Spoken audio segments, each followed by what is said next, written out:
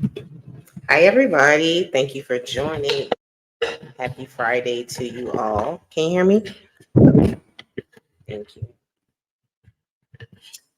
Let's see here. So, we have made it to the end of the week. And that's always a wonderful, beautiful thing that we always try our hardest to get to. But first of all, we thank God for letting us do that. So I see that Foxy came into the room and also said hi, as well as Willie Johnson. And there are some other people in the chat. So whenever you guys start speaking in the chat, I'll say hi to you. But once again, this is Friday, and thank you for joining the Reason with Rise Girl. As usual, I am Rise. So if you have not subscribed to the channel, please subscribe to the channel. If you have not hit the like, please do that. And if you have not put anything in the chat, you can do that at the end of this live. It would be greatly appreciated if you will leave a comment. Now, there are some people who support me, and I also support them. One of them is Chaotic Truth Live. So if you haven't subscribed to his channel or stopped by, make sure you subscribe to the Chaotic Truth Live, Childless and Podcast, Here for the Tea. Who else is out there? Midlife Bro Logic. We also have This Might Be Risky. What Up Moses? Foxy Premieres also has a channel. So you guys, if you have not went to those channels, please do that. And Black Thoughts, I do see you in attendance. So thank you for joining. I also want to talk about last week, and thank you guys for joining me last week. You made my birthday very special, and I appreciate each and every one of your views, your likes, your comments, and your support. It goes a long way, and it does a lot for me. So thank you for that. We had Mimichi on the panel, a young Black author, and he has 5 books out there. And we were talking about his book, Nigga Nary. So if you have not picked up Nigga Nary, it is on Amazon. So go ahead and check that out. I myself ordered it, have not received it yet, but I am going to be reading that Joker. I also want to thank Mimichi because he took parts of my show, clipped it up, and put it on his channel. So that is great support. Um, and I appreciate that. So if any of his subscribers are in this chat tonight, thank you for joining. We had Black Thoughts, we had Chaotic Truth Live, we had Spirit Oliver. All of you guys were in the building. So that was great. Now, you know that this show is about honesty and transparency. So, hey D, what's good? Nothing's good. Nothing's good. Things are about to get better. I'm about to start feeling like you. You said that you're high, so things are going to start to get better. But as I was saying, this show is always about truth and transparency. So I try to share things in my life with you guys and hope that we can share them experiences and come to some reasoning. We don't ever have to agree with anything, but getting understanding from each other is all that I ask. You know the rules of the show. Please, no hard curse words. Yeah, you know, just refrain from a little bit. Please let everybody speak and hold your peace and your words until that person speaks. Also, no one, man or woman of any race, will refer to each other by that word that starts with N and ends with R. R that starts with N and ends with A. I really don't care how you say it. Please don't say it on this channel. We don't have kids in the chat, but I am a mother. So, you know, if she ever finds it somewhere in life, I don't want that to pop up. So those are the rules. Those are why I'm giving the rules. And thank you. So let's respect that. Now, as I was saying, truth and transparency. I normally have a topic. I normally try to tell y'all what I'm going through in life. I normally try to share a story that I came through throughout the week. I don't have a story, you guys. But I can be transparent with y'all tonight. And those who know me and have known me for a while know that I deal with a issue Some will call it a mental health issue. Some will say that mental health isn't real. I am not offended once you come on a panel and speak about it or speak your thoughts or if you have anything to say. I deal with a mental health disorder, bipolar 2, of course. So as a result, I am not my best self today, and I haven't been my best self for a while, I would say. I can't get my thoughts together. I can't stay focused. So it's very hard for me to try to put together a show. Um, I, at one time, was medicated, but I don't use medications that are prescribed by Western doctors per se. But I am medicated in many ways. I think that the healthiest way is to think about what it is that you ingest in your body, ingest in your mind, and ingest in your spirit. And for me, if I can control and regulate those things, then life for me will be peaceful and good. As a result of medications, I lost my hair, lost my skin, lost a lot of people. So, and it made me just tired and sleepy and just away from the world. So I wanted to be an active mom for my mother, for my daughter, and I chose to go through that hard battle of alleviating medications out of my life. So what I thought was the hardest battle of alleviating medications out of my life wasn't. It's the everyday walk, every day with the condition. If you expose that to people, what will they think of you? Um, will they think that you have sound judgment? Will they think that the words that come out your mouth are of credible? Um, will they think that you normal, or do they think that you just psycho crazy? So you just have to, in my walk, just know who you are, know what will aid you into an episode or a disease, whether you suffer from bipolar or schizophrenia or any type of mood disorder, whatever it is. I just recommend that people get help, whether it's therapy, whether it's medication, whether it's holistic. Always do that. I myself am a person who is holistic, so it is a hard walk when you're trying to find a physician who is a holistic practitioner. It also is a hard walk when you know that you're slipping and you have to reach out for things and you can't grab them, or you have to reach out for people and let people know what's going on and you can't explain it, or those people can't understand you. But there are many, you know, verses in the Bible. There are many motivational words. There are many people who you can share your story with who you don't know. And for me tonight, I'm sharing this story with y'all. So I always try to be put together and in sync. So I am as put together and in sync as I can be. I don't know where this show is going to go tonight, but I welcome all your thoughts and all your comments. I can tell y'all what I experienced as a bipolar person, or a person who has that. And you can assume also, I can also give you a definition, a credible definition by doctors and researchers and all those people. You know, I could do all those things for you, but it's on you to go and do the research. It's on you to, find out more about it if you want to. But I will tell you guys that there is bipolar 1 and there is bipolar 2. It is reading from here, y'all. The main differences between that is mania.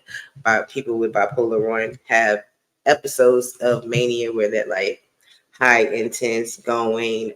Mania could be where you want to have like, you know, some people who are manic can have multiple sex partners. Some people indulge in racy behavior, you know, drugs. They might eat a lot. They might talk a lot. all types of things, alphabet soup, whatever you think of it. And mania for bipolar 1 is something that is the greatest symptom in that category. And then there's bipolar 2, and the major difference, as I said, between them both is the mania. And those people are hypomania, and the difference between that basically is the severity of them being manic, opposed to a bipolar person who may be manic often. A bipolar 2 person won't experience as many mood swings with hypomania, but they will experience a lot of depressive episodes, depressive moments, and not just, oh, I'm sad today, or oh, I can't make it out the house, or oh, I'm crying today. These are things that happen for a while. They can go on for, it has to be at least 2 weeks at that time for it to be considered an episode. But those who suffer from that can't get out the bed, probably can't bathe themselves, can't push themselves to walk, eat, just completely unmotivated, and all those type of things. And I know everybody can feel that every day in this world. But there are some who don't have the capacity or the tools to do that, as someone who most people are what they would deem a normal person, who doesn't have this ailment where it's not hard for them to control their emotions, hard for them to control their thoughts.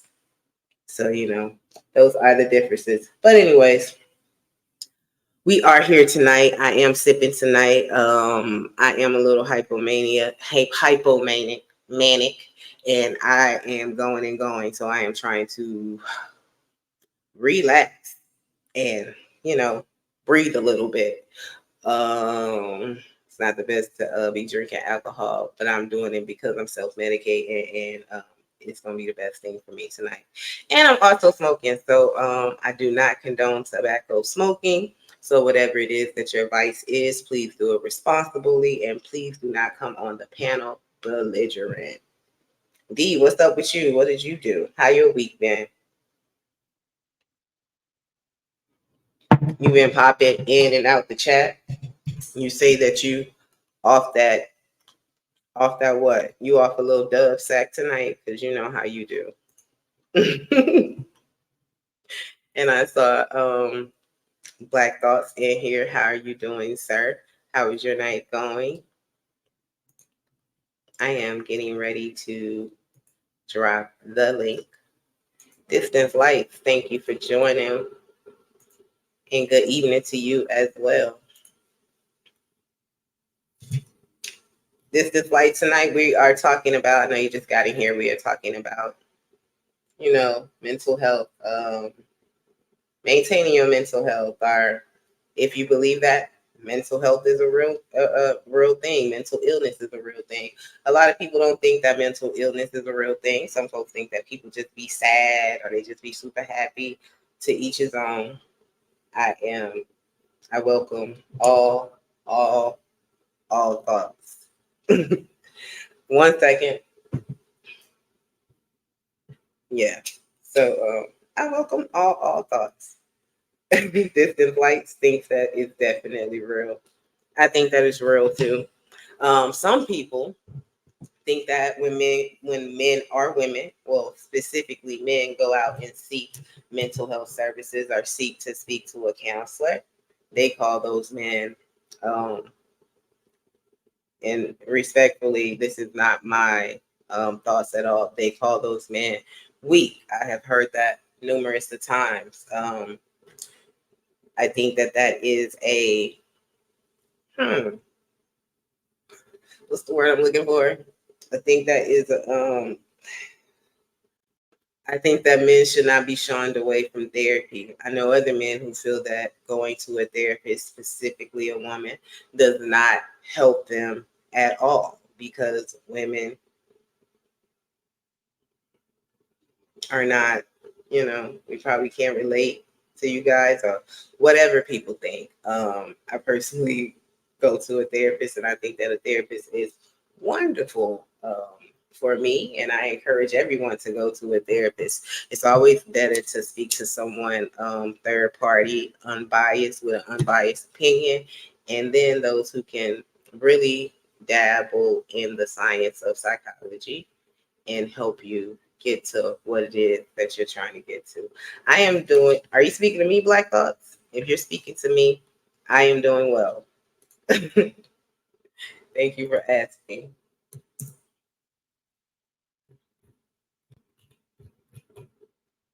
So I will tell y'all that I have spent my week indulging in mess, not my own mess, but YouTube mess.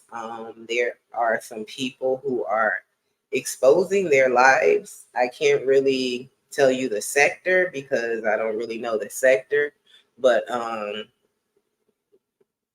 seen a man put up text messages that he had with a woman, and she was speaking really explicit to him. He posted a marriage license of this woman. She in turn put another video out saying how she wasn't in love with him. It is just a whole lot of back and forth in whatever that YouTube section is. I don't really want to name names. I'm sure some of you guys may be familiar with these content creators, but I'm just baffled because I don't know. It's really hard for me because I know that a lot of people have characters that they have on YouTube, but it's really hard for me to know if these people are for real or if they're like doing a skit. Seems like everybody is on the same page with lacking a lot of, things that, we should have in life, like common sense and, dignity and respect, and I'm not even this turned like upset about the text message, the sexually explicit text messages, because I understand that that was a conversation between two people, and who would have ever thought that this man would expose this woman like that? You really have to watch the company you keep. So important. These people are being shamed, and it's out there for millions of people to see. And I hope they don't start back talking to each other. I'm a person who forgives people, but I don't think that it's necessary to maintain a relationship with people after they've wronged you in such a way. So I definitely hope those people do not start communicating with each other. I would think that they stand for nothing at this point. They've made money off the shows. They're showing their ass, you guys. Like, they're showing their naked butts. Like, they are giving every little thing out there. Black Thought says take everything on YouTube with a grain of salt. Most are trying to go viral. Yeah, you're right about that. Hey DG, thank you for joining. How are you doing tonight? How are your kiddos doing? The new baby, I'm sure it's not just a baby anymore. DG, I know that you're a nurse. Thank you for the things that you do for the many people of this world. The main topic is mental health. And do you think that it is real or not? I was saying, if y'all hear the lighter flicking, y'all know I'm smoking. I was saying how a lot of people don't necessarily think that is real, and how I myself am going through some things right now pertaining to that. So I'm trying to, center myself, woosah, if you may say, things of that nature. Also, the big stuff besides YouTube world, the biggest thing that's going on is, for me, because this is not a political show, but if you guys want to go there, we can always go there. Oh, you just finished the night shift. It was great. Oh, okay. Cool. Shane Perales, thank you for joining. What's up to you? But is of course the Kendrick Lamar battle for me. Like, I am totally loving it. Hey, Tatum 32, thank you for joining. I am totally loving this battle. It is awesome to see and awesome to hear. Y'all know that I am not monetized and I don't even have a lot of subscribers, so I can't take my chances on playing the music or playing all that. But if you could just remember what you heard, if you heard the songs, or if you could go to the songs and listen to them, you can do that. But I'm riding with Kendrick all the way through this battle, unless J. Cole comes out and says something. Unless he comes out and says something just for the sport of it. There's this battle going on with Drake and Hovio and Kendrick is dropping the greatest music of all time right now.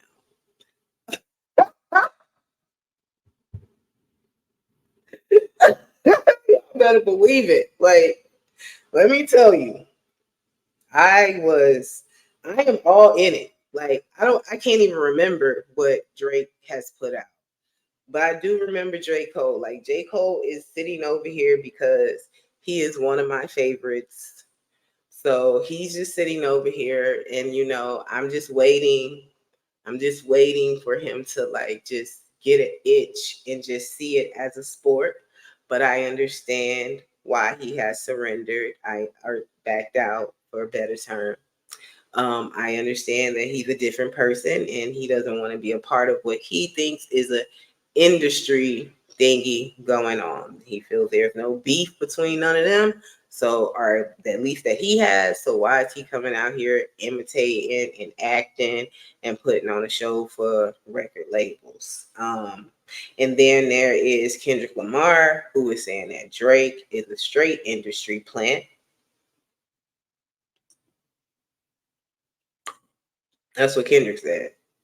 I like some of Drake's music. I like all his songs with Chris Brown because I love Chris Brown. I like She Fancy because it got a little Houston vibe to it. She Fancy, huh? Yep, I like that. But I'm not like a huge Drake. I'm not even like a little Drake fan. Like, Drake is good and everything, like production, music, entertainment, and stuff like that. But he's not like, I'm not going to be like, oh, he's my top 5, my top 10, my top 20. Yeah, definitely not. So then that leaves Kendrick. And Kendrick is calling out everybody. Kendrick is calling out government names. I think he called, what's the dude name? Kenny or Kenneth or something. He called Adonis. Of course, we know who Adonis is. He called Jay. Like he is going hard. And in all of this, he is doing it eloquently. The music, the samples that he's using, the lyrics that he's saying, like, are so catchy. They're such wordplay. Have y'all heard it? Has anybody heard it? Like, I'm just going with it because I love it. Let me see. DG says hi to Foxy. Distant Light says Kendrick dropped a song, Meet the Grams. Was that today? Was that the 6-minute one? Yeah, I'm sitting up here asking you like I can hear you. Like I can hear you talk back. DG is saying, hey, Distant Lights. Okay, Black Thought says, nah, J. Cole staying out of it. Yeah, you don't think I have a chance at all of seeing J. Cole get involved in this? Just a little bit? This is mostly about Drake being a spoon-fed kid talking tough plus promoting Sexy Red. Yes. You think it's also about, that's like really prominent, or is it the funny part is that he's dating Sexy Red and the things that he's saying about it, or is it really about promoting Sexy Red? Yeah, he killed that line too. He was like, when I think you no, when you stand by Sexy Red, I think you see two women. And he was like, but I think you don't like women because of that. Like, such a bigger message in that line. I love it. Like, I just love it. Thank you guys for indulging in that with me because I'm on that shit. I know you heard it, Seven. I know you heard it. Hey, Seven, thank you for joining. I definitely want to know your thoughts. Thank you, Black Thoughts, for joining. How are you doing in this Friday? I'm well. How about yourself? I am great, sir. I am great. Are you sipping on any tea or anything? No, no tea. Just a little bit of Viking cranberry here. Oh, okay. It's Great. Friday night. They've been working me like a slave. Now I'm lying, Oh, but okay. after working all week, Well, I'm glad you joined in the party. What are your thoughts tonight about mental health or the Kendrick Lamar? Go ahead. before I get to the mental health thing, I have one of my little cousins in the industry, and she said, and this was actually before the beef. It was widely known that like the industry's fine with Drake doing all his singing, but it's Mm-hmm. the tough talking that everyone has a problem with. And that's what Oh, Kendrick said. And again, right, this conversation happened between me and my little cousin before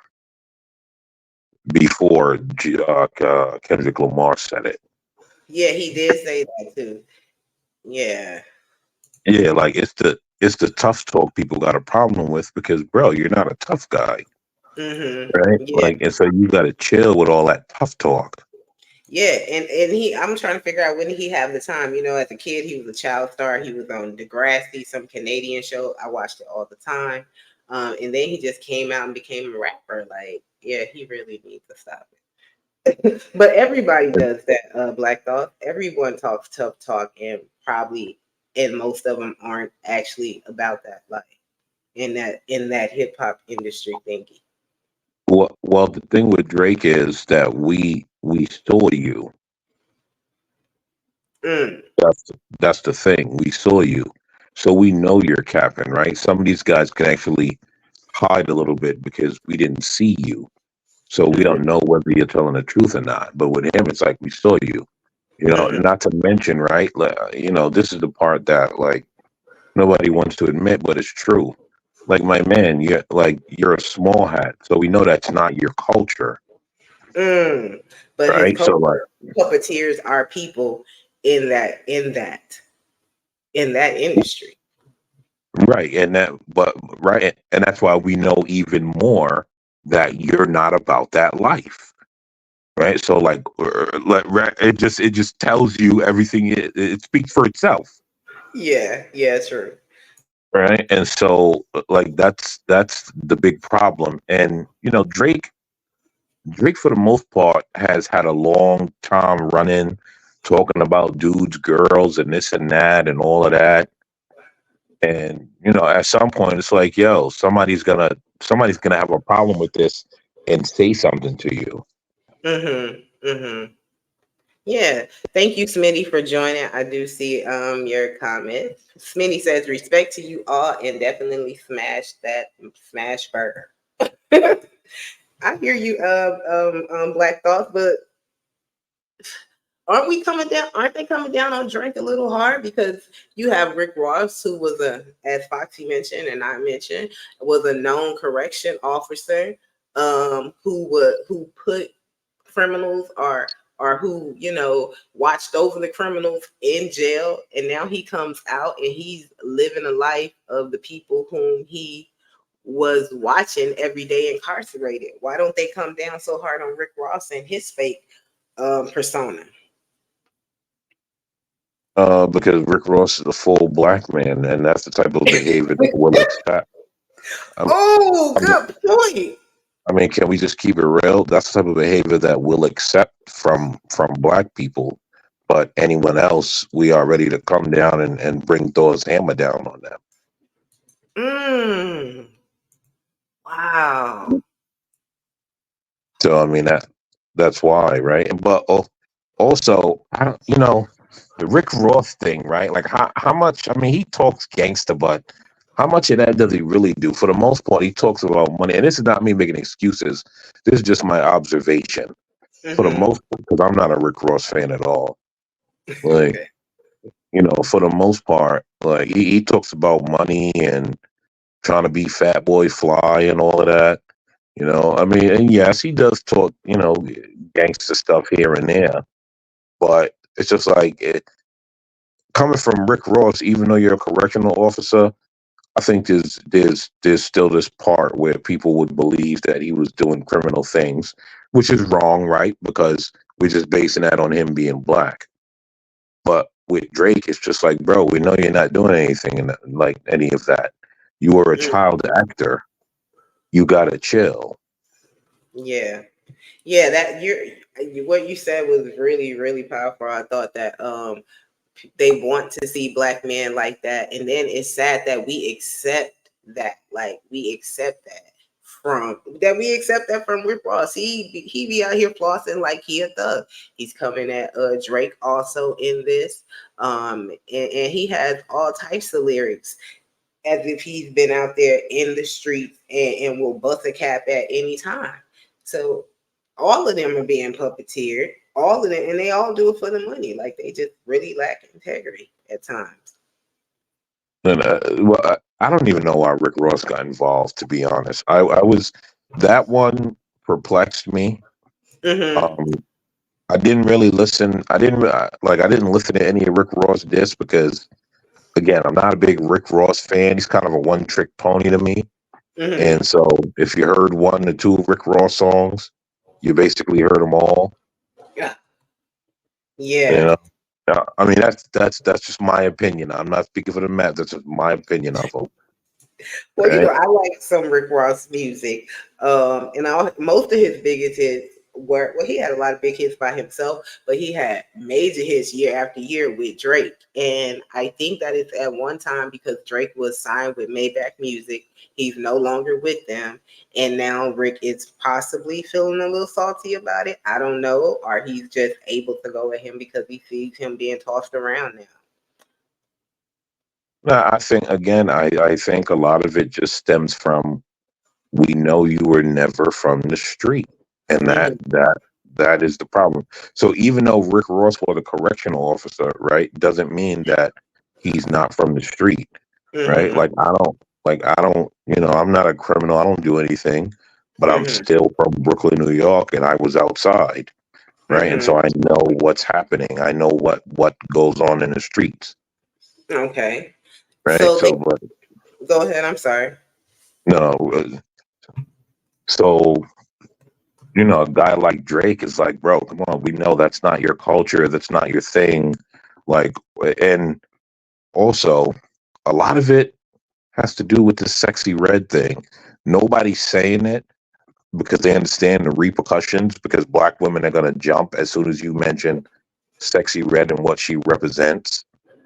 But I think him, like, well, I'm not talking about you, not all black. Okay, let me preface it. Not all, not all, not all, I but don't even know most. what you're going to say. I don't even know Right, what you're going to say.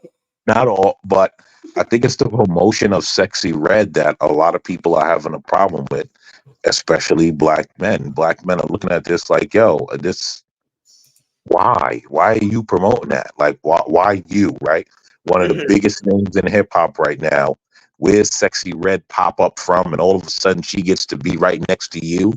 Hmm. Like, Yeah. what's Are going they on here? dating supposedly? They're supposedly dating or something, right? Oh, I don't know. I don't know. That Hmm. that part I can't get into. That part starts to get a little too feminine for me to be concerned about whether they're dating or not. Like I can't get next to that one. Yeah, so Drake is definitely promoting the degeneracy with black people. Sexy Red is tattooed up, and I love tattoos, so that's not an issue for me. But the things that she says, the things that she represents, the fact that she had a sex tape that came out that showed her vagina or video, and then 2 weeks later she was pregnant.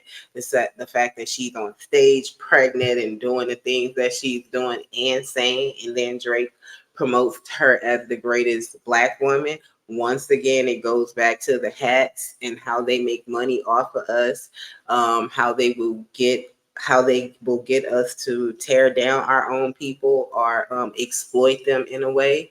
And then, or you either end up in jail, you either end up a fake criminal organization, and you're like YMF Melly and all of them boys that's being investigated for racketeering and all of that stuff, and that makes us very weak as a culture, I think. I also I also have a theory. I also have a theory that the whole J. Cole thing, and it's just Hmm. my theory. The whole J. Cole thing was to kind of lure Drake in and then bow out and let Drake go crazy. and then kind of just let Kendrick Lamar and the rest of them guys finish him off. Mm. I don't think it was as just mistakenly as people want to believe. So are you saying that you think he's like a part of this? Like That's my theory. That's my theory. I could be wrong. Right? Oh, That's I my. just don't want him to be a part of it. Oh God. Okay. Listen, I mean, here's the thing, right? J. Cole is not kind of. J. Cole is a pro-black, right? And so I'm Yeah. sure he's looking at the same thing with Drake and Sexy Red, and he's like, "Yo, this is weirdo stuff," Mm-hmm. right? And so I think that was just to lure Drake out, and then let Kendrick finish him off. That's why he bowed out, right? Kendrick made his song. Mm-hmm. He had one or two line about J. Cole, wasn't nothing serious, and it was all about going for Drake's neck. Yeah, you're right. You're right. And he really ain't said too much about the Hovio people either, right? He's really on Drake right now. Well, that second, he came out with another song that I listened to today that I'm not gonna lie was mid at best. Uh-huh. Some 3-6-16 in LA or something like that. It was mid at best. Mm-hmm. So I mean, that's probably like as far as I'm gonna go with it. It was kind of mid, but like because like here's the thing, I only listen to J. Cole and Kendrick. Like Uh-huh. after that, like I didn't listen to any of Drake disses because it's Drake. Like I'm not really Yeah. impressed with new Drake. Old Drake was impressive. New Drake, Yeah. like I'm not listening to no grown man singing at me. I'm not rapping and singing at me. That's like I don't want to hear all of that. But yeah, man, I we'll see where it goes. I mean, obviously it's all for money, right? Like everyone, Yeah. ultimately at the end of the day, they're gonna get paid, and the rest of us are gonna be talking about it, and there's gonna be some people taking it real deal and getting their feelings hurt and breaking up friendships over it. Mm. Yeah, I might.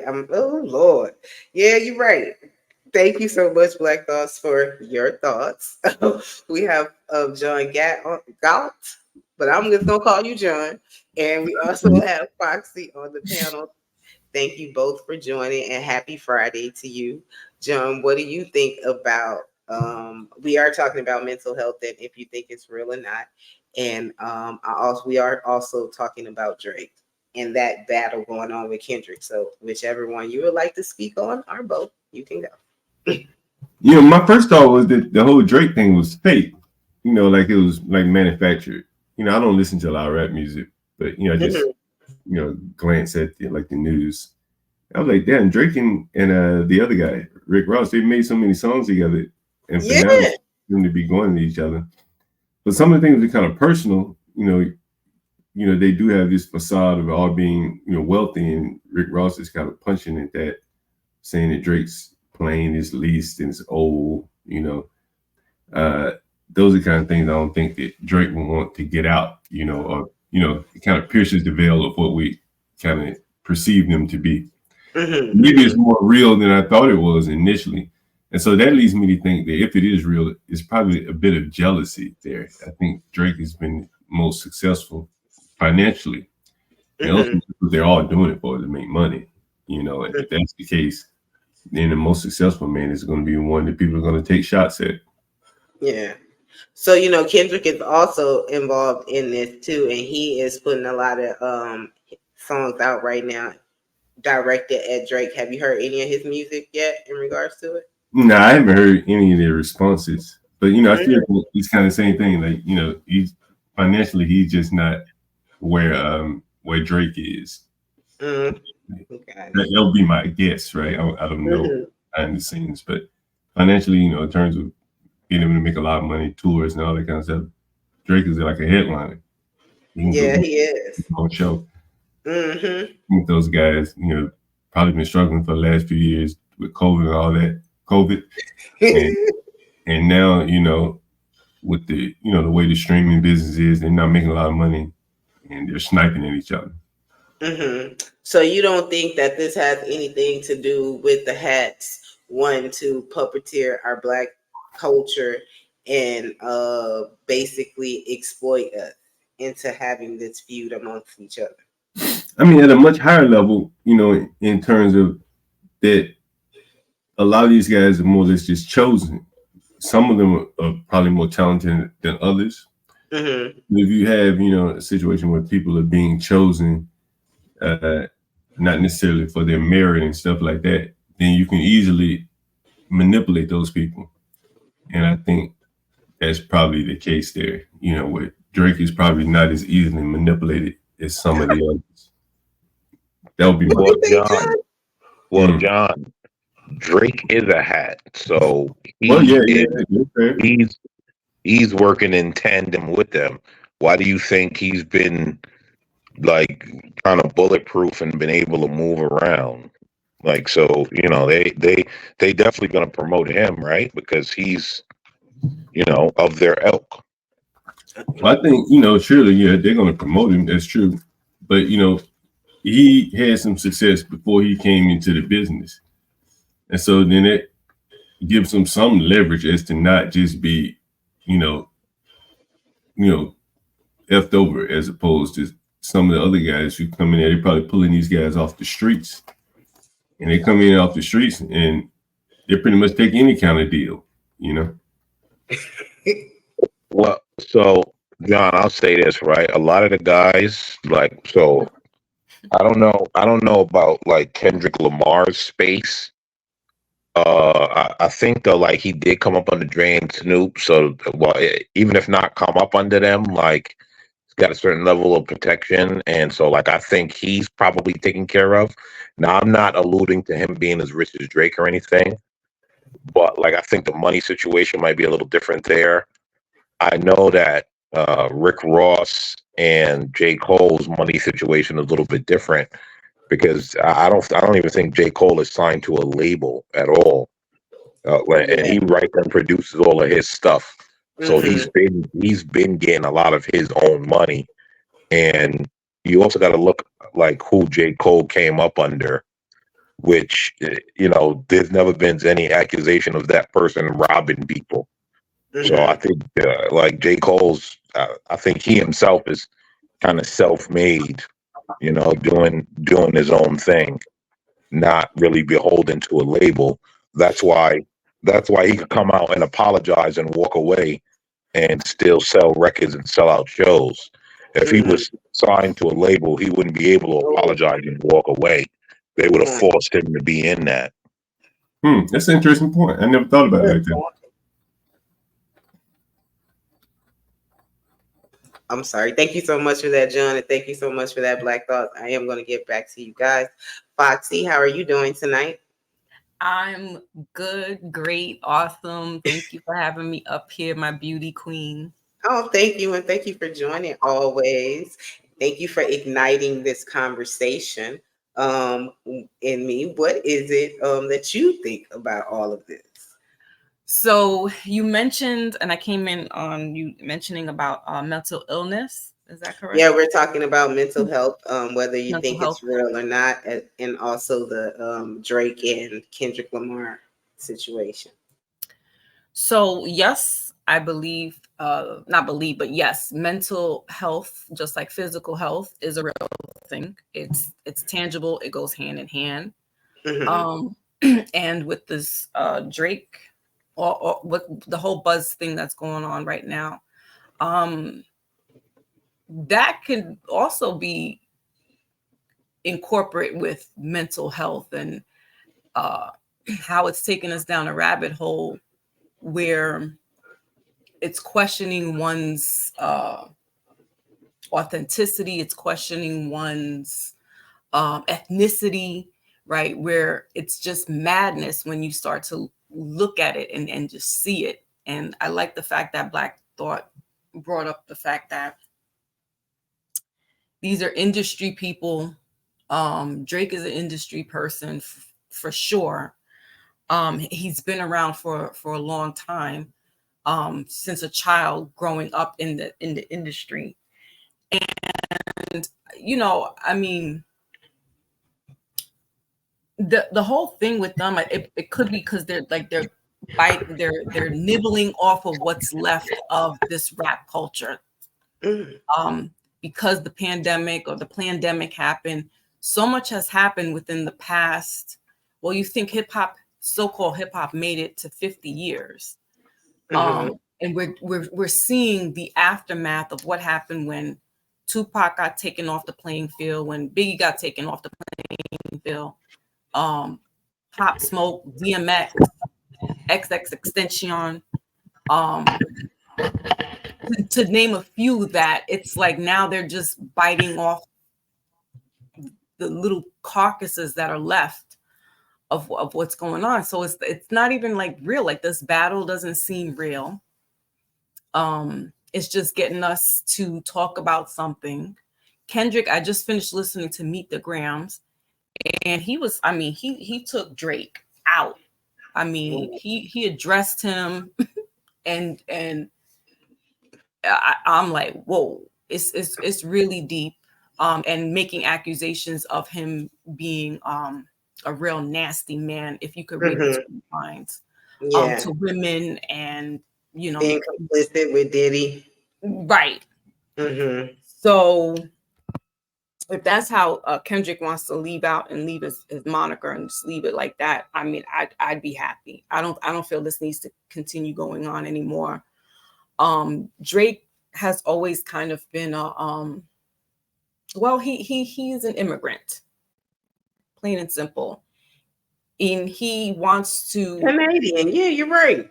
He's Canadian, and he wants to feed off, and he has fed off of what we would call the Black American man's plight, like the rest of the world. I mean, this rap industry has made Asians rocking Adidas suits and doing breakdancing.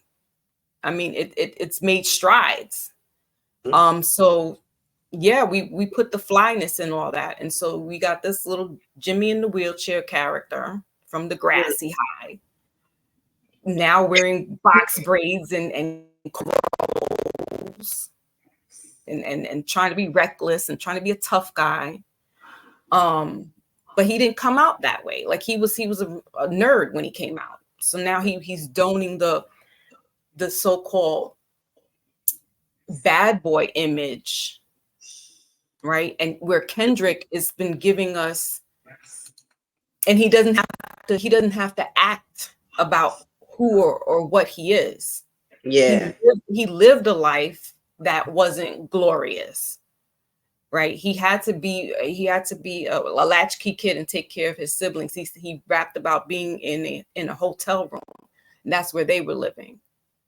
And he's always kind of been this conscious rapper, in the sense, not conscious where we hear like of a Common, but he's conscious as far as what his the whereabouts, and he's not glorifying murders and drugs and things of that nature. He's just reporting it. But here we have Drake glorifying it, and he wants to be something. He wants to be a Nino Brown in that sense. Like, he wants to put this persona on, but you didn't live that life. In fact, your mother's what was she, an executive or something, or some type of musician? Like, he's coming from the musician, like he's coming from an upper echelon where Kendrick is not, and Kendrick still doesn't walk around acting like that. And I digress. Thank you for that, Foxy. Some people in the chat are speaking on it. DS says all these rap beefs are fake as blank. Rap music is struggling, and niggas ain't selling records or shows like that. So they made up all this ish to generate some buzz. Lionel Suggs says, "Can people not change?" Lionel, what people are you referring to? Can people not adapt to their environment? He says. DS says Drake is a culture vulture. He grew up with white people his whole life. He is one of the hats, and he is one of those mixed kids that's always with the whites. Oh my, you guys. Kendrick keeps us in the past. That's my issue with his music. What do you mean about that? Lionel, I love Kendrick. I don't think his music is in the past. John says, when is the last time someone has spent money directly with these musicians? Okay, you guys, and thank you, Mavin, for joining the chat. He says, if Drake is that controlling, J. Cole isn't. I don't think they use J. Cole, but I don't know. Usually the independents are unassociated totally, I thought. Thank you for that. Yeah. Go ahead. No, go ahead.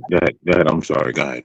No, I was going to say, I like what you said, Foxy, and thank you for those thoughts. When you mentioned that Kendrick has a sense of awareness about himself, he's about the Black culture, and he's a Black man who is somewhat pro-Black. He's also pointing out Drake's race. Of course, we know that. But Kendrick himself is married to I think, European/Albanian woman. Yeah, I heard And that. I just heard that today. Oh, come I on. find it, no issue with interracial dating, but I kind of find it, like, why is it okay for him to come at Drake the way he is, being a man who is dating a Caucasian woman? Because he is a full Black man. He's a full Black. No, listen. He's a full Black man, so he can take exception to that. Now, right? So, hip hop is dying, right? And what I'm thinking is, out of J. Cole, Kendricks, and Drake is the degenerate. Yes. Right? Drake is the degenerate, but the problem is that he's the biggest degenerate right now that's pushing out that's making it look like hip hop. Whereas when you listen to what J. Cole and Kendrick try to push, they try to be more positive. Mm-hmm. Right. Yeah. And so there are a lot of people that's taken exception to that. And to the person that said, if J. Cole is independent, if I open a community center and I genuinely care about the kids in the neighborhood, and here comes this half breed teaching the kids degeneracy, even though I'm not a criminal and a thug, I may aid in the bed in trying to push you out because I don't like what you're bringing to my community center. Good point. So I mean that's something that can really happen. Mm-hmm. So I think I missed the part where Drake became a thug and started promoting drugs and stuff, because I thought he was always promoting gangsta and Black culture as being a thug. D, thank you for joining the panel. Can you wait a second, sir? D, thank you for joining the panel, and happy Friday to you. What are your thoughts, D? All right, my thoughts is this, man. Look, all this, like I said in the comment section, all this stuff is made up by the labels to generate some buzz and get some streams going. Because, the woman said earlier, I don't know her name, but rap is failing right now, and in a little bit, rap music is finna end up like disco. Like disco died a long time ago. I think that what we know as rap music is finna dying a little bit. So they're trying to revive it. They're trying to get some buzz going by creating these fake beefs. They all just coming out of nowhere all together. And when does this ever happen? This wouldn't even happen like in the 90s where dudes were just going at each other like all of the sudden, like it usually be like one or two going on here and there, but it's like all these guys just got all these issues just suddenly. And then Rick Ross, how you put out a song that fast? He put out a song literally as like an hour later. I know people write fast. Okay. I know he had that song in the vault. Like this, all this has been planned. I know people write fast, but come on, man, that don't even make sense. Like he already had his response ready. So yeah, and back to Drake. He's one of the fakest rappers in the game. I never was the type to listen to him like that. I knew that he had like a real strong, huh? You was never singing "You Fancy." You fancy, huh? Nah, I mean, now I would say Drake does have some songs I like, but I ain't never been the type to just sit around and just listen to his albums like that. The stuff is very soft and very weak. You know, I mean, he's just I don't like Yeah. his voice. You know, I never I just don't like it. I mean he's more for it's like his music is like background music when you know chilling at the crib, you and your homie, and y'all got some girls over. You know what I'm saying? You might play some Drake. That shit just be in the background. Excuse my language. That be in the background when y'all talk to the girls or whatever. You know what I'm saying? It's hookah bar music. It's I mean, I'm just not into it. But yeah, he's one of the biggest culture vultures in the game. He didn't grow up with any black people. I don't care what he says about, oh yeah, I was in Memphis and in the summers. That's a lie.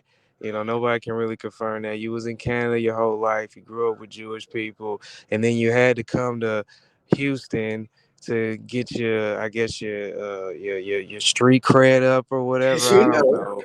Houston And Brown he Party. had to get with Jay Prince because I mean, let's be honest, with all the dudes that he be rocking with like that, Jay Prince, Birdman, Wayne, all those guys, they would never hang out with Drake if they was in school. They would never hang out with Drake ever. They just went in it because of the money. Like I mean, they be collaborating this dude because it's like I mean I know he corny and stuff, but hey, he got them hooks, man. I need it. Mm. You So notice? Oh, sorry. Go ahead. go ahead, Black Thoughts. You can Just speak. something real quick. You notice? You notice how Jay Prince told him to back up off that Pusha T beef, right? Yep. Notice how Jay Prince is like, nah, bro, just Hmm. skip over that one and keep going. Yep. Now, Yep. now everyone could take that as, oh, that's because Pusha T corny and he don't know nobody and blah blah blah blah blah. No, no, no. That's more street stuff going on than people understand. Hmm. Hmm. Yeah, I mean, Rise girl, you from Houston, allegedly. Yes, I So am. I mean, you heard, I'm sure you've heard stories about Jay Prince. Like people don't be playing with Jay Prince, and Yeah. that's why he had to back out of that beef. But that's what I'm talking about, man. You be talking all this gangster stuff, then you got to run to your daddy to get you out of something. Are you there, D? Yeah, he got to run to his daddy to get him out of stuff. Like I just don't really I just don't really respect just the inauthenticity of an artist like Drake because I mean you talk all this gangster stuff but bro we know that you're not shooting anything. You're not fighting anybody. You're not getting out there. Like just be corny. Like there's no problem with being corny. That'd be the problem with dudes, man. Like especially like dudes like him. They be wanting so hard to be accepted and do all this extra stuff. Just be yourself. You probably get further that way with people. You know what I mean? Like come on, That's man. true. So you said that he was a culture vulture, Yeah. but is he? I mean, like he could. We people who bought his music, people who got this kind of skin color, and then even the little, as Foxy said, the other kids, Caucasian kids, Chinese kids, all of them love hip hop. Like we allowed him to take control of our culture like that, though. I feel. Yeah, we yeah, it's really our fault, man. We be letting all this stuff slide, letting people come in and do this because we just in it for the money, you feel me? But I just I don't like how biracial kids like every time they want to try to like they just be going extra, they just be doing wild shit like to try to get accepted. And the Hmm. main thing they do is they try to get braids and stuff. Like they always be doing that, or making their air or getting the afro and stuff to be like, oh yeah, I'm black and I'm proud and all this other stuff. Like they be doing the most stereotypical stuff to try to get accepted by they black family or they black or just black people in general. I've noticed that with them, and Drake's doing that when by wearing FUBU and you got the afro now, the braids and stuff, and it's like He wearing dude, like, FUBU? Who's wearing FUBU? I heard him say that. Is he bringing yeah, in he FUBU? wearing FUBU. I've seen him wear FUBU a few times. Like, it's all this is just so forced. I don't know, man. I just don't So you're listen. saying Drake isn't black enough to wear FUBU? Is that what you're saying? Drake is just a bitch. That's what I'm saying. Like, Oh wow.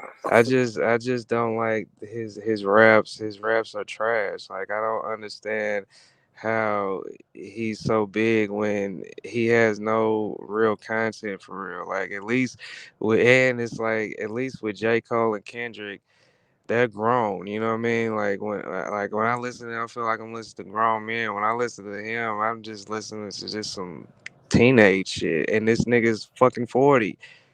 Like, all Well, these I could, niggas is pushing 40. They're the big three. That just shows you how trash rap music is. These but, niggas the big three now pushing 40. Their best Right. days are behind them. These niggas ain't put out no good music in years. But if we keep it real, you crazy. That last J. Cole album was fire. Yes. the one with the background with the when You shit know, burning in the background, what was that called? the last one That that he just put out might delete later. Um, okay, I haven't heard that.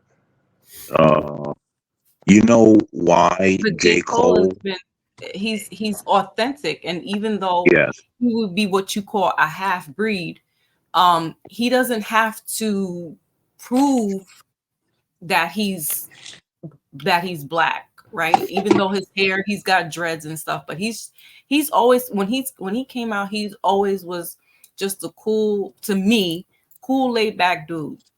And he and his music could go hardcore or it could be for the ladies, wasn't it, he never had to like show off and show out.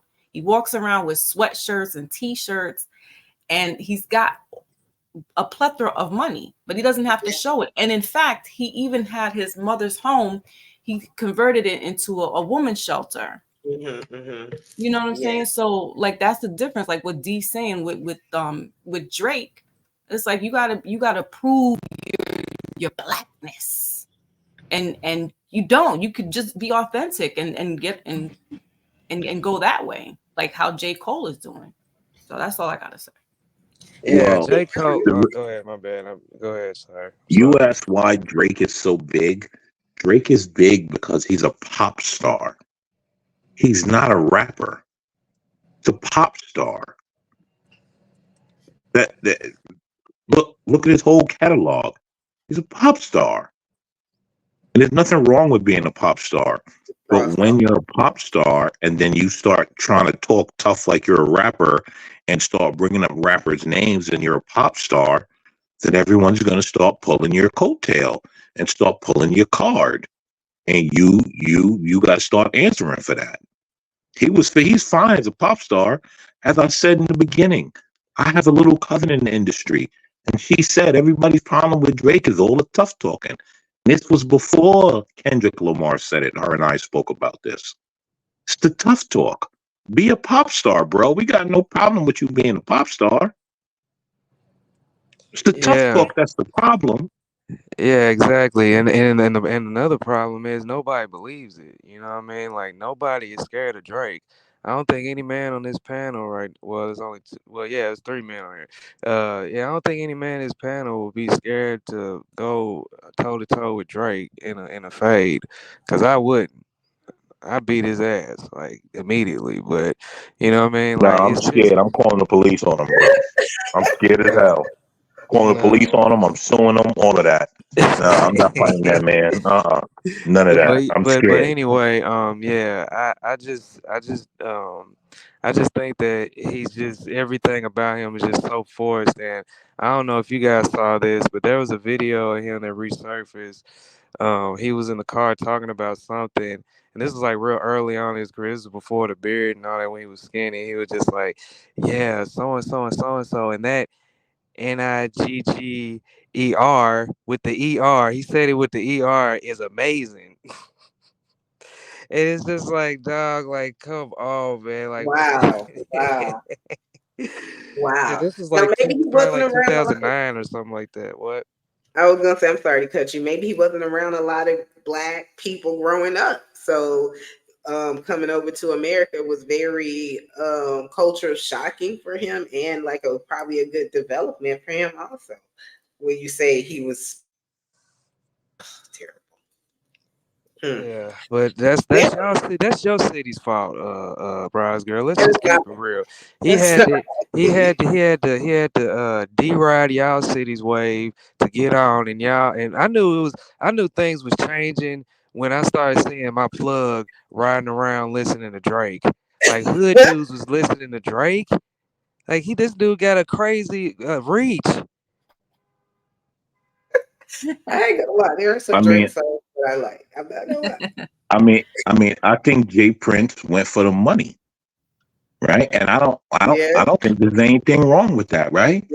Like get like take the money. I get it, right? Because here's the thing: if he don't take the money, someone's gonna take the money, and Drake is gonna be Drake regardless. So why should I be impoverished? You know what I mean? Because guess what?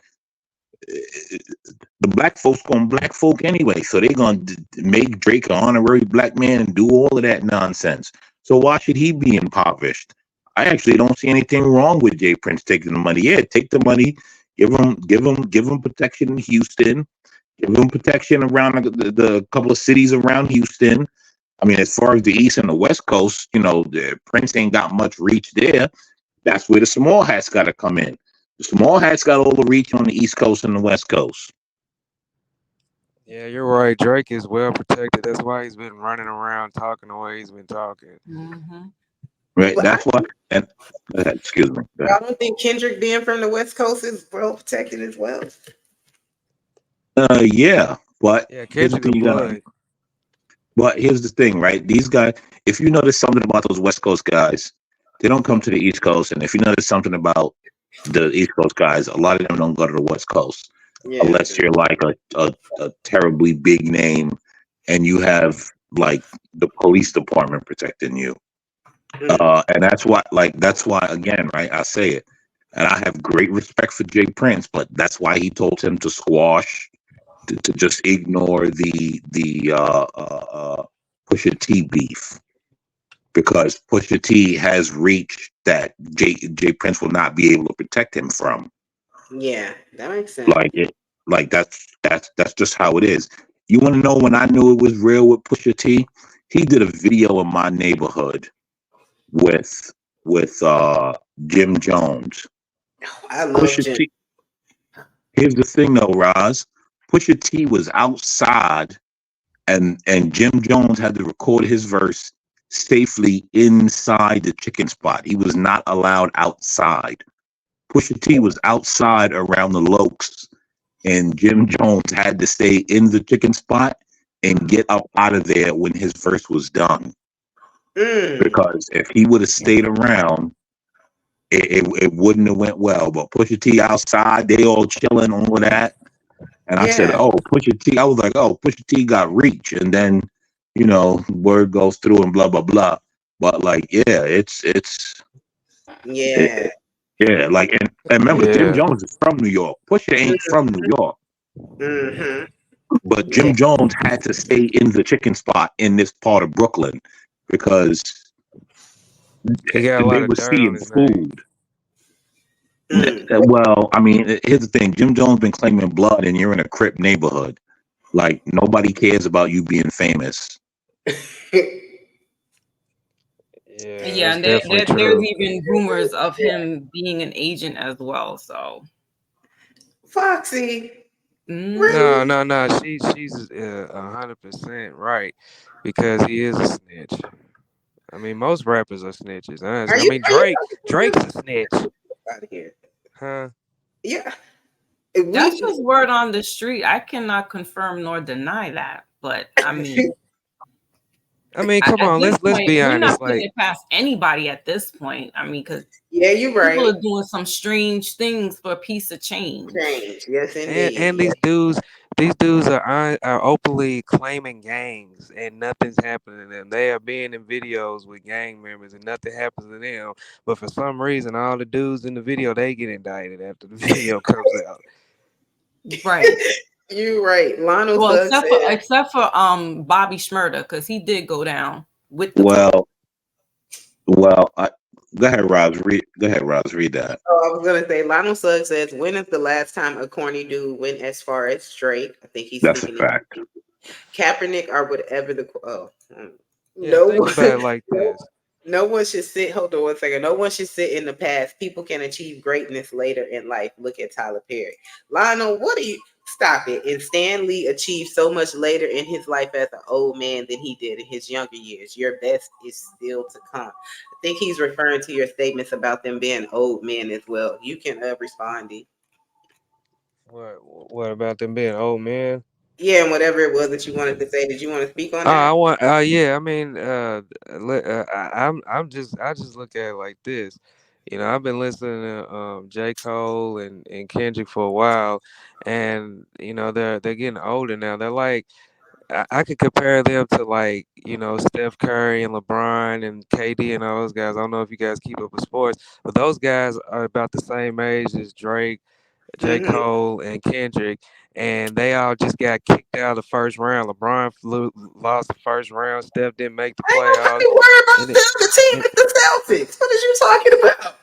the Celtics ain't gonna do nothing. Boy, They please. You better they get up gonna out of make the here. finals. They gonna get to the finals Stop and it. lose to Stop somebody. it. Stop it. But Stop. my whole point of saying that is those guys are older now. Like they're past their prime. Like you got these young dudes coming up now. And that's the same thing with them. Like their best days are behind them and the industry is still pushing these dudes. And honestly they haven't really put out any good music to me in years. You know, like I mean, let's be honest. Kendrick's last album came out, it came and went. You know, usually people are always talking about Kendrick's albums and saying it's a classic and it was good and all this other stuff. Nobody said anything about that last one that came out. And then before that, that was the other one, The Damn. That was everybody loved that album. But and J. Cole, he put his last couple albums have not been good to me. And Drake, I don't think he's ever put out a good album to me. So these guys' best days are behind them, and they're both pushing 40. And it's kind of like Drake. But the thing what I do like about J. Cole and Kendrick is they rap like grown men. They rap about grown men stuff. Drake is going backwards. He's out here doing live streams with Castanet and just doing young boy stuff, man. Still rapping about young boy stuff, running around with barrettes in your hair, just acting just real childish, man. And it's time for you to mature. I mean, your core audience is like my age. I'm 34. You feel me? Okay, so I'm glad you said that, right? Because here's the thing about rap music and black culture. Number one, black people don't like to evolve. That's number one, right? So the last Kendrick album, no one talked about it because what was Kendrick talking about? Let's really take a look at what he was talking about, right? J. Cole's album before this last one did better.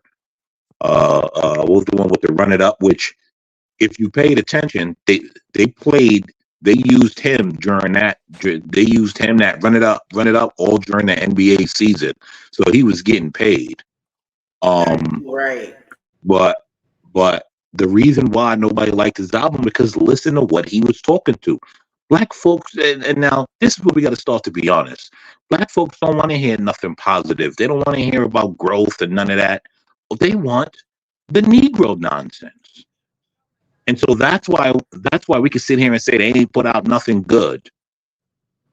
That's why we can sit here and say that. Because when they telling you to go get a 401k and enter the stock market, you don't want to hear that. You want to hear about the bricks and the pounds and the murders. Yeah, he's Like telling you to evolve, telling you to buy some property, telling you to save some money. You're not trying Yeah, to. that's why I like if we Jay-Z's gonna keep album. it real, if Yeah. we gonna keep it real about black folk, they don't like anything positive. Not all, but most, as Jesse Lee Peterson says. Yeah. Like they don't like positive. And so That's why Drake sells as much, because he talks all his fake tough guy nonsense, and that's what a lot of the blacks like, and that's what a lot of the little young white kids like, and so it sells. But Mhm. to say to me to say that J. Cole's last two albums is trash is wild. Is the wildest thing, because Yeah, you're wrong what was for it, that. KOD? KOD was a good album. Yeah, It was a great album. J. I Cole mean, ain't never been trash. I mean, I'm gonna be honest. I kind of stopped listening to J. Cole after Forest Hill Drive. I That knew was a you good was album. gonna say that. So now you putting propaganda out there saying his last albums wasn't good, but you ain't listened to him since his second album. Like, because you couldn't But be with the evolution. but yeah, I agree with you. Because that's why nobody really talked about Jay-Z's last album, that 444. He was talking about, the same thing you were talking about, just just mature content. And I remember 50 Cent made a post after the album came out. He was just like, "Oh man, that's golf music. The young dudes, they ain't trying to hear that." Hmm. True, and these men, as you say, are turning 50 and growing in age, so they're gonna be 50 on stage with sneakers and bandanas and all of Yeah, that like Rick versus Ross. entourage. Lionel says just because you didn't come out tough doesn't mean that you didn't get hardened.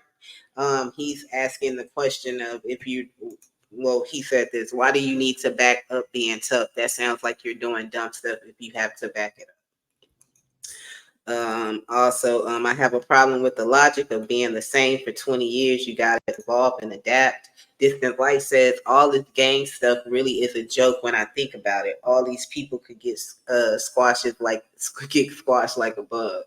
So they have all these laws now for gang affiliation and things like that, where people can be arrested for being affiliated with particular gangs. So it baffles me how, as D said, these quote unquote hip hop artists are always claiming particular gangs and things of that nature, and we never see them have to deal with any of that until it comes to them killing each other or rap beefs and so on. I thought that was a really good point, D. So thank you for that one. Yeah, that's crazy. That's Well, the whole Bobby Shmurda and what was the other one? What was the other guys that went to? Were they Harlem guys?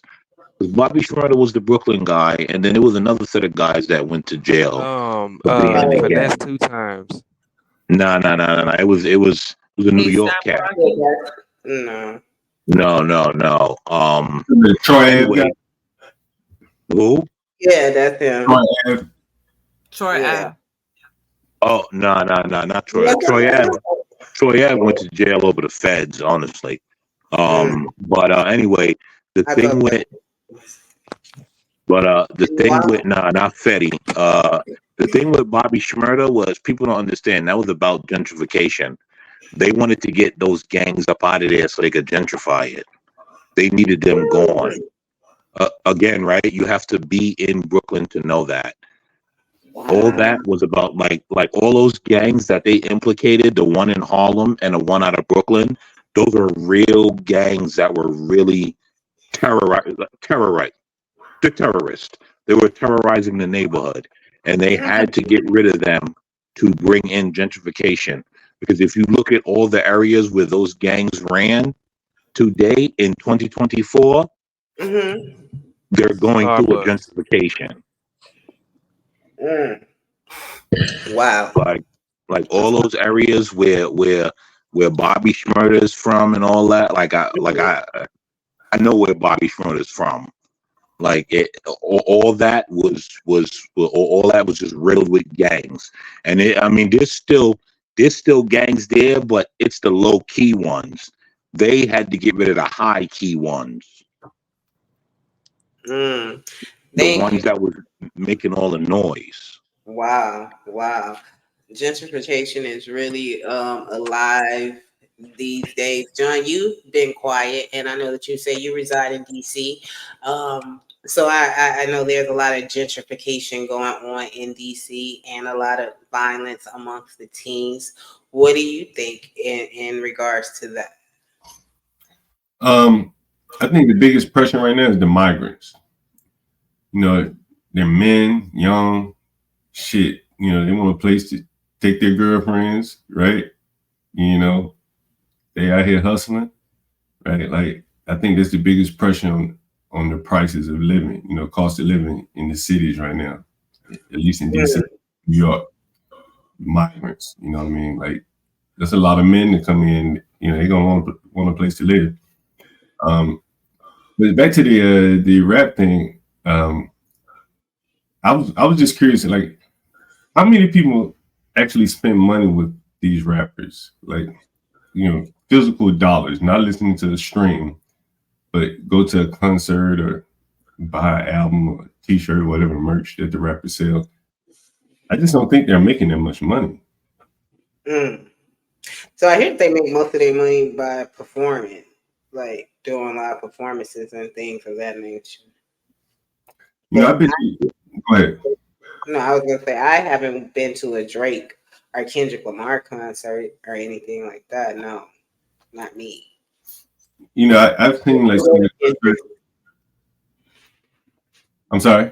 I would go to Kendrick though. I would spend my money with Kendrick Lamar. Yeah.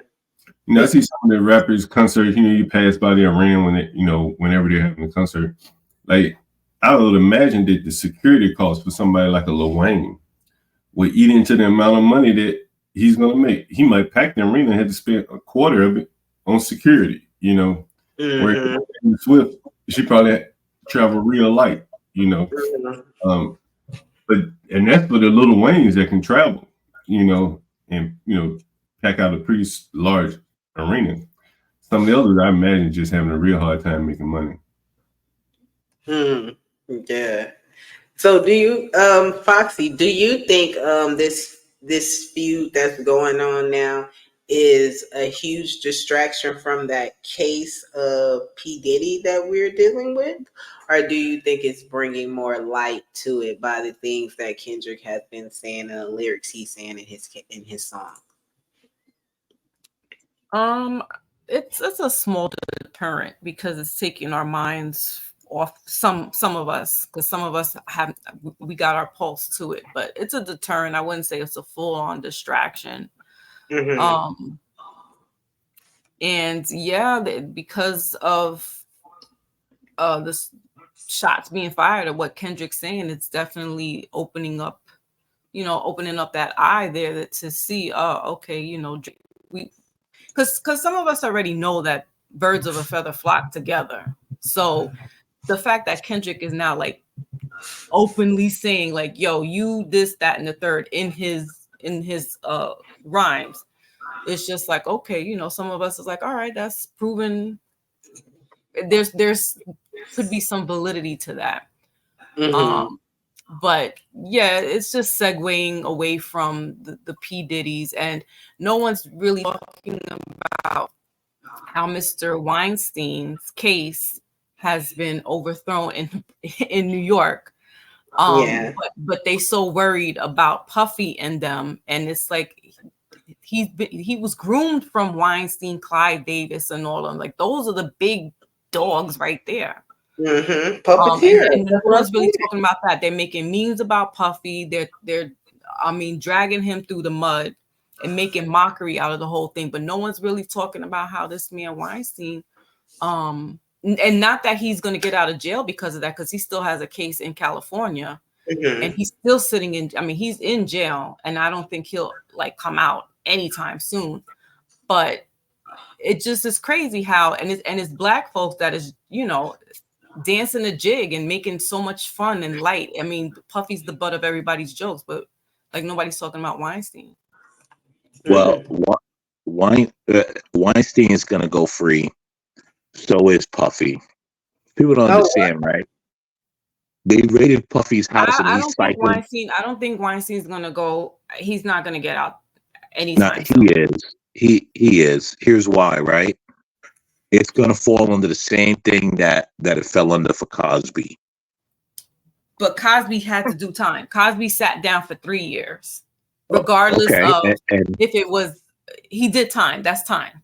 Right, I agree. And Weinstein is going to do time, but it's going to end, and he is doing time, and it's going to end up getting thrown out because under the whole Me Too thing, a lot of that was just he say, she say, and you're guilty. Court of public opinion, right? What happened? The Supreme Court came down and said the entire thing against Cosby was a farce. That didn't come from just some guy sitting on his toilet and a light bell rung and the light bulb came on. That came down from one of the highest courts of the land. A lot of that Me Too stuff was just people walking in saying, "Yeah," and I came in. Okay, what's your proof? It happened, and then that's Right. it. Like, come on, we really got to be honest. Like, they raided Puffy's house, right? And Puffy's cycling around Miami. Are they really looking to get Puffy? Come on. Like they don't even want to question him while they're raiding his house. It's all a show. Let me explain something to you guys. But you Right? don't A think lot they're of that. building the case? By the time they raid your house, they already have the case. The feds Mm. don't operate. The feds don't knock on your door until they're putting the cuffs on you to throw you away. That's not how the feds operate. They don't come. They don't start a case on Monday, raid your house on Thursday, and start building a case. The feds build their cases 2, 3, 4 years, and then come get you. That's how they operate. You can And see so that. if That they had home they had Homeland Security. That's even more Yeah, like that an eye was. raiser. Like it's not just task force coming in. Like that's Homeland. Like he's a terrorist. right, and he's So cycling there's something around else going on Miami, behind the scenes. and he's cycling around Miami. What does that tell you? It's a farce. Here's the thing, right? They Yeah. don't want black people looking at Trump. That to me, that's what it really is. Stop looking at Trump. Stop looking at the prosecution. Stop looking anyway. What we're gonna do is we're gonna keep you distracted with little trinkets Mm-hmm. and Rob's girl has banned me from hitting the hard ER. So Mm-hmm. they gotta Big road trick. they're gonna keep you looking at little trinkets, and then around September there's gonna be a police shooting, and black folks are gonna go vote for migration again, and they're gonna vote to have their neighborhoods overrun by a bunch of Hispanics, and that's gonna be the end. Nobody Diddy's gonna go off into the sunset, so is Weinstein, and that's gonna be the end. Kendrick and Drake and Lamar and J. Cole are still gonna be rich, and that's what's gonna happen. But don't look at Trump because you can't possibly ever vote for Trump. You have to stay on the Democratic plantation. So we have to keep you blinded by trinkets and little stupidness. But don't look at what is being done to Trump. Don't ever look at that. So you're saying an injustice is being done to Trump, and Come they on. don't. I mean, come on. I mean, yeah, come on. Like No, we can all. you know how many black folks now is like on the bandwagon Yeah, to for Trump, get yeah. Trump in office because Mhm. they don't seen the light. Yeah. Come on, What because is they're it? looking at. Thank you, Here's the Mike. thing. That whole Trump thing. Look at it. You. They got this man in court for so-called hush money.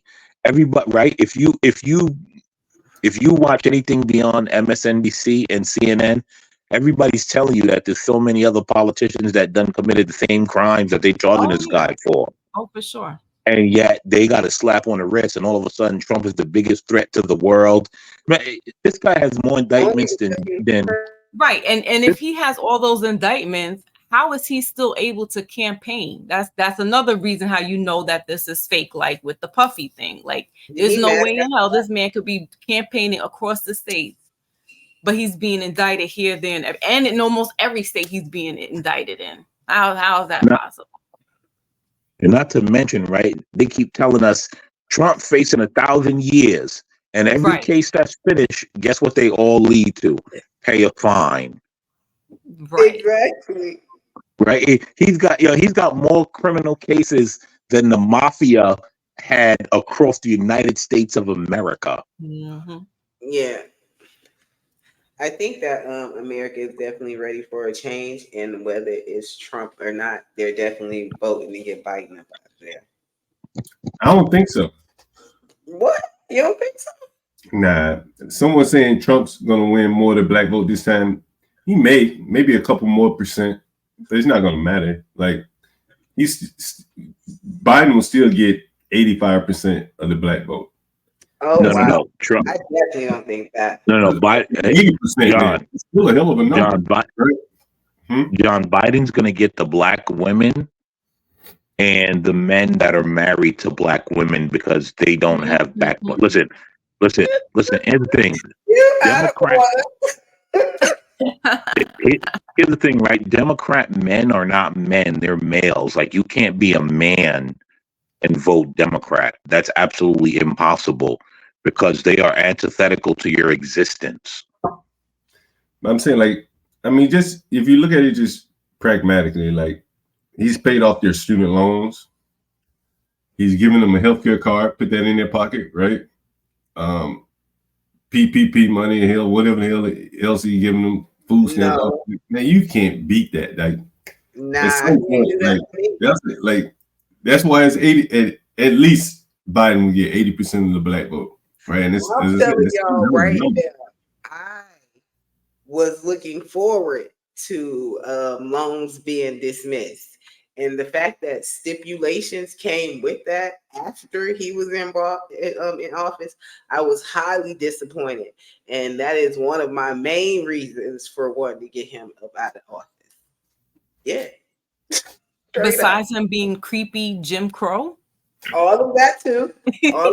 But personally, how it relates to me right now is because of that. Because some people have gotten theirs dismissed, but it wasn't that across the board for all people. Right. So if you paid your loans like for I think 10 years straight or 132 payments straight, you could get them dismissed. But within that time, people probably lost jobs, didn't have the income, still trying to make what their degree cost them. I just felt like it was not straight across the board, and I'm very disappointed in that. And John, I think a lot of other black women who are out there struggling will feel the same. Because Raj, you know who the loan forgiveness was for? For who was it for? It was for the upper middle class blacks and the upper middle class whites. That's who it was for. It was not for everyone else below a certain income level. And I'm not assuming I know your income level, but I'm just saying, like, I know how they push all of these things, and it's usually for just like affirmative action. Affirmative action wasn't mostly happening for poor people. Yeah, that stuff was mostly happening to legacy kids. Like you know, so like that it was never gonna happen. First of all, Nancy Pelosi told y'all wasn't getting student loan forgiveness. So did Joe Biden. She is a mess. I love Nancy. You don't like Nancy? What? But she told you wasn't getting student loan forgiveness. And everybody else in that whole camp can go somewhere. And you know what? I'm not a political person in that regards, but you know, I do keep my ear to the ground. You saw, especially Black Thought, because he could understand this because we're in the same state. But you saw how when the pandemic happened and Cuomo was running, now they're trying to get him on some, oh, you didn't let the people come in for the nursing homes, you let them die in the nursing homes, this, that, and the third, right? But bust how they try to get him on sex charges, on those type of charges. And those things couldn't stick. They were throwing women at him left and right. Remember Black Thought? Now they couldn't let that stick. So now they're getting him on what their real reason was. And that was he wasn't given ample supply to the nursing homes when the pandemic happened. And in all actuality, he was, He kept telling them that he needed and he was like telling everybody for their help. I'm sorry, I have to interject really quickly, but the actual story. Blackish Cracker. 1 second. Thank you, Blackish Cracker, for joining the panel. Happy Friday to you. Just let Foxy finish that point. I'm gonna finish really quick. So like he was running things smoothly. People in France were commenting of how they wish they could have him as their prime minister or as their president, and they wanted him to be president of the United States because he was doing his thing. And in all honesty, he was keeping things running smoothly. He engaged the people of what was going on. And then we had our mayor, who was kind of going against what the governor, who was Governor Cuomo, was doing. So you had a shit show going on here in New York City. And then Trump is like, listen, I'm giving y'all all your stuff. I'm not playing these politics with you guys. And so basically it was a shit show between him and Cuomo. But in all actuality, Cuomo was really like legit. Like things were running smoothly here. But as soon as they saw he was in position, they started throwing the women charges at him, and that couldn't stick. So now they're getting him on something else. And they got Pelosi in here, and she and Jim Crow and Adams can go fly off Mount Rushmore. I Thank you for that. Thank you for that, Foxy. Black and Scrapper, thank you for joining the panel. Go ahead. I know that you are ready to go. No, I got to correct something that she was saying. She might be misinformed about it. The big deal is that he took people out of the hospitals and put them in the nursing homes, knowing that the nursing homes didn't have the facilities to keep those people, the sick people, away from the not sick people. And it basically made everyone in the nursing home sick. And that's the big story. He purposely killed people by putting sick people out of the hospital into the nursing homes. Como. First of all, COVID was very early. Well, if that's the case, the case, everything that they did for the pandemic is a crime against humanity because they forced people to take. Yes, it is. Yeah, it is. I'm just saying, as far as I'm not saying he's the poster boy of the best person, but I'm just looking at it. Yeah, in whatever he was playing, he's playing a part with everybody else. They're all playing their part. Yes, they are, including Trump. Right. Okay, thank you for that. Blackish Cracker, we're talking about mental health, if you think that that's real or fake, and your thoughts about that. And we were also talking about Kendrick Lamar and the Drake situation. Do you have any thoughts about any of those topics? Oh my God. Isn't Kendrick Lamar and Drake both from Canada? No, Kendrick's from America, right? Drake's from Canada. Yeah, Kendrick's from LA. I think Drake needs to go back to Canada. I think that's how we solve that. He just needs to go back to Canada. We need to deport him. He's probably doesn't even have his papers. He's always talking about breaking the law. Are you telling me he came over here legally, but he's always talking about breaking the law? Oh, wow. But no, I don't care about that. That's crazy. It's such dude. I see it everywhere. It's all online. Kendrick Lamar and Drake beefing. What are they even beefing about? What do they say?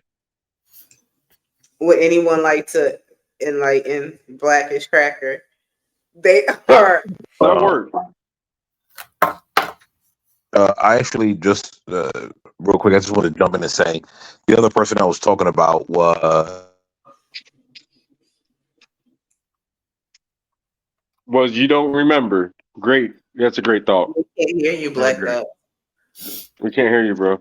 You're muted. Your mind is muted right now. Can you hear me? We can hear you now. That's wild that as soon as I said that, it went out. Tekashi 6ix9ine. Okay. Tekashi 6ix9ine, the Mexican kid, right? Where did this Mexican kid come out of nowhere? And all the black gangs in New York is protecting him. And then all of a sudden they just go down. Wow. You really don't know anything about that situation. He's a white boy. Rock. He's a white boy that got given a bunch of money. And then the gang, right? He wanted to be part of the gang. So he's like, okay, go ahead. You just gonna keep saying my name over and over again, you retard? Rock. Because why is he being stupid? He's trying to get your attention. Rock, how are you talking to him like that? I hear him. You don't think I hear you? You rules come to of my the kitchen by saying my name over and over again. I'm just going to ignore you and talk over you. Young man, young confused colored man. Calm down. Oh, yeah, and you Okay. got it all figured out on the same panel as me. We on the same damn panel, but you got it all figured out. I'm from New York. I'm telling you what's happening, right? You need to stay your ass there. As I said, okay, Rock. My bad. Okay. Stay your butt there. My bad, Rock. Okay, Rock. No problem. I will stay there. Even though I don't live there now, just proves your ignorance. No, you need to go back, sir. You're messing up the Oh my vibe. God. What is wrong with these mixed people? So confused. So Rock, allow him to speak so he can tell you what the beef is about. Man, DJ's a punk, bro. DJ, bro, you's a punk, bro. Ran away. DJ ran away last time I got on panel with him. So if you want to come up here and discuss DJ, we can go have a little discussion real quick if you want to. But go ahead, Black Thoughts. So where did he come from? And all of a sudden, he's just able to take full gangs down in Brooklyn. I mean, in Harlem, excuse me. So you know that there's something way more than just him being a rapper to all of that, because he's not a rapper. But again, and when you go to Harlem, he was a ratter, not a rapper, a rapper. What do you see now that they've gotten rid of all those gangs? Gentrification. Jewish but gangs. They had to get rid of them. So that's. Oh wow! I'm sorry. Keep going. So you're saying that they got rid of the gangs to increase the property values? They got rid of the gangs so that they can. Yes, I am a racist, sir. And Rob Girl will not allow me to hit the hard ER. Rob Girl will not allow me to hit the hard ER because guess what? I will. Black Thoughts, are you seriously coming from the perspective I think you're coming from? You're upset that they got rid of the gangs and increased the property values? No, that's not what he's saying. That's what he's saying. Hell yeah, good going, Tekashi. Those lame ass fools let you in their gang and gave you all their secrets. Didn't know you was a snitch. Yeah, he would have never went into my hood, bro. He wouldn't have lasted a week. We just sniffed him out. Yeah, if those fake gangsters want to post on Instagram their crimes and then let Tekashi 6ix9ine get jumped in, I don't care for them, bro. Who cares? Good, they're gone, and the property value went up. It's all a great story to me. To whomever sees this video, the views of the panelists are not the views of Rod's Girl 37. You guys may speak. Go ahead. Yeah, listen, man, I don't know where Rock is coming or going or up or down or left or right. I just listen to these guys and let them go on ahead, man. And they make their assumptions. They clearly don't. Ross, he clearly has never listened to me. Yeah, like he didn't say that. That's definitely. You said, look at what happened. Hold on. He said, Tekashi 6ix9ine took down all these gangs, and look what happened. But look what happened. The gangs are not there anymore, and the property values went up. You can say gentrification as much as you want to be as black as possible whenever you speak, but in white term, its property value went up. Okay, and that Black Thought. But that's what he's saying. Can I say it one time, Ross Girl? Go ahead. Yeah, but he's trying to say gentrification like it's some kind of racist thing. Go ahead. Get up. Just one time. This is what happens when you let niggas on the panel. Not but This is what happens. Black Thoughts. They don't know what's going on. I'll show you how much of a nigger I am if I ever saw you in real life. Here we go. Yeah, exactly. You bring it out. Yep. Bring the right out. Sir. You don't know what my week been. Sir, guess what? I will give you my address and call the police And on you I'm and let sure. them Listen, beat your brains you want to in. use the liberal ass term of And let gentrification them beat to your sound brains all in, sir. blackety black, and you want to be like, dude, You are the what? Who problem, cares? They sir. got rid of the gays. Okay, I'll You use your are the term. They got problem, rid of and you don't they even got rid of realize the what's gays, happening here. and the You are the the problem, gentrification sir. happened in the neighborhood. Oh, You are the I'm the problem, problem. sir. I I'm pray the that problem. people like you never move into my lovely neighborhood. Well, I pray you fucking It's die. How about scary. that? How about you just go ahead and die, like Mechanic? How about that?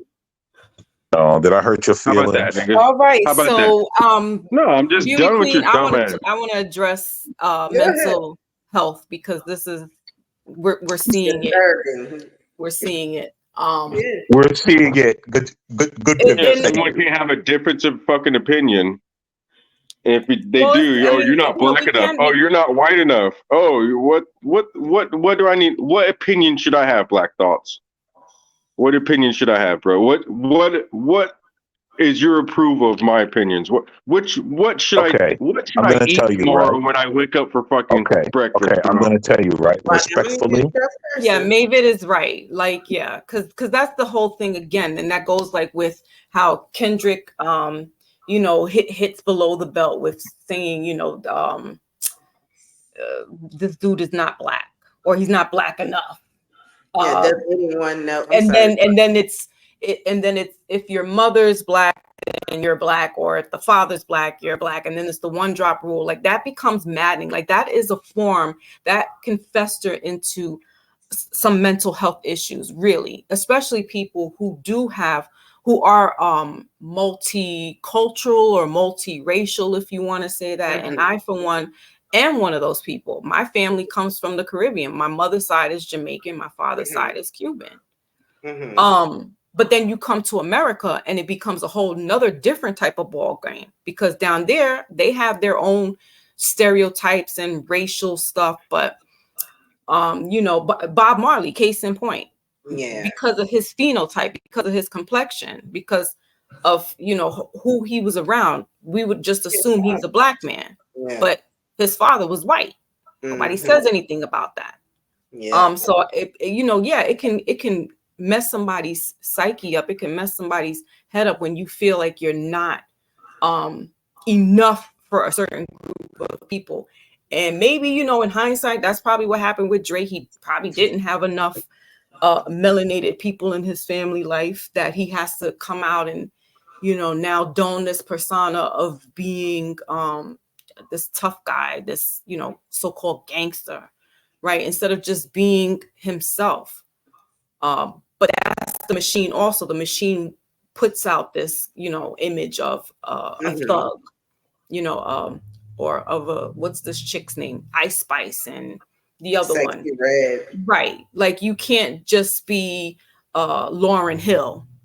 Yeah. And look what they did with her. They messed her head up. You know what I'm saying? Like yeah. They'll sexualize these women. You gotta take off almost everything. Look what they did with Lil' Kim. Yeah, she might have had some physical altercation. But now we can't even distinguish what she looks like. Oh Lord God. And that part of that is mental health. Part of that is mental illness. Yeah. So I digress with that. John, do you have any thoughts on that? Yeah, I don't know if I would characterize what Lil' Kim went through as mental health. It may ended up that way. I don't think she started out with No. I'm not saying that, but because of those type of situations, it can start playing in your head. So now she's not looking at herself as beautiful as she was once before. Now, part of that also, part of her change in her image was because there was alleged assault on her, and she changed. I think she had a male allegedly, punched her in her face, and so that messed her nose up. But then, and then we got the Faith, and she's light skinned, and so so that's that I'm not light enough for him to accept me. And that all starts to go into your psyche, is what I'm just trying to say. No. I think we're failing to just look at the culture of following. right? Because we're always looking to blame someone and something else, but it's a culture of following. Because notice all these women starting to look alike. Look at Serena Williams. They blaming black men. She happily Why'd married you off. bring Takashi for She's this gangs she's being caught? she's happily she's happily married off to a white man. Black men don't care about black women dating out. Black women care about black men dating out.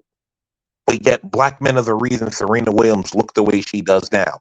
She looks like Little Kim. She looks like all the rest of them that go and get that change. And not a single black man ever said he likes that. Name me the black man that said this is what I like. They're just following each other. Do you think That's Serena all they're Williams? doing. Do you That's think? all they're doing. Do So you you're think a Serena follower? Williams? Oh my God. What is Go ahead, wrong? John. Do you think? You said Serena Williams is happily married and so on and so forth. Do you really think she's happily married and having scarred up her face the way she has, married to a white man? Do you really think she's happy when she goes to bed at night? But that has nothing to do with black people. That's her choice. Well, I'm saying, do you think her choices have made her happy? She's happy with her choices. You know what? I would have to say yes That's a because she crazy made question, the bro. choice. That's Right? exactly what's I wrong with would the have to- internet. I would have to say it's a yes. question. Mhm. I would have to say yes because she made her choice. Can someone that So- scarred their face that way be happy with themselves? Isn't it like You made that decision because you thought that's what was going to make you happy, right? Right. So at some point, she thought that was going to make her happy, right? After that, I don't care if she's happy with herself or not, because she had the freedom to make her choice to what she felt was going to bring her happiness. And the world gave her that freedom. And she made the choice. And so whether she's happy or not now, I don't care about that. I care about your right to have that choice and move on. Don't blame everybody else for your own choice. She ain't blaming no one. It's the internet. I think about Serena when she used to date LeVar Arrington. This was early on. I don't know if many people remember that. I mean, she would probably be her most attractive to me, right? I don't find her to be extremely attractive, but at that point where she was probably the most natural, right? She was the most attractive. But now she looks hideous now. Yeah, she's really destroyed herself, So does Little Kim. Yeah, and I don't think you know what's crazy. You know what's crazy? I don't know what any of them women look like right now because I don't give a shit. That's what's really crazy. I got two grown ass men that are supposed to be the men I look up to, and somehow they're following Serena Williams enough to know what she looks like, and Little Kim in 2024 to know what they look like. What news article do you spend your time reading? Hold on. I actually watch tennis. I know you wouldn't believe that because you think that you're above something, but I actually watch tennis. You probably imagine it. I'm an instead avid of a green tennis ball, watcher. you probably imagine it's a white ball. Rock, you are so This disrespectful. This guy is ignorant. This is the type of hard ER that I don't ever want to associate with, because you cannot have a conversation with. Dude, who these type of cares? people. Spend some money and kick me off the panel, then, bro. If you don't like me that much, how about that? You got all that tennis money, that tennis watching money. Here's the thing. Go ahead and spend some. Here's the thing. Look, tennis watching money. See, only the girls. I watch tennis. I'm better than you. Oh, I watch tennis and golf. Oh, congratulations. Do you do the golf? Do you do the golf clap in your living room? When they score, do you do the golf clap? 1 second. Somebody had some bad feet. Can you mute, please? Is that you, Mimichi? Hey. Okay. All right.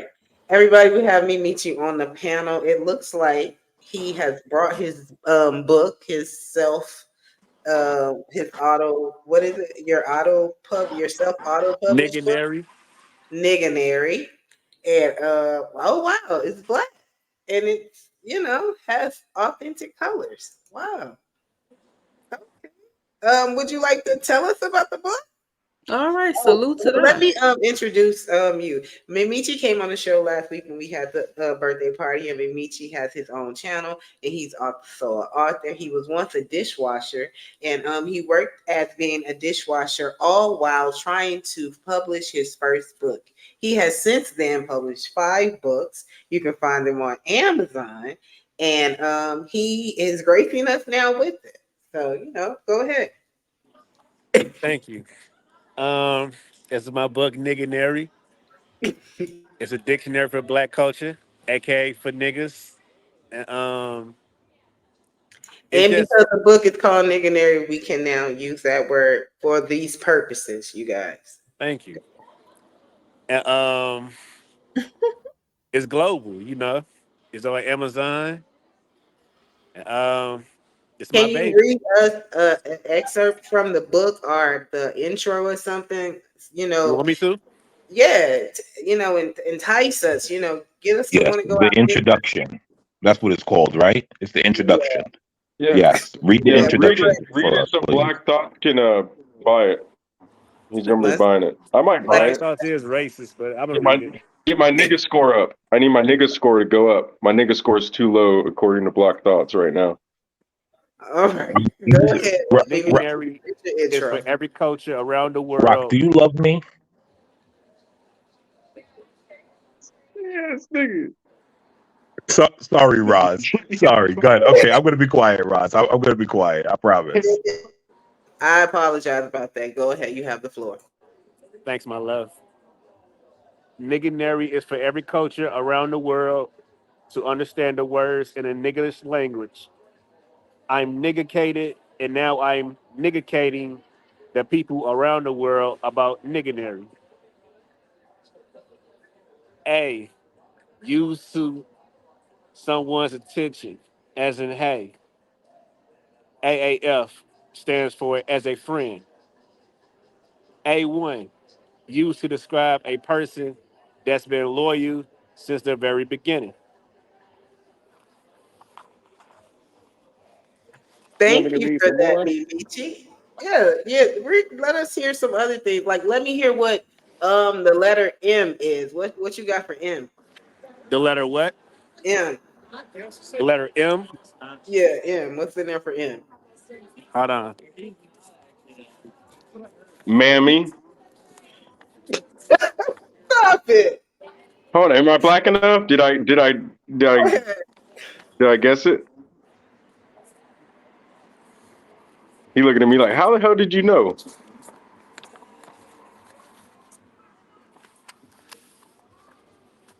He's got a lot of M's So in that there. book would be good for somebody in Zimbabwe that wants to know how to speak lingo in the Bronx and in DC and in Dallas.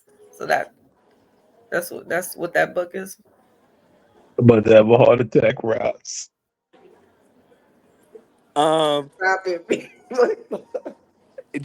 GMB Okay. stands for Google me, bitch. You know what? What? Hold on, wait. Did you just call me a bitch? Ross. He called me a bitch. Wow. Wow, from right? A to Z? No, he didn't, Black Cracker. It's in the book.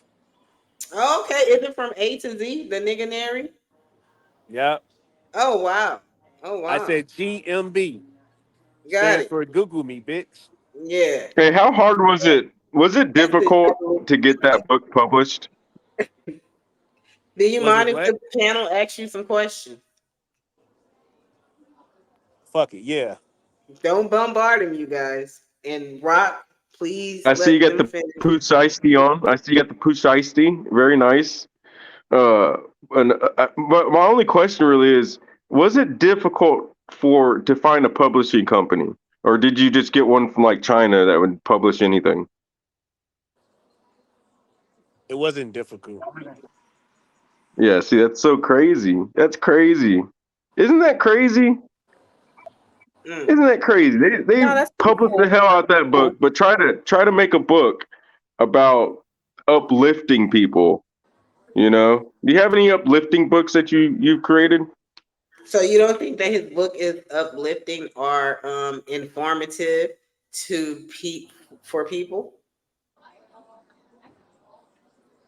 Do what? You don't think his book is informative or teaching anything to anyone? No, I think that's.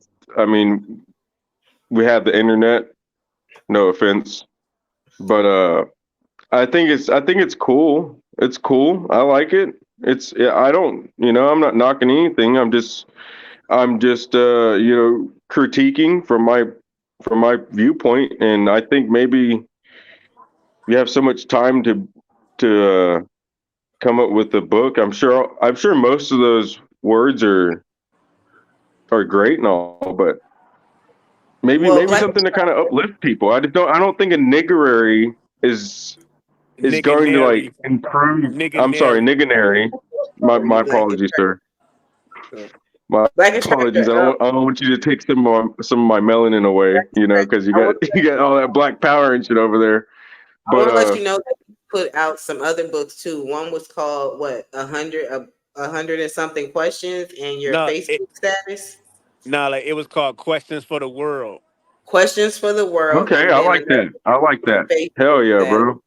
I I think that like is that. genius, the what he came up with and how he's putting it out there and how he's making money off of it. Like that's what I think. Well, I definitely like that questions for the world, you know, because then we can kind of all get together and take the question with ourselves and come up with an answer ourselves, and then Exactly. see compare the answers and see kind of where we're at and then where we need to be so we can agree on things. Because I think the same kind of way, you know, questions for everybody. Like if I It's ask not this about question to 100 different people, how are they going to answer it? What's the three most important things to you in the world? Everyone's going to be like family, Hold on, Rock. safety, Looking like and somebody pointed up on him. Hold up. You all right? You safe out there? Where you at? I was finna say to like answer him. What's his name? This is Blackish Cracker. you can call me Cracker. Wow. Uh, uh, to answer the man question, the book is just for the world to answer. Like everybody's not gonna agree on the same thing, so that's how I did it. Like you know what I'm saying. So it just questions for the world to answer. Dude, I think that needs to go viral, bro, to be honest. That needs to go viral because I think it doesn't matter what language you speak. I think we have a lot more in common than we do in differences. And maybe people should stop pointing out all the differences all the time and try to point out some of the commonalities. But Yeah, well, that's just my stone dash. he is promoting Nigganary tonight, and he gave us the intro. So, Foxy, Black Thoughts, John, do you guys have any thoughts on this book? And Can we are get you the guys link in the description, purchasing please? it? I'm gonna Uh, buy that shit, bro. I'm Sure, gonna I'll buy get it. the script. I'm I'll gonna get buy it. it, bro. Go ahead. I'm not gonna buy it tonight, but I'm gonna buy it, bro. I'm dead ass serious. I've never. I don't think I've ever bought a book in my life, like a regular book. You know, I always go to like the library and shit and check out books. Why would I go buy a book or you get books for free at like yard sales and shit? You just ask, oh, how much is this? Oh, you can have it. You know, but you're gonna be the first book I ever actually Appreciate bought. it. Yeah, uh, man. You know, I mean. It is what it is, dude. I love to see people try to work out ways to break out of the system. The other guy, I was out in the middle of nowhere the other day, and this dude came picking up trash out of the homeowner's yard or whatever. Like, you know, they have a trash service, and I asked the guy, I was like, "Hey, is this your company?" He's like, "Yeah, my mom and dad started it," and he's like, "Yeah, we have like 3,000 customers, and we charge them $30 a month, $60 a month if you want a trash can," and it's just always about people that are willing to step out of the box. And I might not necessarily completely agree with the angle, but you're still getting outside that damn box, bro. You know? Yeah, that's a Why fact, bro. not agree with the angle? Because I can. Thank God I live No, in you America and I can't. can. You can't. Roz, I just text Blacks Do whatever I want when Blacks I'm in in Texas. Defy. Hopefully, we'll get a sighting from him on Okay. this amazing subject tonight. Oh wow, thank you. Because Blacks loves books. He I'm sure he would love to ask some questions about that book. I'm going to tell Yes. other people about it also. I'm going to tell other people about it. John and Foxy, do you guys have anything to say about it? And I put the link in the chat for you, so you know. No, I think you mentioned his You're you're a content creator. Make some. Aren't you a content creator, Michi? I think you mentioned that. Me, Michi, right? I just showed it. Yeah. Yes. You didn't tell us like your channel or anything. It's on her. My name is on her. That's the channel. Oh, at me, Michi. Oh, I got you. All right. Hey, And I went from being a dishwasher to an author and now a YouTuber. let's put some respect on this man's name, okay? He's a retired dishwasher. You look kind of strong just from the picture right now. You look strong. Is the reason you stopped being a dishwasher because you kept breaking the dishes? You know, when you was like scrubbing them. I'm just wondering. He was working out his dream to become an author. Oh shit! The police done got him. Yeah, Damn. lights behind your house. Damn. Drop the nigger. Get on the ground.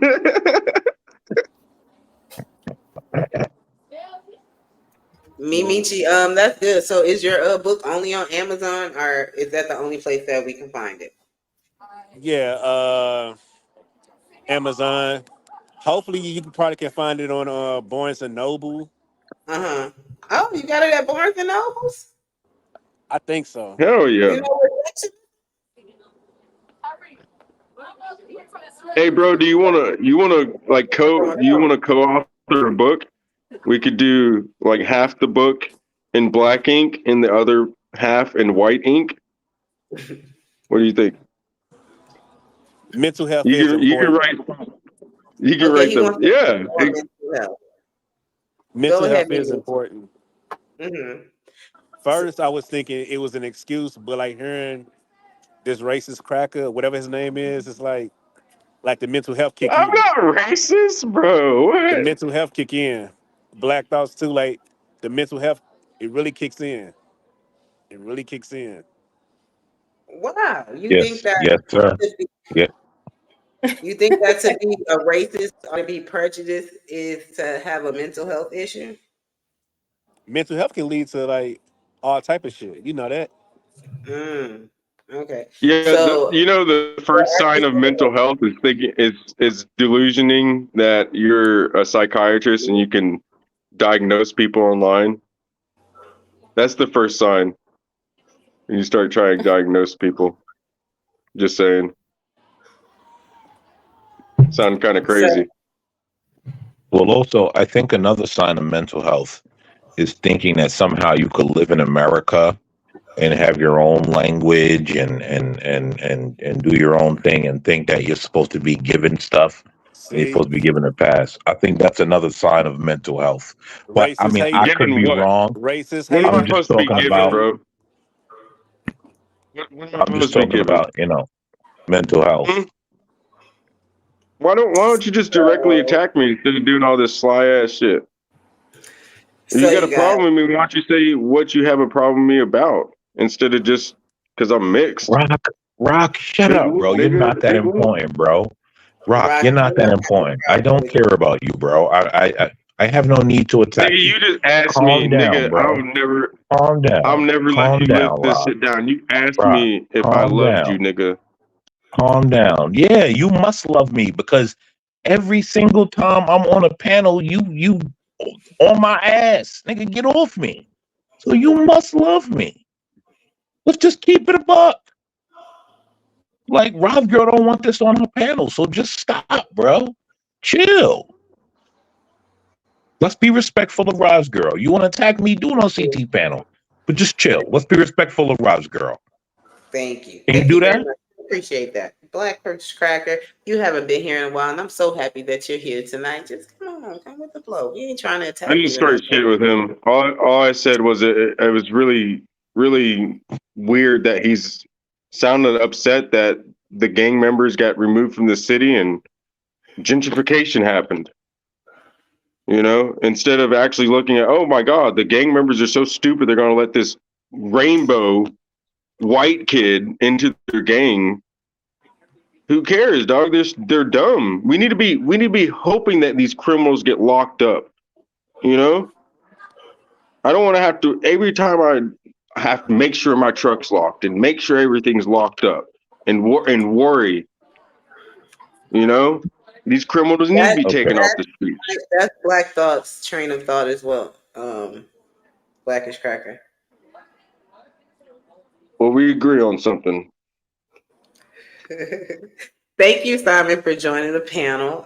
It is a wild one tonight. We're trying to slow this roller coaster down. We have Foxy, Black Thoughts, John, and the Blackish Cracker. And we also have Michi, and he's here talking about his new book, Niggerary. Sorry about that. It's on Amazon, and I did put the link in the chat. You can ask him any questions if you would like. But tonight we're talking about mental health, and is it important? Do you believe that it's real or not? Because oftentimes people believe it's not.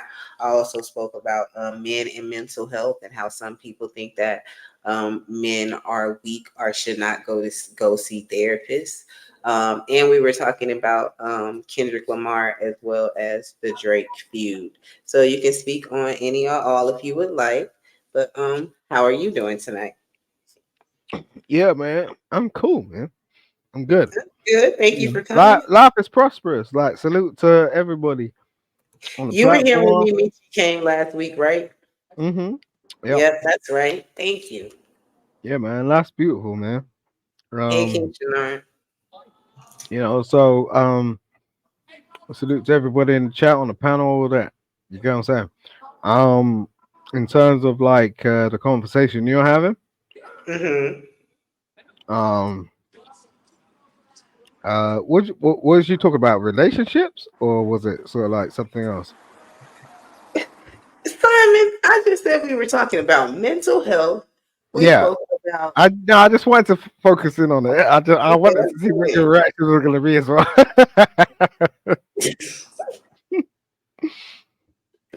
Yeah, because when we talk about mental health all the time, we want to like make it something. Okay, so we don't have to speak about that. Would you like to speak about Kendrick and the Drake feud going on?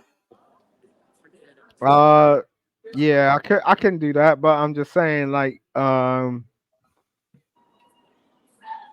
they go to parties together, and I think that's where the beef came out.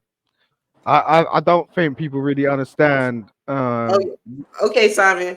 We're okay for the people in the chat and the people on the panel. Where are you located again? I'm in London, man. Okay. You know, get with this. Simon, if he, says some things that yeah, of course. Yeah, I mean, no one's gonna tell you this shit, right? Why do you think Kendrick is beefing with Drake when literally without their career, you've never seen them even interacting with each other? Okay, so there must be something else going on, right? Now we ain't even got to this P Diddy party. Okay, this P Diddy party sort of shit. You think P Diddy's the only ones doing that shit? No, there's other parties that go on. Okay, fine. So, I'm just saying, like, you know what I'm saying? What reason would Kendrick Lamar, out of most people, wanna like, have a conversation with Drake and go out of his persona where he is a credible rapper and then start speaking to somebody? Michi, you gonna have to mute up or something, sir. Okay. No, someone's got some stuff going on in the background. Forgive me, Michi. You're gonna have to mute up when the sirens come because it's overpowered our stream. Go ahead. Who's that? Who's doing that old siren stuff? I don't know. Mimichi, you looking like you out here working. Are you at work? Are you like a security guard or something? Nah, I'm just chilling. Oh, okay. That's what happens All when right, you no become problem. Oh, independent. you can do Copy, it. bro. Can you respectfully mute up though, because everybody can hear and your sirens are disturbing the other panelists, Ah, I could please. barely hear it. My bad. I could barely hear it. My bad. Yeah, that's what I'm asking you. Mute up. No, that wasn't me, bro. I ain't No, got no not you, siren. Simon. Mimichi. I But did you mute can up. go Didn't I ahead, mute up? Simon. I muted up, didn't I? Yeah, you not mute now, but mute up. Go ahead, Simon. Thank you. I appreciate it. No, I was just saying, like, when you're talking about the topic of Kendrick, there's no real reason for him to do that, right? You know what I'm saying? Because he's a credible rapper, like, and he's done all sorts that most rappers can't even dream of actually doing in their lifetime, whether they're even started or not started. You get what I'm saying? Like, he's a dude that got backed by Dr. Dre. Ooh, that's a little baby boy. That's Hmm. a baby boy.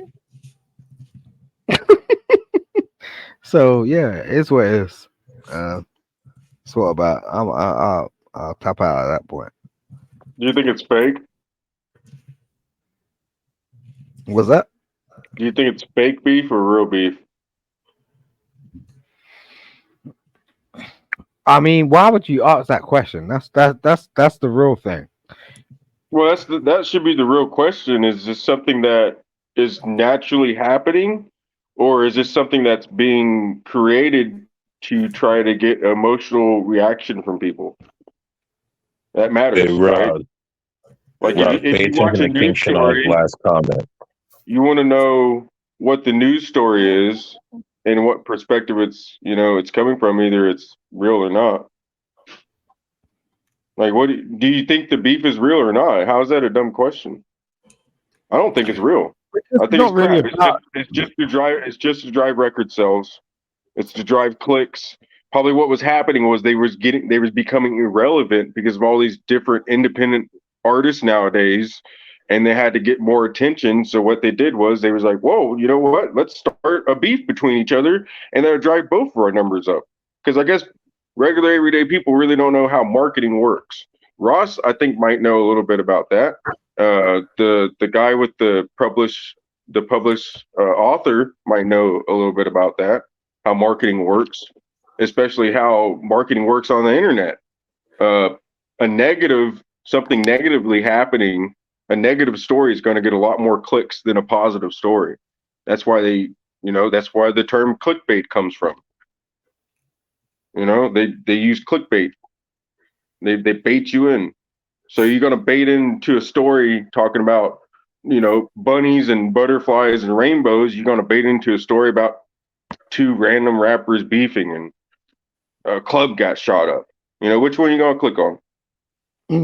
The thing is, I appreciate what you're speaking about, brother. I don't even know who you are because I can't really see you. I don't know what you look like, and what you're holding yourself against. But when you're talking about things like clickbait, right? You don't really understand what that is because, like, people go around generalizing about stuff. Like, people are just pulling up content for clickbait. I mean, the idea But around clickbait clickbait, is misleading. It's misleading. It's a lie. right? Yeah, but you're misleading by not even putting up your avatar and pulling up your face. So what are you talking about? Nigga, you So don't his have. What are you talking about? okay, Avatar. one second. Simon, he said what You see, I got egregious real quick. Oh boy! one All right. second. 1 second.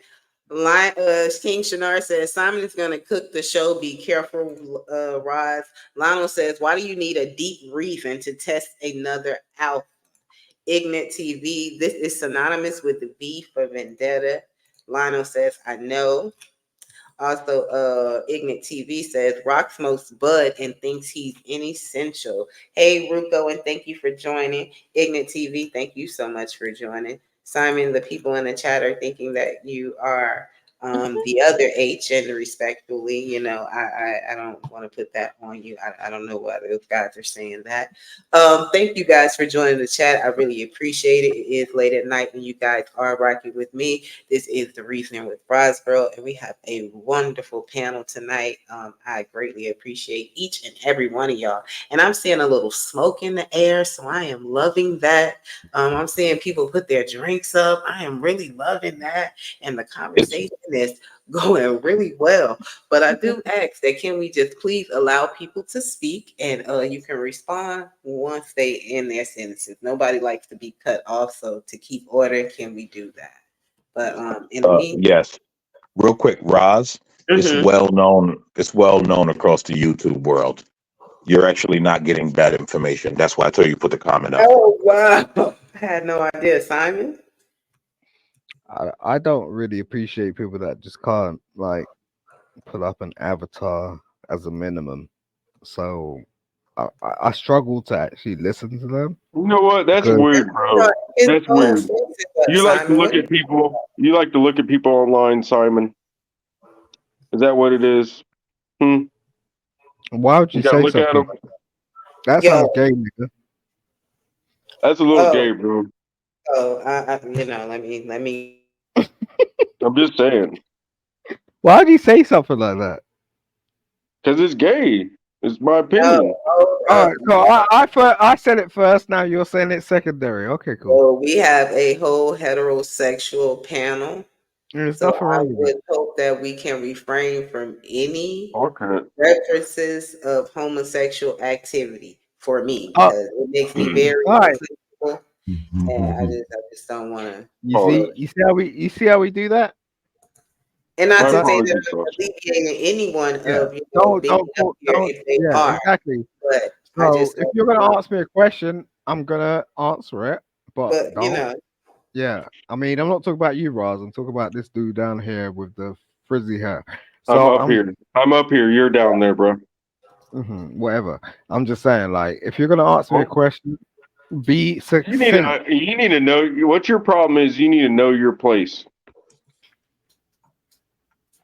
See, you're still down there. No, I'm just waiting for Roz to respond because I respect her platform. You Thank seem you to very think much, like man. you seem to think like we're on the internet and like I have a place within your world and your mind. No, I don't work Dude, like that. Keep crying, bro. No one's crying about you, bro. God damn. So Simon, Hey. what do you think about so what are your thoughts about it? You think that it is more than what it is, basically. You were saying that. And what else about that in regards to well, hold on. What do you think about mental health? Do you think that is the real thing? Of course, yeah. I mean, my ex-wife was sectioned, so I understand fully about what mental health looks like. And when you say section, what does that mean? That means she was taken into a hospital, and there's laws. Okay, so here we would call that committed into Yeah. He committed her. Got it. Don't be rude. This is what I'm talking about. This dude is weird as fuck. Like when I start, no, though, don't be stupid. He acts like a 15-year-old. Are you from an island? What country are you from? Because I think that's the problem that me and you are having. We're having miscommunication because I'm from America. I don't care where you're from. You shouldn't be speaking like that. We're trying to have a conversation, and you're intervening like a child. You don't think it was funny? Okay, I think it was funny. Simon, I ain't trying to joke with you. I'm talking to somebody. It's not about being funny right now, Rock. Like I'm trying to have. Okay, I'm sorry. Let me get my serious face on. My apologies. So Simon, you said that your ex-wife was what was the word you used? Sectioned. Sectioned. So that means that you've dealt with mental health based on basically in a relationship. So what if you don't mind, what was the diagnosis that she had or whatnot? There's hypomania. Oh, okay. I actually referenced that tonight. I've talked about how I deal with how I am bipolar and how I wasn't my best self. So this is actually why we were speaking on this tonight. So I assume that you do believe that it is a real thing and that people actually need to take care of themselves in certain ways. How would you say, being a partner to someone who dealt with mental health, how would you say it affected you? Well, I'm a single father, not by choice. So that's how it's affected me, having to bring up our daughter by myself without the mother in her life. That's very difficult. Mm-hmm. And it's not by choice. And it ain't like trying to prove anything to the rest of the world. But the fact of the matter is her mum is not capable due to her mental health issues of raising her own daughter. And I don't restrict her from access. She speaks to her every day. You get what I'm saying? But that's about as much as she can do. She can't really do the whole thing, like bathe her, wash her, take her to school. Do you know what I mean? Like all You have that a shit. young daughter, Simon? Sorry? Your daughter's young? Sorry, Like, how old is she? Like, is she like in her she's teens? 6 years. No, she's 6 years old. Oh, you have a young daughter. Okay. I have an 8-year-old. Cool. Mm. Now she's a toddler, so Mm. I mean, I don't think you think six is not toddler. well, she's still sort of, Mm-hmm. having to take her to school and nursery before that, um, without her mother in her life at all, from Mm-hmm. the get go. That's Mm-hmm. that's that's tough, you know. Okay. So you're saying that she acts in toddlerish ways, or still acts like Yeah, of younger than? course. Yeah, Okay. yeah. I'm her daddy, so it's just like it's not like regular daddy sort of Mm-hmm. stuff. It's Mm-hmm. like I'm playing father and mother, grandfather and grandmother, Mm-hmm. all at the same time. Do you are you concerned that your child may suffer from the ailments that your ex-wife has? No, the only reason my ex-wife um got into that situation was due to her birth and the way she was giving birth to our child, and I literally blame it on the practitioners that was in that room that didn't deliver the child correctly. Like, um, they did a real poor job. Mm-hmm. And what I found out later was that they were students. So to have a whole grown woman giving birth and you literally lay it in the hands of students to like deliver someone, a person, a human being out into this world and leave it to students to actually do that. Um, in the hands of a person that has lived a whole grown life that is very substantial to the world, is scary to me. Yeah, Scary. I can definitely understand that. That's definitely unfortunate. Students, the doctors at one time were once students and they went through that same thing as well. So it is unfortunate that your ex-wife suffered from that. I'm curious as to how that happened in regards to, like, the science and all that's concerned. They often say that is your ex-wife black Yeah, or okay, she's so from they Africa. oh, okay. So they often say that black women get the worst care when it comes to birthing a child from physicians in the healthcare system. I seen somebody unmute, so I know that Foxy could speak on this topic a lot, and I'm sure that Black Thoughts also wants to. So I'm glad you brought that up, Simon. But they often say that we get like the worst care when it comes to when we're birthing babies and just trying to get us out. We're basically we lose a lot of moms when they're giving birth.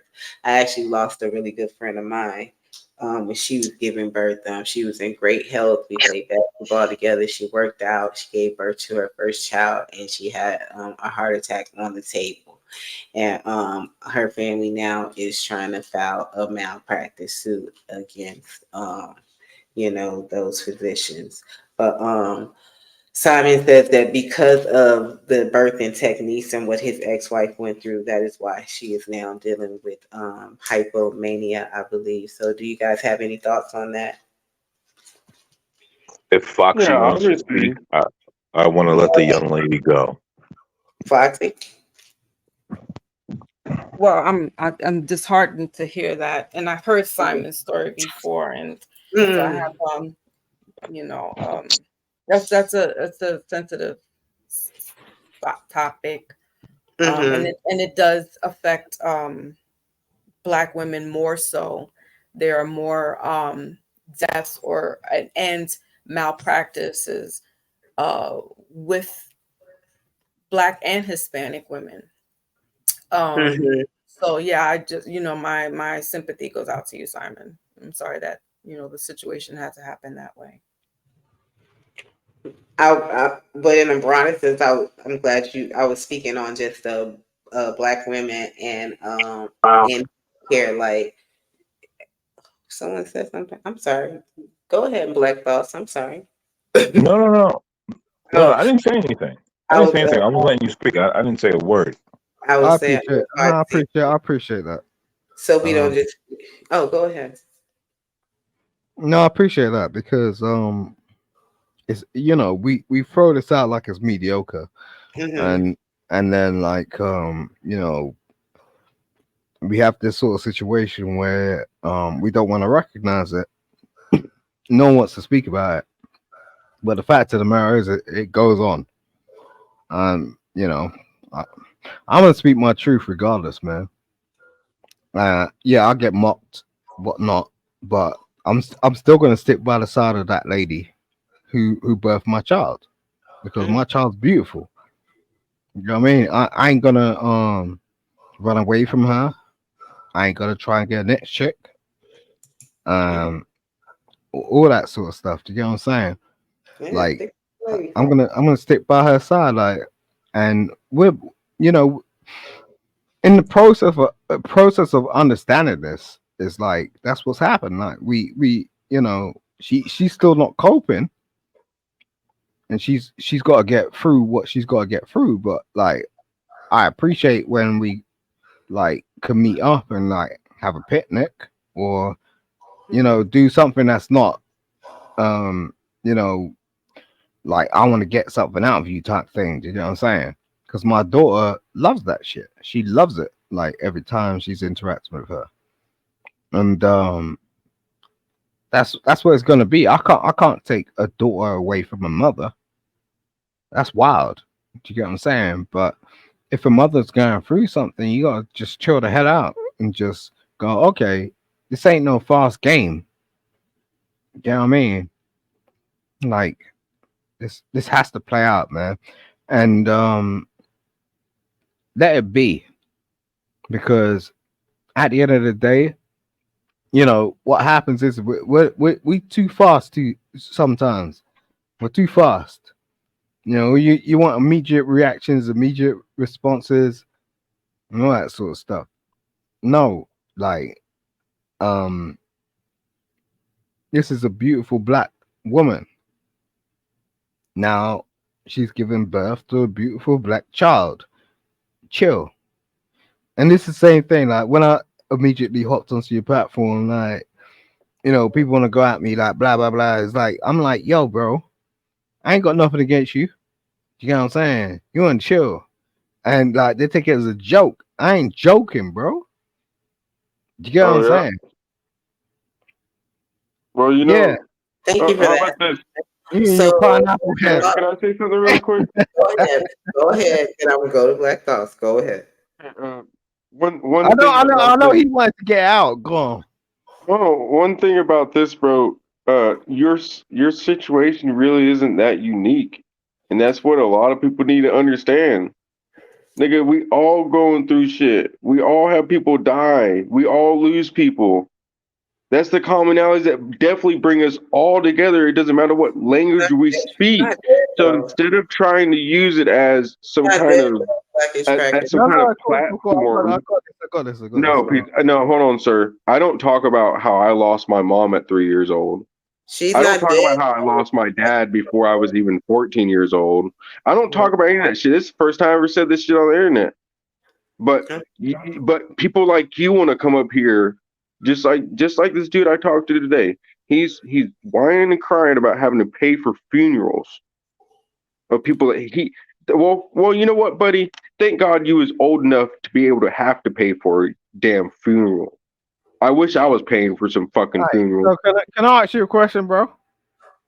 So be happy, be appreciative of the time that you have, and stop being so whiny and crying about the time that you don't. Can I ask you a question though? Well, he's really not. We were talking about mental health and how that plays into what he's going through. Can I ask you a question? Dead, Can I ask Pineapple the question? Go ahead. Are you okay with that, bro? Are you listening? Because I'm directly speaking to you. Because you want to talk, you want to run your mouth, right? But you don't want to. Oh my God, I want to talk. See, my problem is I want to talk. Everybody, listen, my apologies. Bro. I'm asking you a question. Are you listening? Oh, I just responded to you in oh my Lord! All right, way. now I'm going into somewhere else because this look. Okay. Just ask the question, dude. Obviously, I'm listening. So you are listening. Can you say that affirmatively? Or are you just dipping in and out of the damn screen? 10-4. Copy it loud and clear. All right, so you're a soldier. Okay, cool. Right. For America. Do you have a child? Nope. Right. All right. So I can't even speak to this guy anymore. Do you get what I'm saying? The fact of the matter is like you're commenting on things where it's just like you have no idea about what you're talking about. Hold on, Simon. Hold on, y'all. Hold on, y'all.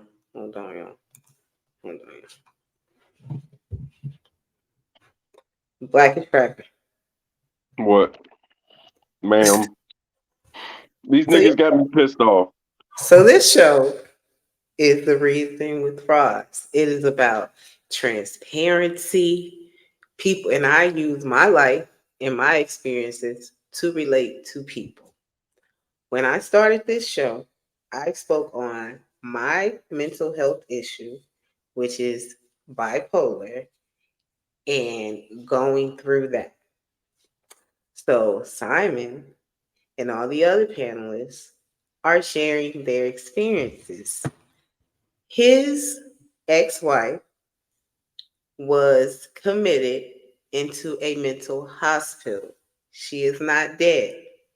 And as a result of that, he is raising a child alone. He said that she got this issue through birthing a child.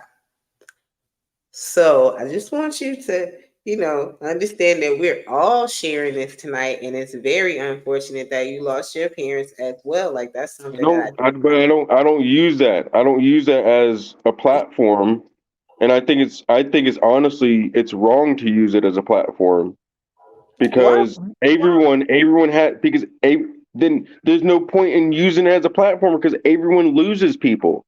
And if you want me to comment on him his old lady having to go to whatever. Comment on what do you think about Black women and Latino women who often go through mistreatment? Oh yeah, most definitely. And you know what? The real mistreatment is the 20-something million Black babies killed the last 20 or 30 years. That's the real mistreatment. If you want to talk about mistreating children of color, it's that. It's 20+ million people killed in the last 30 years just in the United States. So honestly, I'm sorry. Just like he said, what are you, a soldier? Yeah, I'm a soldier for America, bro. And honestly, you're from another country, so I could care less, to be honest. You got to understand that everyone goes through stuff. We all go through stuff. No, that's we all go through stuff. Your stuff, the stuff you went through ain't any more harder than the stuff I went through, and vice versa. Like, you understand that, right? We I all have go been, through it. you know what? I really, No one's comparing their struggle or their pain to your struggle or your pain. We're talking about mental health. He's sharing his experience on how he's dealing with mental health, being a partner to Was someone, she mean to y'all or something? answering that question. So you have to allow him Can to I ask speak. that one question? You can Was hear she him. being mean to y'all? no. But why ain't she home, bro? You don't understand clearly. This is the thing. Exactly. I don't understand. Because my wife that I care for, and I'm just telling you straight up, bro. I ain't got no kids, but that don't mean I ain't changed no diapers before, right? That don't mean I ain't seen first steps before. You know what I'm saying? No, So no, just because no, wait, because I decided intelligently not to have a kid, that No. shouldn't be held against me. yo, if you're intelligent enough, you're gonna understand and listen to what I'm about to say, right? She's not violent towards y'all. You're not And she's listening not at to me. home. That's what I know so far. If you're intelligent enough I'm to listening. understand, and this is what I'm about to say to you, you're gonna open your ears, right? Just because you change the diapers of your nephew, your cousins, or some other person, that don't mean you know what it looks like to actually own a child. It's a completely different thing. Because you have the option of walking out until you actually have a child and they're with you 24 hours a day. You have no idea what that looks like because there's a whole different thing that comes Okay, with so I wasn't dealing with children for 24 hours a day. Whatever, bro. Whatever, bro. now. You're sounding real ignorant. Yeah, no, because I was actually babysitting for a while, for months. That don't mean nothing. And Yeah, I babysitting for 24 hours a day. That don't mean My nothing. homeboy had to go to the mental ward. Okay, you want to talk about personal experience with people going to the mental ward? I had a homeboy that had to go to the mental ward and rehab, and guess what I had to do? I had made sure that his kid and his old lady were protected. I had to make sure everything was all good. Okay, so right? what you paid for that? And that shit was that was more than a fucking year, bro. What are you talking about? Was you paid for that, or did you do that voluntarily? Hell yeah, I paid for it because I had to. It was either pay for the childcare, which you know how expensive that shit is, right? And this is when I was younger. I wasn't making money like I was making now. If I was making the same money now, I would put the damn kid in fucking childcare. I'm really not trying to argue with you. I'm just trying to make you understand certain things. So when you have your own child, then you're gonna understand because Oh, okay, okay, yeah, bro. Whatever, dude. Yeah, of Whatever. course you are like whatever. Yeah, Because it's ridiculous. Dive down for a second because I think And you know what? And white people and mixed people shouldn't have opinions about black people or white people and vice versa. Oh wow! You shouldn't have opinion about people that are just like you. All right. You're going way left. You're going way left, man. I've been hating when I have to pull a gavel, so I'm trying to speak to y'all. And if I can't It's speak, the problem with the Islanders. if I can't speak, I'm just gonna take you down off the panel respectfully because I shouldn't have to fight for the floor, and no one else should have to fight for the floor when they're speaking. Simon, thank you for sharing your story. I want to try to calm this down right now and get back to this topic of the Black women and the birth. I did ask Black Thoughts to speak on it, and I offered Rock the floor. He was brief. So Black Thoughts, do you remember what I was asking or trying to ask you?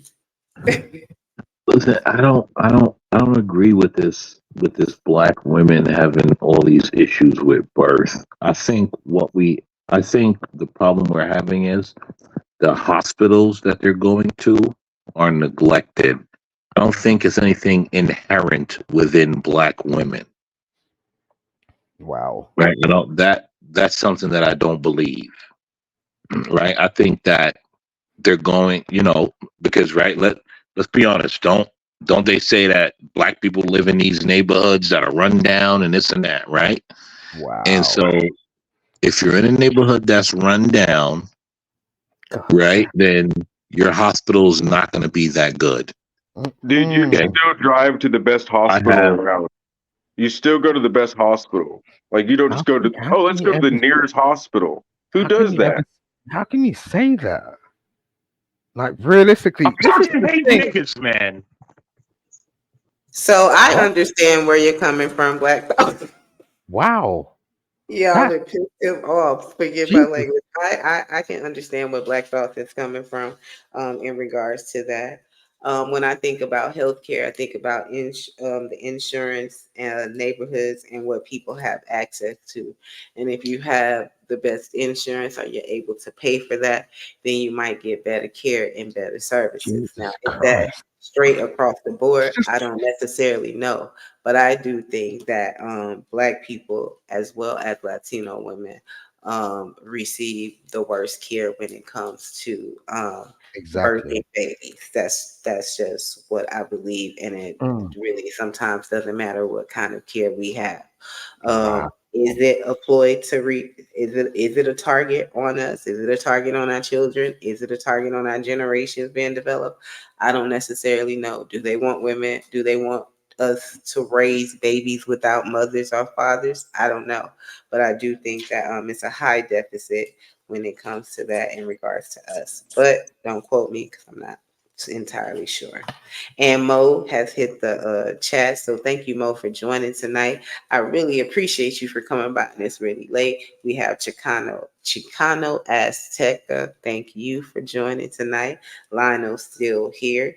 Chicano says, "Is oh, I'm sorry." Because I don't know what that is, but I know he said that, or she said that she doesn't believe that Latino women suffer any type of malpractice when it comes to the healthcare system. She also says having a child, not sure, I believe.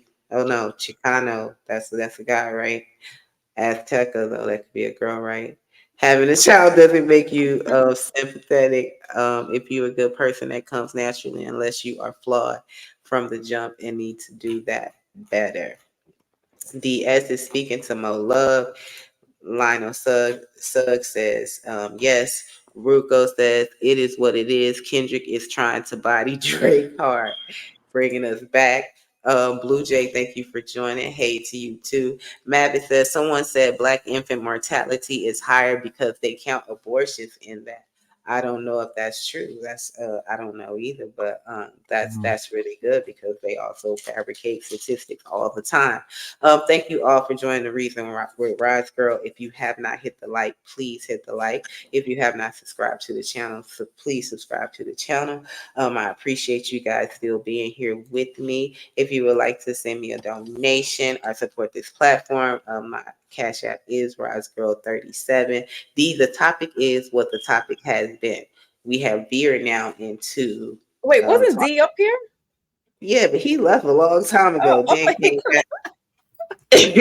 Then we're talking about all types of stuff. We also have, for those who are new, we have an author on the panel, Mimichi.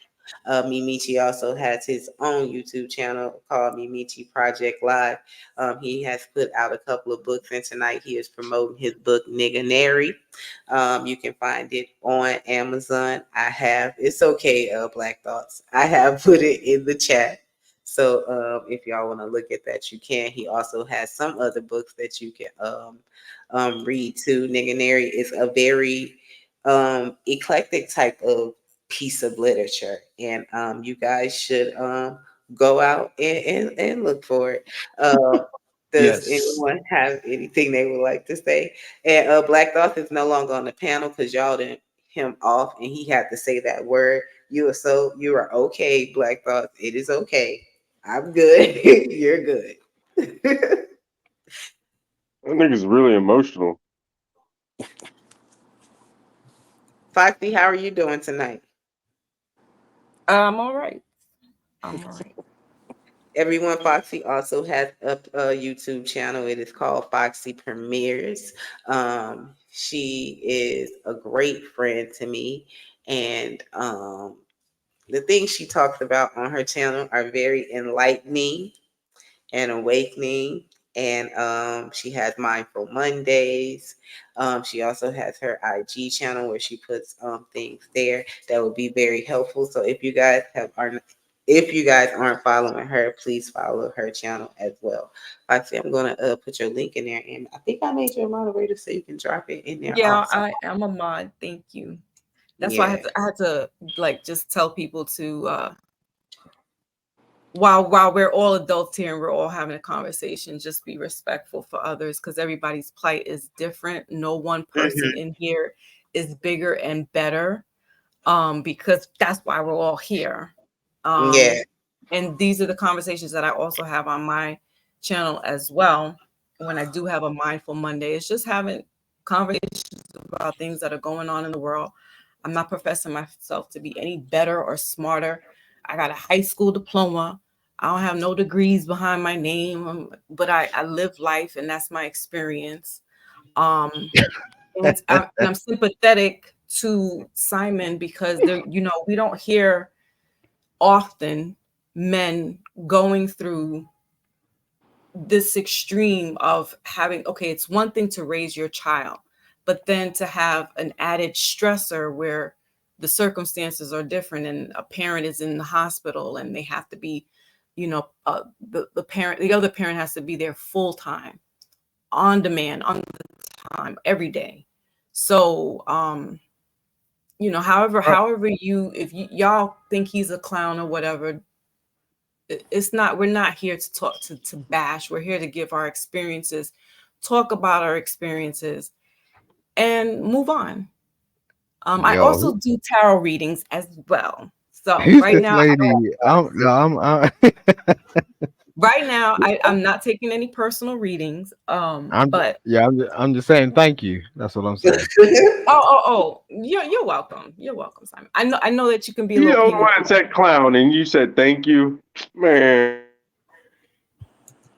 Well, in my real life, look, when I get online, I'll mess around all day long. I'm just saying, like, in real life. Yeah. Anyway, yeah. So that's it. Yeah. So anyway, I do the tarots.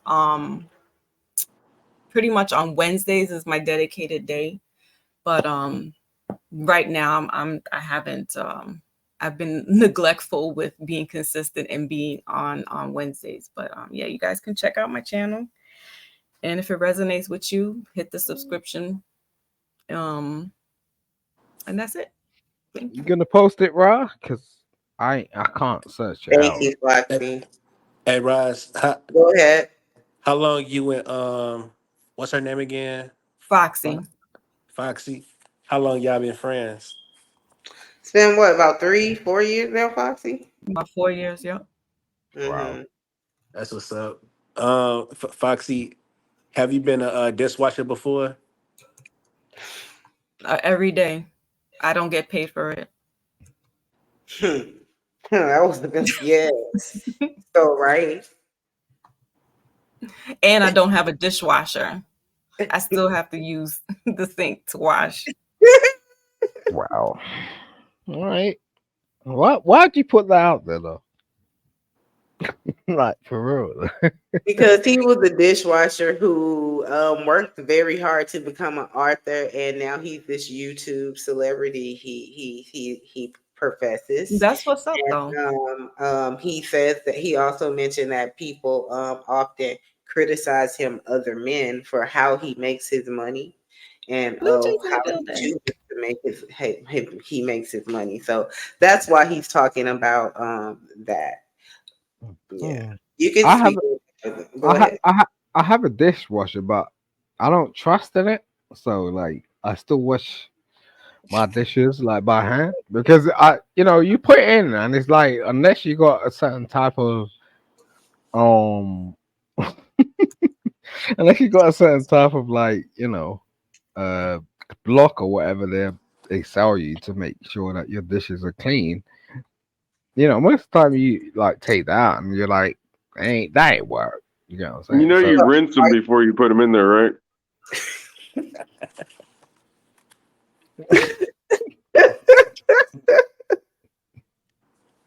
A lot of people don't. So Michi, that's exactly the point. That's exactly what's the point. What's the point in having a dishwasher if you got to rinse them before you put it in? See, that's terrible. You Me, can't, Michi, you can't put it in there with the damn bone on it and expect the bone Yeah, to so- disappear. Don't make no So sense. for You have a question for Michi, me, Michi. what besides being a retired dishwasher, what inspired you to, or did you always want to be a writer, an author, or were there other dreams and aspirations? I was just blessed with creativity, so I just use me just watch like being a dishwasher, just getting through the day. And, I just it just came about just like that, because time fly, and I was just thinking ahead. I was so blessed to having a mind to just think 20 steps ahead, and I'm a published author, and I created the greatest book of all, Nigganary. So in grade school, were you like writing all the time? What gave you this inspiration besides just doing your job, what you were doing? To be honest with you, Foxy, I never really was into books. Matter of fact, the only book I basically read was Goosebumps. But Okay.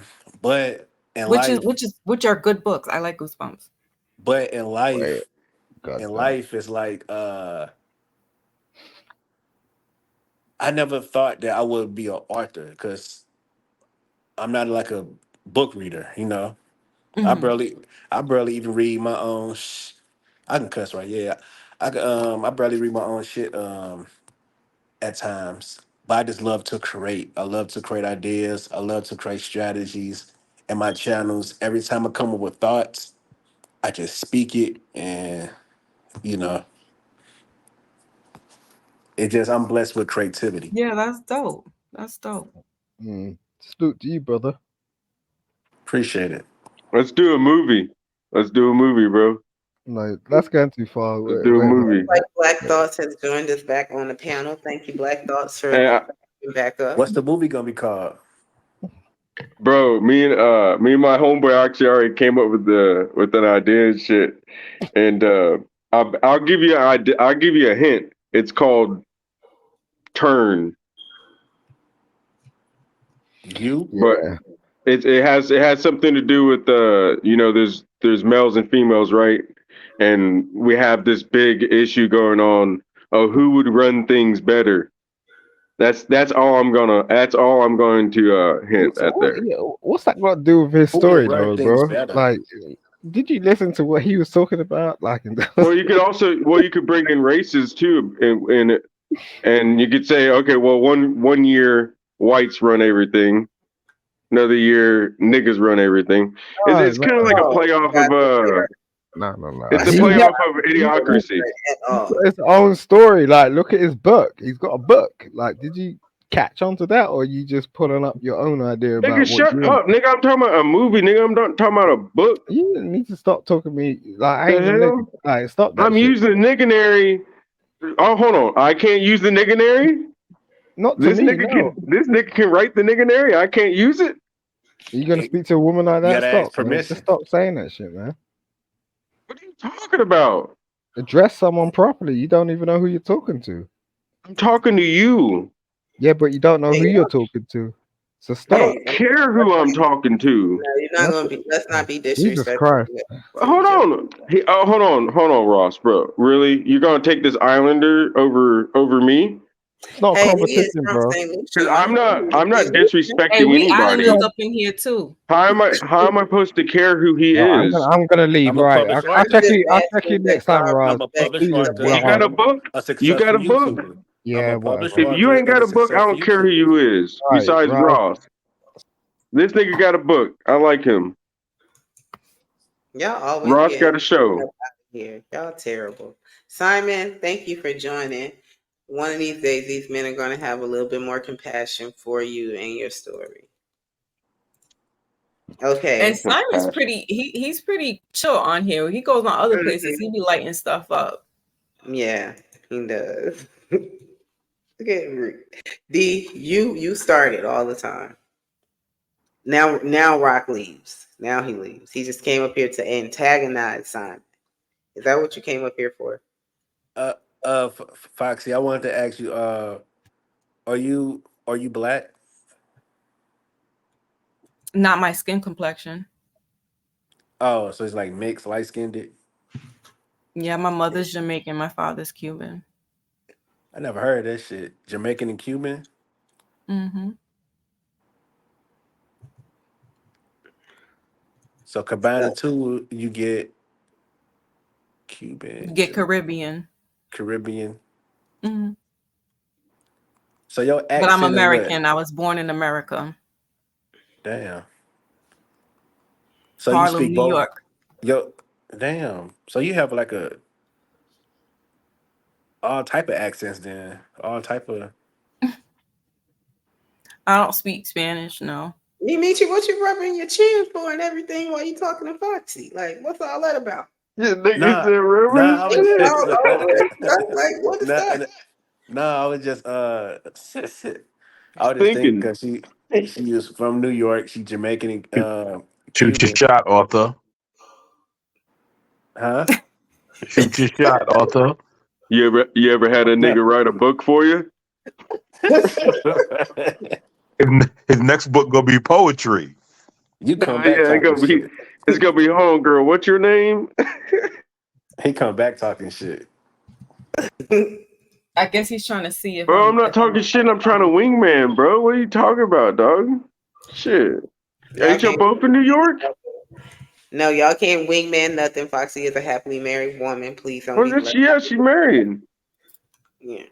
Okay, I wasn't trying to like. I could say that because I Oh, was I'm sorry, Ross See, implied it, and I played a little off Ross of it. thought I was trying to like My talk to apologies. Foxy. Yes, Ross implied it. I played off of it. It's called show.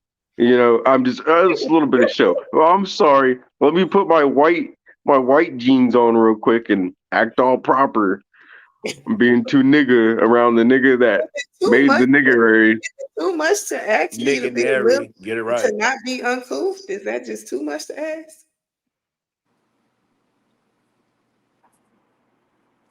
Foxy, how long you been married? 30 years. Huh? 30 years. You lying for real? Hell yeah! Congratulations, girl. Yes, Foxy. How old do you meet you? To be honest, like I am attracted to like married women and also women Of course you are. That's in your niggerary, isn't it? It's in his niggerary. You gotta unmute yourself, Roz. You gotta unmute yourself, Roz. I'm sorry, but I have to get him up out of here. You see, he got me all messed up. I can't even unmute. Like, Black Thoughts told us about niggas like this. He up here talking about he is attracted to married women. Goodness. I mean, he could be attracted all he wants. He just doesn't act on it. That's another thing. But I want to ask him, how old is he? Why? First off, why, Roz? Why did you do? Why did you do that?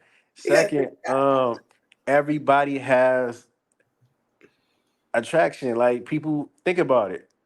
Foxy's mixed with Jamaican and Cuban. So people have preferences, and it is what it is. Like I can't help it. Like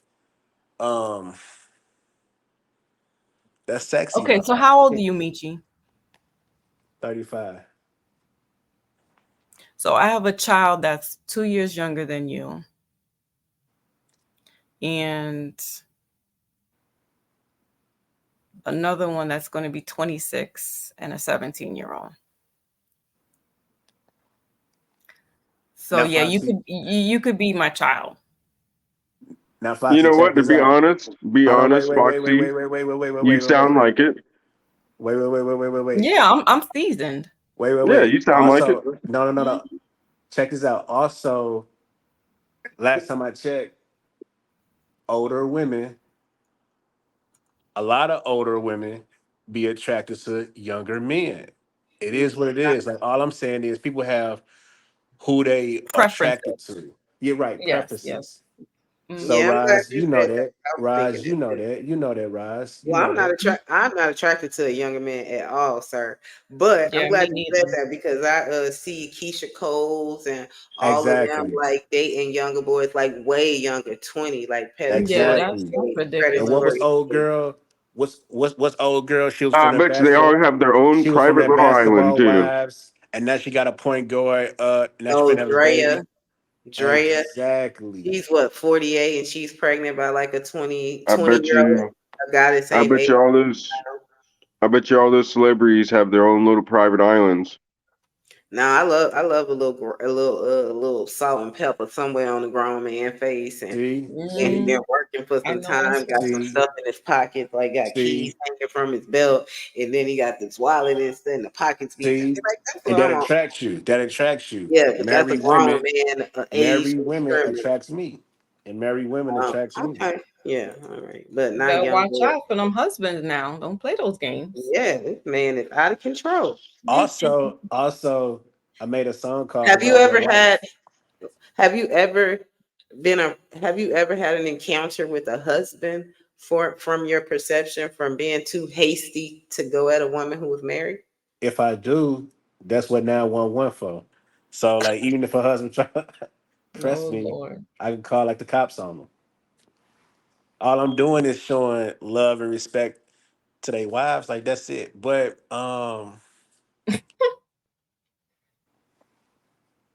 This guy's crazy, y'all. We can't hear you. Something happened? I thought you was gonna say something. Oh no. We were listening Yeah, to you saying how you go ahead, Black Thoughts. Right. I I was just want to just ask a like question. So, how many wives have you been with? Mm-mm. been with like relationship wise, Slept with, relationship? zero. Zero, because like I'm a first class gentleman, but I love like talking to them. I love like I'm just friends with them, you know. What sign are you? You a Pisces? Taurus.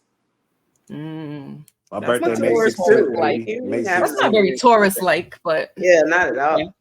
Yes, it is. Nah, it's not, it's really not. Last time I checked, Chris Brown, he a Taurus. And you know he wild. But see, Taurus Yeah, is but Chris Brown we is very I didn't say territorial. Chris Brown, like, but we have Tauruses wild are usually sides. territorial. We're usually very secure, and protective, monogamous too. jealous. Not really be We running the are. We streets. are. We are. But But attraction is attraction. Like mhm. I bet Roz, when it comes to a hard, like a working man or a certain type of man, she's gonna be attracted to that man from. It don't matter if it's from muscle, from women. I guess they love men that they find instantly attractive. So that's her. That's y'all thing. To me, married women. I, I never So like do you understood seek? it, So how do but you know when they're married? Are you seeking out I married know. I know. women? Ross used to like me, but she don't like me no more. No. No like me no more. No Yeah. like me I- no more. I'm Yo, interested. Go No ahead. like me no Foxy, more. Foxy, you better be careful. That nigga bite your face. Comparing himself to Chris Brown, that nigga's ready to take a bite. You better be. I only said You Chris better Brown be because he's a careful. Taurus like That's me. why that's why he rubbing his You know chin. what? Get ready. My Get son is a ready to Taurus, bite. and he's not. He's very he's Warmed got up. like swag. You know what I mean? Like he's not flirtatious, but he doesn't put himself like out there. Like he won't step forward to a woman. It's usually the woman that will come to him and and hit on him. But he's not ostentatious like that. He relaxing. All I He's said was I'm attracted to He's married what? women. Black What's the problem? cracker? he was rubbing his chin. I was wondering what he was doing, I have and facial it hair. I all have makes facial hair. sense I was now. faking it. He was Roz said something. he was trying to Roz relax started his off jaw saying, muscle so he could bite, take a bigger bite. I have facial hair. I have facial hair. So I itch. Like, what was I'm fucking with you, bro. I'm just fucking with you. I'm ranking on you, nigga. That's in the nigga area. What are you talking Oh, about? this is for The fuck? make sure you go get the Ignis copy says though. Get the book. I Ignis am, says dog. I'm I'm too so old. him. We Ignis need says bumper I'm too old to stickers. believe We in need bumper science. stickers. Oh wow. Would you like to respond to him, Foxy? You're never too old. That's how I got into this. It was passed down bloodlines. And also, That's all. Foxy and Roz, y'all can't deny this. When y'all was younger, I bet you any money y'all was attracted to older men. Why they was married? Sir, get up out of here No, with that.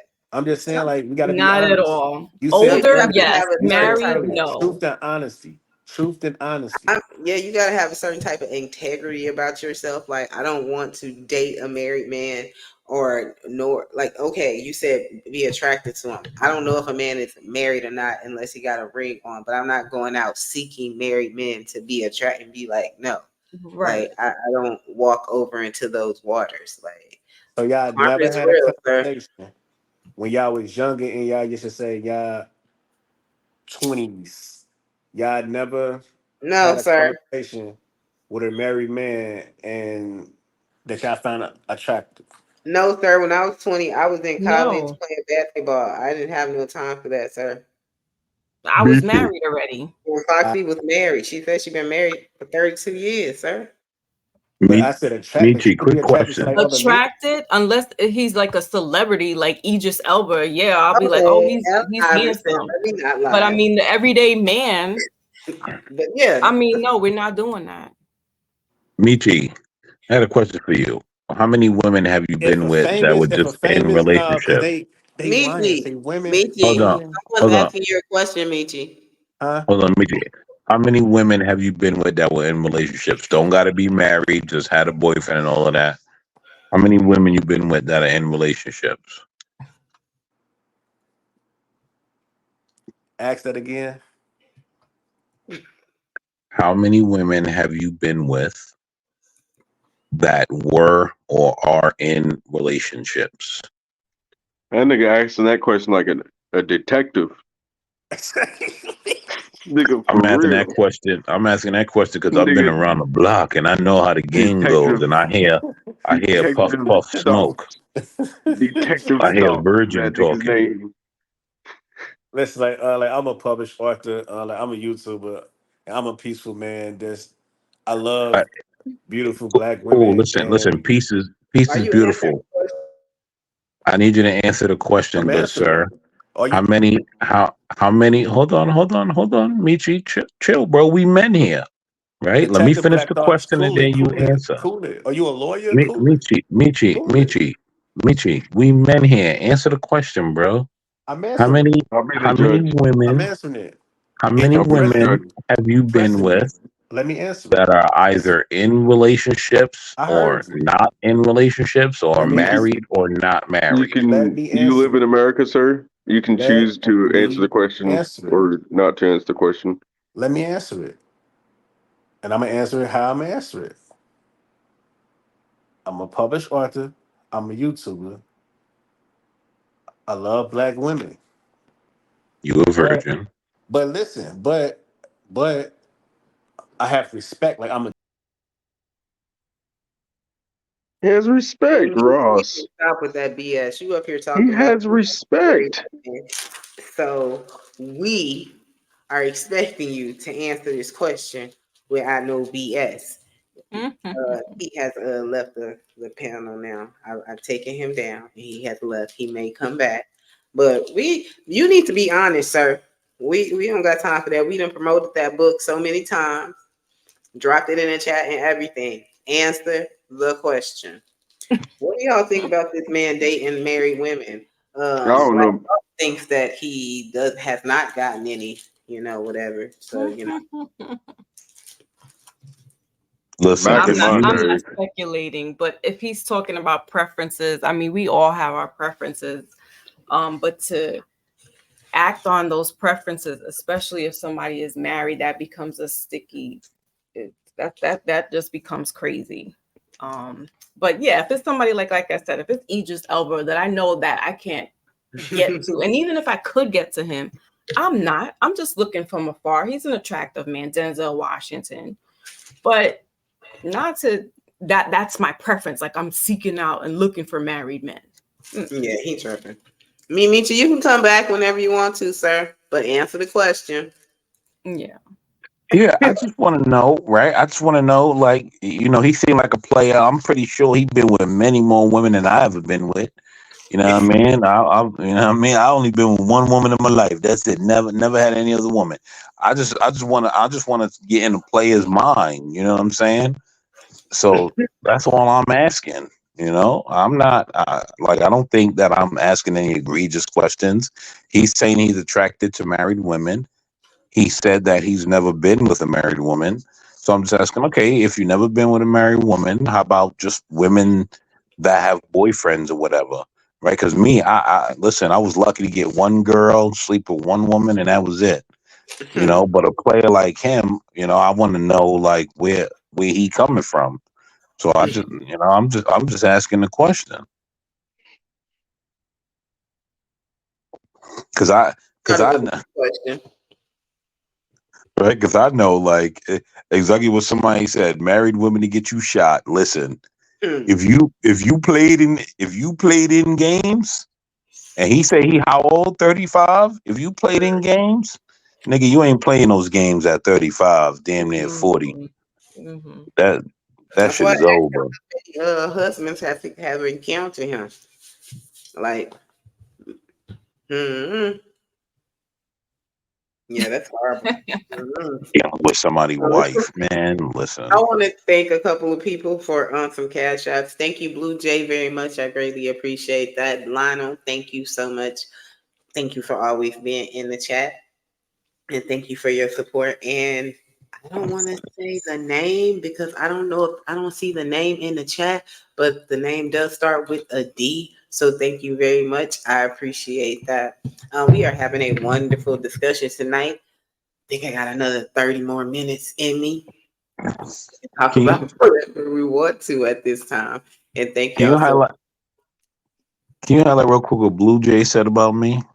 She said if I was funny, that would help. Oh, where was that at the top? It was somewhere. I just looked at my laptop and it said it. Let's see. Let me it find somewhere. She said if it's fine if it ain't convenient, it don't matter. Blue Jay is Blue Jay is very blunt with her thoughts. Yeah, I mean, hey, listen, man.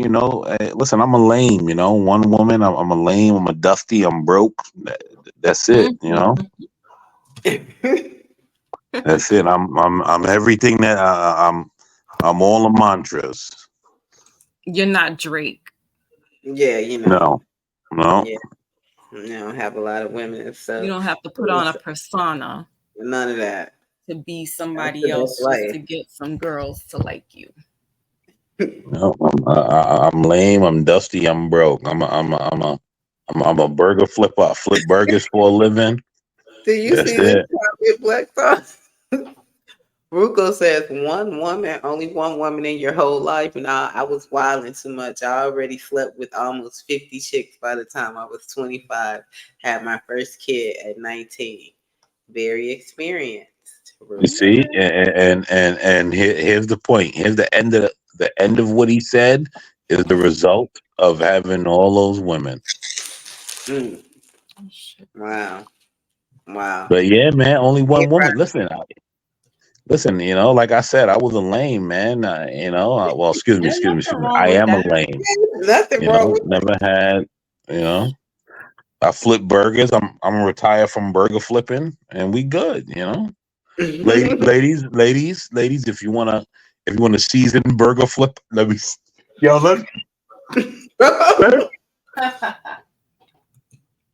Flip some burgers, flip some buns. Right now you're quiet. Now I say you can speak whatever you want to speak about. Now you're quiet. You said you want to flip some buns. Flip some buns.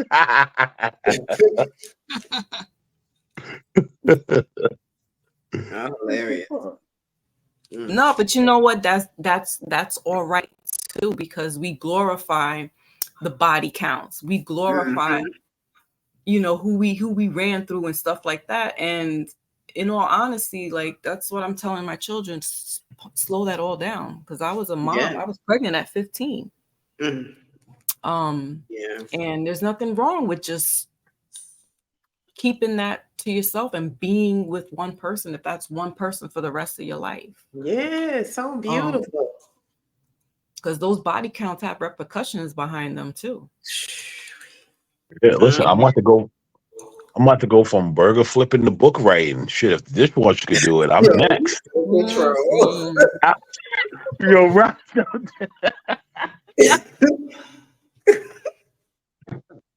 I am so happy that we had him on the show. That was my first Arthur on the show, you guys. Okay. So you could look back and be like, I remember when he blew up, like he probably huge right now. Because you know the foreigners are going to eat that book up. Nigga, how do I say this? What does that mean? What? Yeah. Black Thoughts, you was hilarious. You was very quiet. Yeah, listen, right? I'm just listening. Right. The only thing that pissed me off was I was really trying to tell a story about like the whole like black women in healthcare and like hospitals thing. Because like so my second daughter was born in a birthing center. And it was a very beautiful experience, right? Because it's like it's a building that's separate off the hospital. You know, listen, everyone can look it up. Everybody know what birthing centers are. Yeah. I see those. It's beautiful. And you know, it's just proximity, right? Because we didn't live in a town that we had the birthing center. The hospital. Well, we did not live in the town where my daughter was born in the birthing center. And we just did light travel, real light, nothing crazy, and we got better care. And that's what I'm saying. Like, there's nothing inherently wrong with black women. Because, like, they're not like this.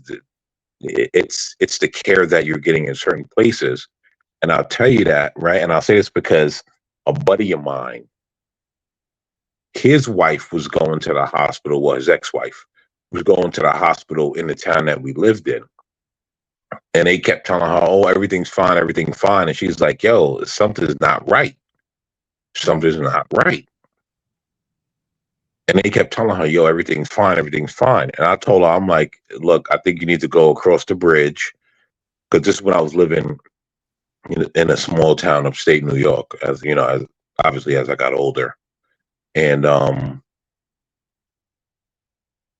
I kept telling her, hey, look, this is a great hospital, because I'd had my second daughter by then. And I'm like, hey, this is a great hospital. I think you need to go over there and really get checked out, because this hospital's a shit hospital. And, other people were telling her, oh, no, it's a great hospital, blah, blah, blah. And I'm like, nah, this is not a good hospital. And so I told her husband at the time, I'm like, yo, you need to take your wife over to the bridge to that hospital, and you'll get a lot better care. And thank God he listened. And he took his wife over to that hospital, and there were certain issues with her, but just going to the right hospital made it okay. And she had, yes, it was a premature birth, but the child is fine. She's fine. Everything's fine. And so, like, there comes a point where you got to look at the care that you're getting where you are. She was the exception, because yes, she did have health issues, but I know plenty of black women. I'm black. I'm around a lot of black women. They're giving natural births all the time. They're not having all these complications. But that's what's encouraged a whole lot more now, to use birthing centers, to use doulas and stuff, because of the care that's given in the hospitals that they don't get. Yeah. I actually signed up because I want to become a postpartum doula. And, because I hear the statistics, but I've always been in healthcare. When I worked, I was in healthcare. I was working in pediatrics. But yeah, there is a higher statistic in some of these hospitals, and even the worst ones, or rather the worst ones, yeah, you'll hear these war stories about Black women, horror stories of what goes wrong, misdiagnosis, or either the baby dies or they both die. And it's really a shame. I know of two cases. One I think is in Harlem, and there's another one that's in Brooklyn, that the husbands are they sent out a lawsuit because of a story similar to what Black Thought just told us, is that the mothers, one was complaining, she didn't feel right, and they just kept saying, no, the doctors and the medical staff, no, you're all right, And, some of us are not savvy health, are medically savvy. So, we're taking the doctor's word for, okay, yeah, I'm all right. But you're not intuitively going with how you feel. You're just going to take this person's word for it. Or you're not getting the best care.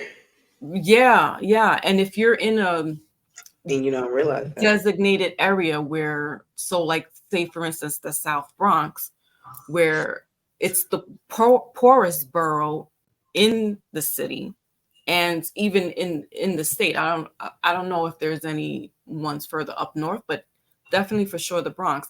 And so the healthcare is not the greatest. So for me, when I went to give birth to my children, especially my last one, I went to Manhattan, and I went to the hospital that I worked at because I knew the staff, and one is a prestigious hospital. And yeah, it took me out of my way. But I was like, I'm not going to go to the regular hospitals in my borough, because they're not, I wouldn't be here. But I think it's also just education. We have to educate ourselves a little bit more with just how the healthcare works and the insurance, because if you walk into a place and you want to go and you need to be seen, they're like, oh, well, the first thing they ask you is insurance. You could be shot up. They want you to have your insurance card out as soon as you come into the emergency room. Mm-hmm. So yeah, we really have to do our due diligence, because these people are just, they're regular people like us, but they got a paper behind them. They may know a little bit more, but we need to be on top of it as well. Reading the medical articles, just tapping into certain platforms on YouTube, even if they have some credentials, some people that have credential, and just listening to, just the medical expertise, so that we can draw our own conclusions and make our own decisions when it comes to our health. I think the pandemic was a good case in point as far as the do's and the do nots, because it seemed like some of us were forced. We felt forced that we had to conform and take the Jabberwocky, when there's alternate health things that we can take organically, natural, that can fight off bacteria and viruses. Mm-hmm. So if we're not educated with that, we're just going to go with the okie doke and say, oh yeah, let's go with what the doctor tells us. Well, my doctor said I should be doing this. My doctor said I should do that. My doctor said I should, so we got to learn ourselves to not just go off what the doctor says. I'm glad they listen to you, Black Thoughts, because sometimes folks don't want to listen. Right. And we get into so much because we just don't want to listen. Well, it was mostly the husband, because she was like listening to the women around her, telling her, "Oh no, it's a great hospital," and I'm like, "Yo, you guys are having complications. Like, this woman is clearly saying she's having complications, and they're telling her, no, everything's fine. Like that is something like you're telling me 1 + 3 is 8. Like this doesn't work for me." Yeah, that happened to me. Like I kept telling them that I could feel the pain from contractions or something, and they had stuck an epidural, and they kept saying, "Oh, you shouldn't feel anything," and I was like screaming and hollering. It was just terrible for hours. They just did not listen to me for hours, and then eventually they came to check me or whatnot. And then they said, oh no, the epidural didn't take, it fell out. So we have to do it again. And then I had to have an emergency C-section because of all that. It was terrible. Like, it's like, how much do you have to go through for them to do that? It was a terrible experience for me, which made me not want to have kids again. Go ahead. Well, so right, and this may be a little controversial, but if you talk in certain circles, you'll hear it. Things go a lot different when you have a man in a room, because once no, I'm not saying that to try and be like funny or like rude or any of that, but I've heard this several times among fathers that's there in the room. When the male is there in the room, things go a lot different because the doctors and everyone can't just go according to what the woman says. They actually have to adhere to the father. And I know for a fact because I experienced this twice. Yeah. And if there's right, so like it's not, and like when, because here's the thing about C-sections. C-sections generate a lot more money. Yep. Yep. C-sections generate a lot more money than natural birth, right? Yeah. And I don't know, like, if this is something no one has noticed, but the epidural numbs you. If you're going to be numb, how are you going to push? That's counterproductive. Right. I think it's just coming out. I don't know. I haven't given a birth. The epidural. It numbs you from your waist down. And I've had 2 natural, and my last one was I asked for the epidural because I had went into how do you say I planned it so that she can come out because I didn't want to go like normal. I forgot the name of it, but anyway, they gave me this thing called Pertussin that speeds up the contractions, and because it wasn't like naturally, it was intensified. So then I asked for the epidural. I didn't have an epidural with the first 2, and so I got to experience what that felt like. And yeah, it numbs you from your hips down to about your kneecaps, and so you don't know the feeling there. But the first 2, I felt the contractions and I pushed them out vaginally, and my third one was vaginal. But the difference was that I induced. That's what it was. I induced with my third child. Right. Yeah, so how are you supposed to push if you can't? And then they're telling you push, and I'm just like, I'm pushing, and I don't even feel it. I don't even feel that I was pushing because I'm numb. But that's the whole point. That's the whole point. The epidural, to me, it's to lead you to a C-section because they make more money. Because how are you supposed to push if you're numb? Yeah. Like it doesn't. Like how does that work? Like children just don't slide out. Right. Yeah. Like that's why. Like and that's the other thing, Black Thoughts, is that with that, like, so I can see where you're saying with like having the man in the room, like, and there's 2 people there making that decision, because one, the mom is out of it, she's in and out of pain, she's in and out of slumber, and the man there, it's just authority. Also, if the woman is younger, they can take advantage of that as well. And that's what they do. Because listen, I remember the nurses and doctors in there giving me dirty looks. And I'm like, no, you're not going to do that. Like, no, it's not going to happen. Like, we're not doing any epidurals. We're not doing any of that. And the Pitocin, yes, my children's mother did the Pitocin twice, and she pushed the children out naturally. Yeah, I had Pitocin and it didn't help, and I ended up still having a C-section. It was horrible. My child's father could not speak English, and still doesn't, so he wasn't able to understand what they were saying and all that anyway, and definitely wasn't even a part of the process because he was so afraid of childbirth. So you just freaked out, didn't want to be in a room type thing, but we were just out there. So it was my mom and my dad, and I didn't want to get the epidural again. It took me about a whole nother hour, and they were like, "No, you have to do this. It's for the baby. If you don't, like you just have to go through it." And I was completely terrified. And then I was getting the C-section, and all I could smell was the burning of the skin and stuff. And I kept Jesus Christ. I kept telling them, "Lo, I need you to drug me more because I don't want to feel anything. Like I don't want to feel anything." And then eventually, like I was up the whole time while they were taking the baby up out of me. Well, I think he's supposed to be up though. I don't think he's supposed to be asleep during that.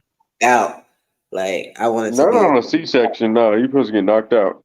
But no, I don't. Think about I've never seen a C-section where the woman is knocked out. I was like, loopy. Yeah, no, she has to be coherent enough so that they can hear. She But can I wanted to be, yeah, of course. With what your situation was. Well, either which way, I feel like y'all have a misconception of what modern medicine and primitive medicine is. It's not a clear cut thing. It's a practice. That's why they can get away with so much. That's why they can do basically anything they want to whoever they want to. That's why you have healthy people going in there having kids and dying. Because the person that screwed up for the person to die probably done it a couple different times before, and there's never any repercussions for them because they're protected. Just like the politicians. It's like the cops. It's all the same. Big old system. Screw all the little people. Because if you don't drive across town, you're not going to get the care. How does that make any sense? This hospital's better than that hospital? Why isn't there a standard across the board? Oh, because there is no standard. Well, At least for us. Yeah, at least for certain places they have found. Or more places adhere to the standards more than different neighborhoods and stuff. Yeah, than others. Yeah, and others. Thank you. That was You said a lot though, right? Yeah. Yeah, Well, and money. If you don't have the money, like you're gonna go to what's closest because that if you're in that area and that hospital's there, you're gonna go to it. And you don't have the money really, so you kind of put in a position to. All right. Go ahead. Well, here's a problem, right? I take a small exception. Like, yes, there are the people that don't have the money and don't have the knowledge, and I recognize that. Mm-hmm. But there's also like, where do you allocate your money? Mm-hmm. Right? Like, are you allocating your money to be able to get across town to have maybe the better doctors, or are you allocating your money for sneakers and this and that? So like, there's a lot of things that you kind of got to start asking the questions, right? I've seen a lot in my life. I haven't, I'm not a rich guy, I'm not a poor guy, but I've seen a lot. Like I've come from poverty. And he's not a rich guy. He's not a poor guy. He's just a black guy. I think that a lot of no, sir. I'm an American. I'm not a black guy. Okay, American. I think a lot of life choices in that matter as well. Like Black Thoughts was saying. I was thinking about when I had my child. I was 33 years old. I was working. I was able to take maternity leave and all that stuff. A lot of people find out when they're pregnant. They don't necessarily plan it. Sometimes they find out spontaneously.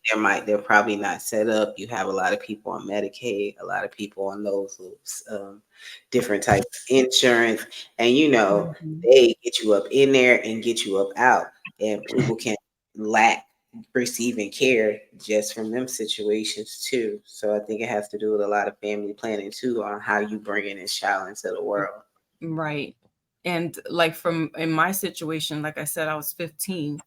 So I wasn't educated enough. And I did go to one of the local hospitals and gave birth to my daughter. And I was by myself in there. So I'm talking to a young lady that's who I want to reach is that core age group, because they're not experienced enough and they don't know, or they're not being taught. I didn't talk to my mom until I was 6 months pregnant. I was about 5 months pregnant when she found out that I was pregnant. So a lot of planning could have been done prior to that. And so, yeah, I mean, I didn't have a bad. I want to respond to that when she's done. Yeah, I didn't have a bad experience. It's just that, insurance and all that stuff. As someone who's older, like I would have had it all together, but I did it on a whim. I went to, like I said, the local hospital, not my local hospital, but a better hospital than the one that it was my local hospital. And I think I had Medicaid at the time because I wasn't under my mother's insurance. I don't know. I don't remember because I honestly, I don't remember that part. I just remember going from the group home right into the hospital because it was connected. So I guess it was by my mother's insurance. But anyway, yeah, I think if we have these conversations with proper planning and vetting out the hospitals or birthing centers, I think the mortality rate would be higher, especially, for the Black women. Yeah. The comment that Rakosto put up, I'm sorry, sir. I don't believe in your brand because your brand is detrimental to Black people more than you know. And so that whole Black first thing, yeah, I'm an American, and that whole Black first we're and fist American first, pumping bro. Let's and kick all his that, ass, Black Thought. You know what, Black Thought? No. Let's kick his butt. Let's kick his butt, No. Black Thought. In the name of No, America. thank you. Let's come together. I don't need to go to red, violence white, and first. blue. We can have a conversation. But yeah, well, I don't. To be fair, I don't you accept. guys both have Black in your names, so just to be fair. Yeah, and I still don't accept. Black first because guess what? This whole brand of Blackness that the white liberals gave y'all, that got y'all out here looking stupid. Nigga, what is your name? I don't Nigga, adhere look at to the mirror. that. What are you talking about right now, bro? What are you talking about, Hobie? Okay, Come on now. it's okay. I don't expect you to understand. Nigga, I understand. You call yourself Black Thoughts, I nigga. don't Why expect ain't you it to American understand. Thoughts, nigga? Why ain't it American Thoughts? I don't expect you to understand, sir. Maybe you just as racist as the liberals. I am racist. I am racist. I hate. Are you racist or are you prejudiced? No, I'm racist. You're I'm racist. I hate white liberals, and then I hate Black liberals, and then I hate Mexicans, and then I'm cool with everybody else. He loves himself some politicians. You love them Richmond, north of Richmond, huh? You just love them Richmond, north of Richmond. You be polishing their boots. You polishing their boots, boy? Oh, see, now we getting off track. No, thank he you, didn't guys. like politicians. Raz, He it's ain't got okay. a problem with the I'm politicians. ignoring him. I'm ignoring him because I was about to say something, and then I was just like, you know what? What about? I understand who this is. What about Richmond, north of Richmond, bro? So we have back on the panel. D, I was getting ready to close up shop, but you got up in here right before the bar closed. So yeah, what's happening, yo? What's up? How can we help you? Yo, what's happening, man? Yo, check this out.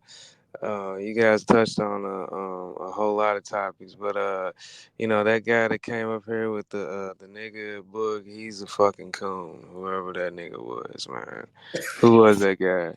Like, who the hell's gonna read that shit? He's a published author. That shit Sir, is trash. He is black culture, sir.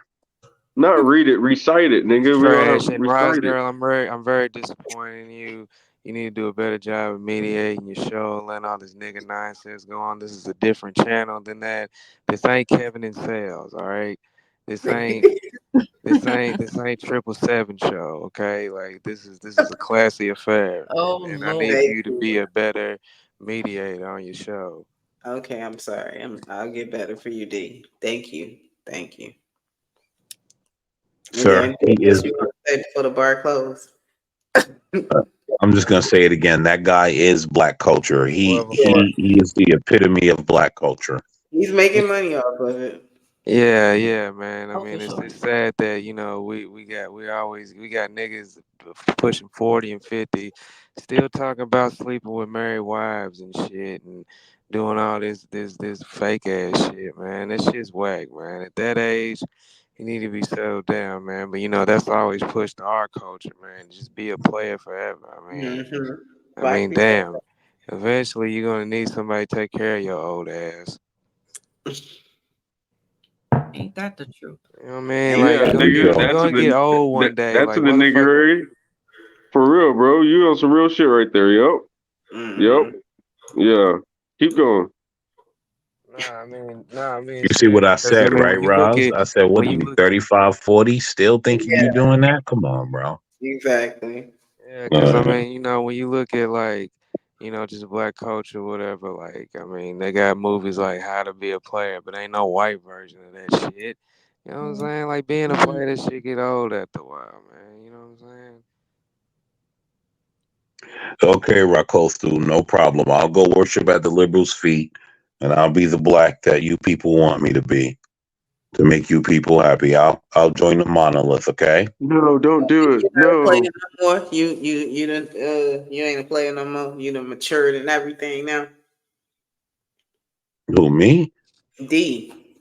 Oh, yeah. Women are a headache. D. Let them know the truth.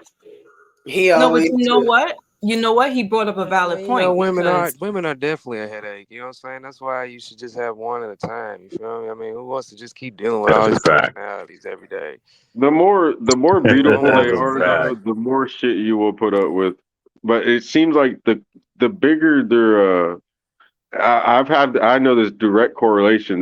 There's nothing up to do with the racks, you know what I'm saying? But the more of the apple, it seems like more of a craziness. Have you had that same experience? I'm trying to be as respectful as possible on your show, Ross, but I just want to have this question really quickly because it seems like the more beautiful the women are, they seem crazy. Like they get more. There's a crazy scale to it. Yeah, I've noticed that too. It's like the more attractive a woman is, the more mental problems she's probably gonna have. Honestly, Bro, you know what I mean? 100. Well, 100. some of that also has to do with the level of fun that you have with them. Like, you gotta know who you're dealing with. Some of them you just gotta hit with the old like okie doke and get up out of there. And then like if you start hitting some of them with the other, then you start getting into problems. well, You you gotta can't know just who be you keeping typing any old around. body down because that's what gets them going crazy. Yeah, that's the point. That's why I said you gotta know who to hit with the old okie He doke. said it. Right. You And gotta then, know. Give that too. right, some of them listen, some of I them don't. gotta I get don't. Honestly, that could be sounding judgmental, Blackish, Mm-mm. because I feel like okay, so looks, all right, so guys or Man, girls. it's the truth. It's the Yep. No, truth. but Listen, hold listen. on. I met If this he's girl the other day. She's a typing it 10. I've down only and met he's I've not only the met three greatest guy, 10s in my life. I know she's crazy, but she's so fine. It's okay. It's okay. I don't care how crazy she is, you know? yeah, but is her loving good? I don't know. I mean, come on. I don't move that fast most crazy anymore. chicks. I move slow. Hold on, Yeah. hold on. I have not met a I'll crazy be chick pissing with a I be pissing women off. loving I gut. be pissing women off. I like to You make don't them. say Hey, Blackish. You I don't like to make say. them. Like Listen, I what like you to make them basically beg. I want them to be damn begging for the shit, basically. So Well, all I'm saying is power. it goes both ways. I have I'm the just saying power. it could go either way because he doesn't necessarily have to look good, but if he's piping down, that's what's going to get a chick crazy. Yeah, that's what gets us crazy. And then So, we yeah. Let me tell you. we even make Yeah. that conscious thought too, like, yo, am I gonna let him get me like that? Do I let him, So I understand that what he said. That's why I was laughing because I could see it on our end that Yeah. you be like, hold up, like I can't even play this game with you because Yeah, you already yeah. know you can be caught up in the Right. sauce, acting crazy, wilding out. He don't pick up the phone, you losing it. Like, nah, yeah. Yeah. Back in my younger years, I passed up chicks that I liked for chicks that I don't like just because I knew, like, I like this chick. This might end up in something that I don't want to deal with. Let me deal with this chick that I don't like so I could give her the old floppy and get what I need and get the fuck up out of here and be done with it. Like, but Say floppy? Stop laughing. Yeah, bro. Yo, sometimes you gotta hit him with the old floppy, bro. Like floppy disk, the floppy get disk. up out of there, bro. You get what you need and get up out of there. She ain't crazy. You ain't thinking about going back. You up out of there, bro. You got the 8-bit. You got the 8-bit floppy disk for him. Yeah, bro. The Yes, old son. floppy disk. Listen. They never come back, and you never think about going back. You know what I mean? Because once you start going, listen, and them chicks that you like and you want to be impressive, it's over. Then the crazy come out, and then you start feeling away. I've had two girls come knock on my door. Right, like I'm ignoring them so hard. They come knock on my door and shit at 1, 2 o'clock in the morning. They do that to you. It's like emasculating. You can't say no. Crazy. Then basically, 2 o'clock in the morning.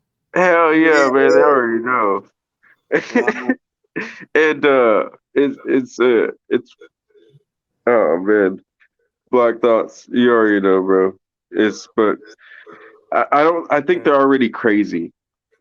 They're already crazy, and it's because they're beautiful. They've been told their whole life, "Oh, you're so beautiful," and no one ever holds them to account. And then when they meet a real person that's going to be like, "Hey, you said that you was going to do this, but you didn't do it."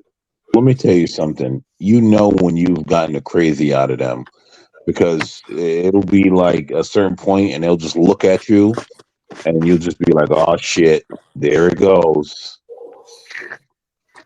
Well, I gotta say this. I'm not the most voluptuous or beautifulist, but I do have a little craziness in me. So that whole pretty, she's so pretty, and using that and saying that they're the crazy ones. I'm not, but I got no. You're not as crazy. Let me ask this question to you, right? When your husband, right? When your husband, right? When you guys were having fun and you gave him that look, the crazy switch turned on, right or wrong? But hold on, that's not what I didn't say that. I said there's a level. There's always a look. I know the look. I've seen the look on the people that I wanted to look from. I think Black Thought has been scarred. I know the look. He is scarred by that look. Yeah, man. Because I'm like, listen, I give myself a 6 out of 10. Okay, like honestly. And that's your crazy score. That's your crazy I'm score. talking about as far as looks. No. Hold on. I'm not talking about looks like as far as but Blackish correlates really beautiful women as being crazy, and I'm yes, like, the more beautiful, the more crazy. I have to beg. That's facts. Listen, I agree with him, but I'm talking about the look. I got craziness in me. Man, but listen. I've been with women. I've been with women that break necks. It's like having a golden trophy that I don't know how to explain it. It's one of the best things in the world to have. Is a beautiful woman, very beautiful woman on your arm, and when they breaking all the necks, women, men alike, shit. And I'm talking about women like that. Like, yeah, you're 6 out of 10. You're 6 out of 10 on the crazy score. No, I'm not. I didn't That's say why you've been married for 30 years. Score. I'm talking about looks. That's why you're not listening to me. But I'm saying there's a correlation. A a dime is going to be 10 out of 10 on the crazy score. Most definitely. Listen, there's a saying, if you guys never heard it, for every crazy chick, there's a guy tired of banging her. Like that's just how it works. Well, excuse me, no. For every beautiful chick, there's a guy tired of banging her. Yeah, that's why the average women are winning out here, man. What? You know what I mean? What the heck did you say? The average women are girl. winning. Yeah, bro. I For can't believe every hot chick, there's a dude It's okay, tired yeah. of banging her. He got out the niggery. Why is that? Why is that so unbelievable to believe? But here's the point that I'm saying, right? I'm not talking about in looks. I'm talking about that look when she look at you like, oh, you giving it up like that, and then that's when you know, like you hit the crazy switch. Nah. Well, maybe There's that's always your a look. Huh? I said maybe that's your experience, but I hear most of what Black Cracker says from men, like, oh, she's so pretty, she's crazy, and the beautiful ones, they're crazy. And I'm like, no, there's some average chicks out here that are just as crazy as those beautiful looking women. No, they're not. Oh, it just depends. Again, it just depends haven't on met if you're them. hitting them the right way. You're talking to one of them right now. No, you're not that crazy. I'm sorry. I have to break it to you. Listen, you don't know the level. You don't know her in that capacity. Nobody. Listen, here's the thing. What I'm saying is, it just depends on if you're hitting them the right way. It don't matter if it's a 3 or a 10. You hit it the right way, the switch comes on, and then all that bullshit starts happening. That's why you got to know who you're giving the floppy to, because you don't want no 3. You don't want no 3 chasing you down. I mean, well, you shouldn't be hitting the 3s anyway, but you don't want no 3 but apparently chasing you down. You did. You said you diverted and went to the ugly one. I never said that.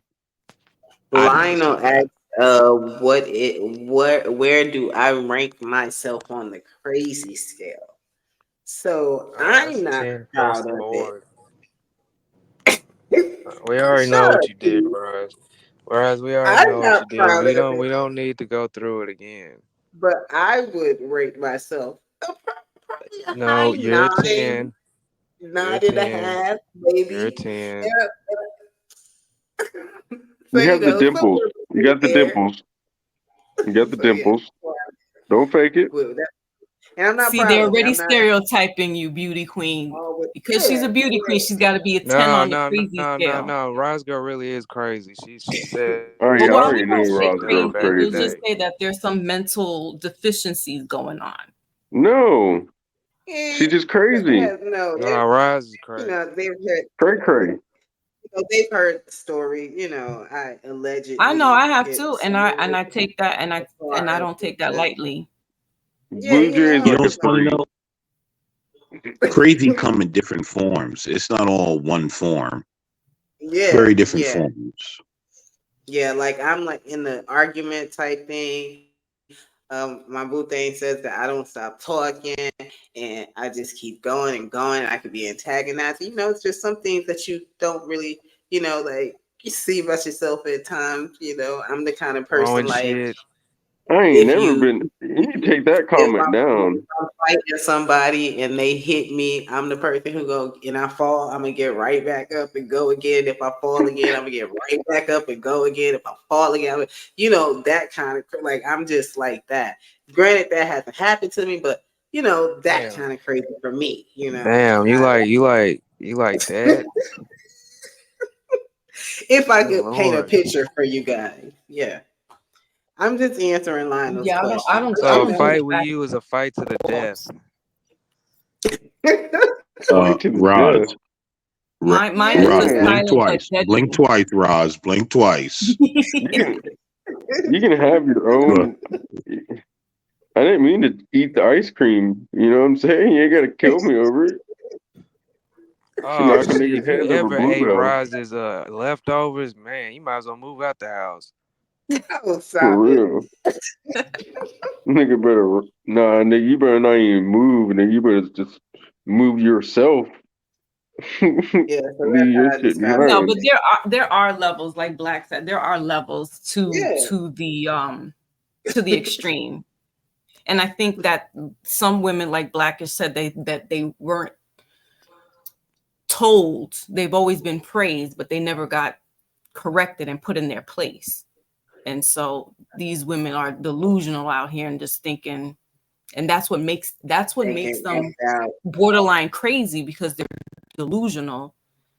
Yeah. That's why when I met this most recent chick, I'm just praying. I'm hoping and praying that she's not super duper damn crazy. I really do appreciate that, because oh my god damn. Could you imagine having a 3 or 4 running you down? How do you explain that? That's why I can't touch them. Like exactly. Like how do you explain that? Like what?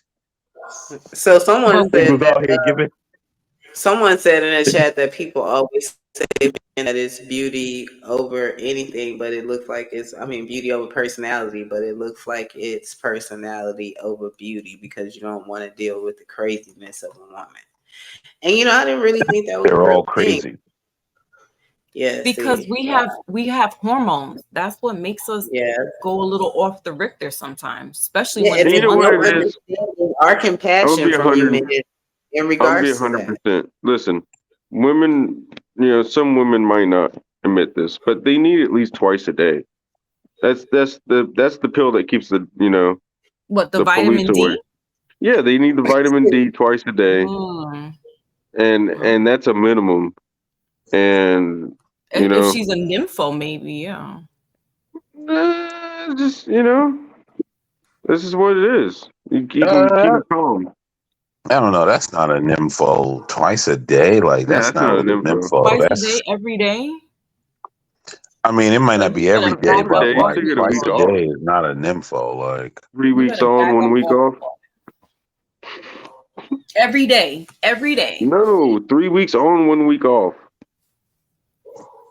Twice a day. That's a bit much, though. That's a bit much. A bit much. No, it's not. Whatever. That's the reason. You see that? Rock. That's why she's so damn crazy. Rock. That's the reason. That's the reason why you got to make sure you position yourself to keep a side. You know what? Let me chill. She's so damn crazy, bro. She ain't getting there.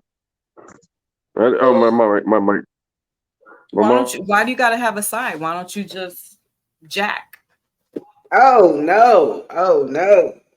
It can't be that serious, because if she's not giving up the buns twice a day, 3 times a day, 4 days out of the week, you're gonna go and get a side chick. Why don't you just jack?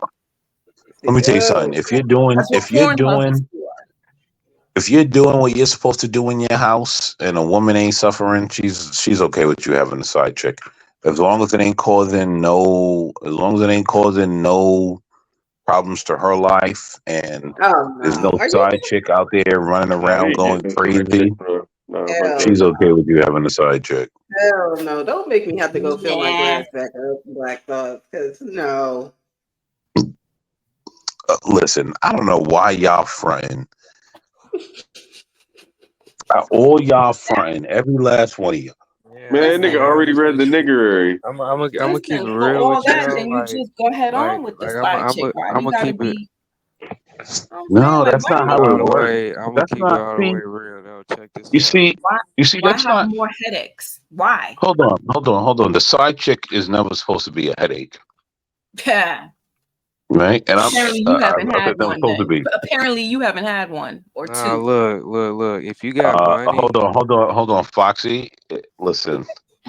Okay, Black Thought and then D. Okay, go ahead. I'm not going down the road of my life. All I'm saying is, right? Because I've only been one woman. That's it. Done. I ain't never done anything. I'm damn near a virgin. Okay. My two daughters. Huh? I said I'm Mother Teresa. My 2 daughters are the only 2 times I ever had sex in my life. That was it. I only have sex to reproduce, and done.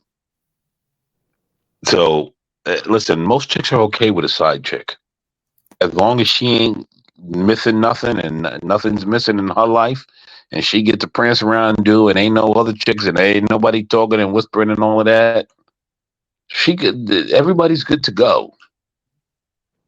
That's because It's she been has like, a first of side all, dude. That's why she's prancing that's not Ain't why. nobody First of all, it's been like that. It's been like that for years. Y'all trying to reinvent the game. That's been going on Ain't for nobody years. be doing that no more. Ain't nobody sitting around. I mean, sorry. I'm sorry. Oh God, Black. See how you got me talking up here? Okay, ain't no females sitting around letting men just have side chicks anymore. They ain't got time for that. They'll be out quicker than letting them just do all that. Because they're not necessarily dependent. They don't necessarily have to be totally dependent on a man for that. For those things that they once needed to be dependent on him. The chat's funny, right? They're accusing me of having 2 chicks in my life, and I just said I only been with one woman and only had sex 2 times to procreate, and that was Because you're it. black. They don't believe you. I told you guys, I'm a lame. Go ahead. I flip burgers. I can never have women in my life. Go ahead, I D. I don't know know. you wanted to say something. I'm sorry. Yeah, I just wanted to say, women are cool with you having a side woman as long as you got a lot of money and able to keep it quiet. You know what I mean? So if you got a lot of money and you got some, I guess Take that down, like. Rod. Take that down. Nah, for real, man. I mean, most women, not all, but most women love money. They'll do anything for money, and they'll let a man sleep Oh yeah, they around. love spending money, dude. They'll let them sleep around if you as long as you paying the bills and stuff and buying a nice thing. She don't give a shit. Yep. Bobby, do you have anything to say about this? Nah. Like, are y'all serious? Or y'all think okay? So women. I'm It's being real. dead serious, man. That's dead ass serious. Hell yeah, it is, bro. I mean, because I can't push back. These guys, as long as you got money they're and speaking for all security, men. she good. Yep. No one speaks for all men because I told you I only had one woman.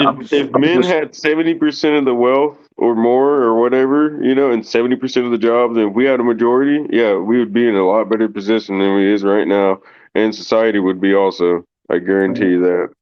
But we have all these women in these positions that they shouldn't be in. I'm sorry, but I said it. No, I agree Like with you on police that. officers, frontline police officers. Hold on, no, it's still another conversation with that. It's all it's I all agree kinds of with stuff. that part. it's Yeah, still so the small percentage of men having most of the babies. It ain't like over most of men these have kids, babies. right? You know what I mean? Like most of these chicks getting pregnant, they're not getting pregnant by different it's still a small percentage of men It having don't most of matter. your That's them children. chicks. The chicks are still making the decision. And it's okay, I'm not arguing that, but what I'm saying is it's still a small percentage of men having a good amount of babies. Most men are not having children. Mm-hmm. And it's been that way from long ago. Been a small percentage of men having 2 and 3. Well, before it was a man having 2 and 3 families. Now it's a man just knocking 2 and 3, 4 chicks up. Oh my god! And then their great grandchildren are gonna meet one day and have more babies. Fucking weird. Fucked up, dude. Well, I think Well, because that's Especially like economically in the as well. cities. In the cities, that's probably why you have such like high crime rates in the cities where they've been breeding with each other for the last 100 years. Oh God, stop it. I'm just being real, bro. No, that's more of the country. No, it's the cities. The yeah, I don't know. country, like, Here's the thing, right? I'm sure it is happening in the cities. People just don't know it, and mm-hmm. because it's not recorded, I seen a and news because story there's so about that many shit. people that but I'm sure it's happening in the cities where this guy living in projects here. He got 2 kids over here. He going I down saw a 3 news story. project houses down, and he The knocking people, down another 2 chicks. I'm sure it's happening. Bro, I saw a news story. I think it was out in New York or some shit. And there's two white people. And she's like, I slept with my brother and I didn't know it. It was like the headline in the news story. And the fucking dead ass is weird as fuck. I was like, what the hell? Like, the fuck are these Where people was this writing at? about? I didn't click on it. That's what it said. That's what the caption at the top said. And MSN news feed. Because I just opened up a browser window, it comes up MSN news feed, and I read through all those little bullshits, and anyone that's interesting I click on. But I was scrolling through and I saw that shit and I was like, what the fuck? I was like, yo, it's probably happened with the blacks too. They just don't know it. They ain't smart enough to do a DNA test or call it. I think she ended up calling her dad and was like, hey, did you give up a kid or something or some shit like that? He's like, yeah. Is his name so and so? And he's like, yeah. Oh my That's the god. reason why when I went to the Virgin Islands when I was younger, I didn't sleep with any woman in the Virgin Islands. When I went to St. Croix, I didn't sleep with any woman because those small islands are small. And being that my family's from there, I'm like, I don't know. I don't want nothing to do with any of you people here. No, thank you. I enjoy my family house, then I come back to America. I'm not sleeping with none of y'all because I'm not sleeping with cousin Shelly. That's weird. Well, you guys, I am coming to us the 4-hour and 10-minute mark. So I want to thank you guys for joining the panel. It has been a wonderful discussion tonight. We talked about a plethora of things, and it was just great, like funny and serious and all of that. Do you guys have any last words, Rock? No, God bless America. Be grateful for everything you have. Later, y'all. Thank you for joining. Have a good night or good Bye. morning. Right. I'll leave Roz. Sorry for raging out earlier, but these guys, it's hard to have. I fit silently, let them all talk, and then as soon as I say 2 words, everybody ready to get it crazy. Yeah, you know what? I'll follow behind Rock. Proud to be an American. Make sure you stand up for your national anthem, because you blacks ain't leaving Africa no time soon. So make sure you pledge allegiance to your flag. Roz, thanks for having me. Great show. I rock with you. I support you. Yay, thank Till you. next time. Good night. Thank you. Everybody, good night. Bye. DS. What you got? Yo, what's up, man? Yo, I just Thank want you to for say, staying. yeah, no problem. I just want to give a shout out to you for letting me on. I appreciate you letting me on. Shout out to everybody that was in the chat and on the panel. And yeah, man, fuck Drake.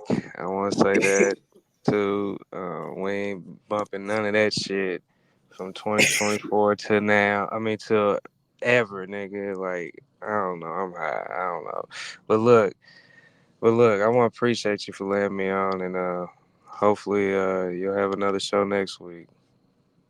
Thank you. I will. Thank you. Good night.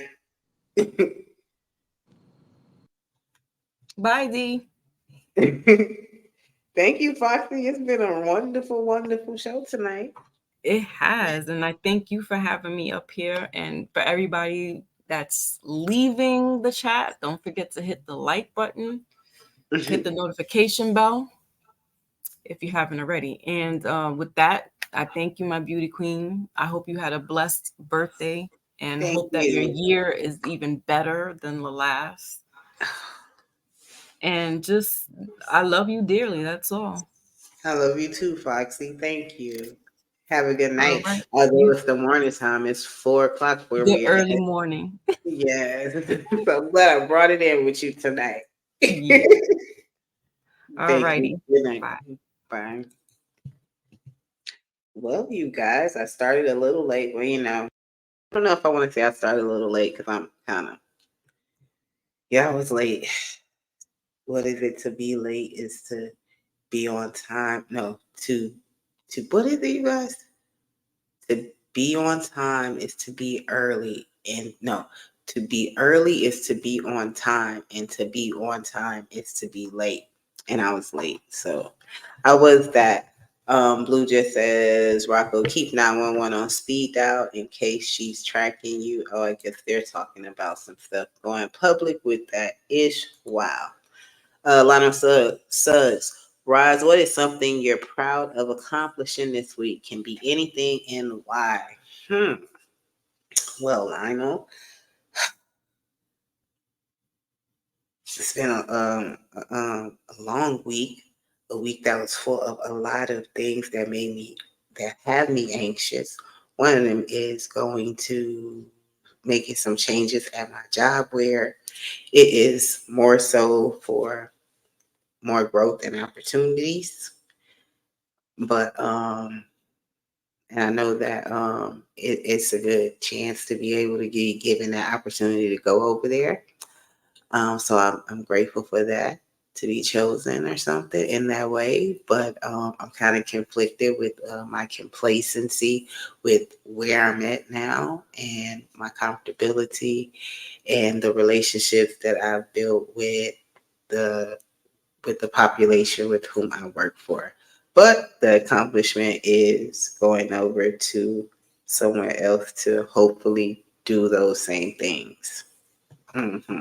Yeah, thank you for the question. Let's see. Yeah, I would tell anybody. What y'all talking about? Blue Jay Lionel, it's too late at night for motivational talk. Blue Jay, you be going hard on everybody. You don't care what time it is, Lionel. Blue Jay, it's never too late for motivation. Ruko, but if she's a cousin you don't know at all. Oh, y'all talking about, we were talking about it's always so chill here. I had a great time. Thank you, everyone, especially Roz, of course. Thank you, Blue Jay. I always love when you're here all the time. Thank you for your support. Lionel, you're relentless. Y'all got me tripping up in here. Mavitt says, we America. Okay. Foxy Moon, peace and love. Thank you, Foxy. Peace and love to you, and have a great, great Saturday. Distance Lights, have a great night, everyone. You have a great night too. Ruko says, have a great everyone. I'm going to sleep till 2 p.m. I know I'm gonna definitely try to be up because I know my kid gets up early on the weekdays, but definitely try to sleep in on the week. Gets up early on weekends and definitely try to sleep in on the weekdays as if she can't go to sleep. Let's see here. Now this better not be a porn bomb or anything like that. Is that Rascal in the building? I got to turn everything down for this. Yes, it is. Thank you for joining this channel. Hi, Rascal. How you doing?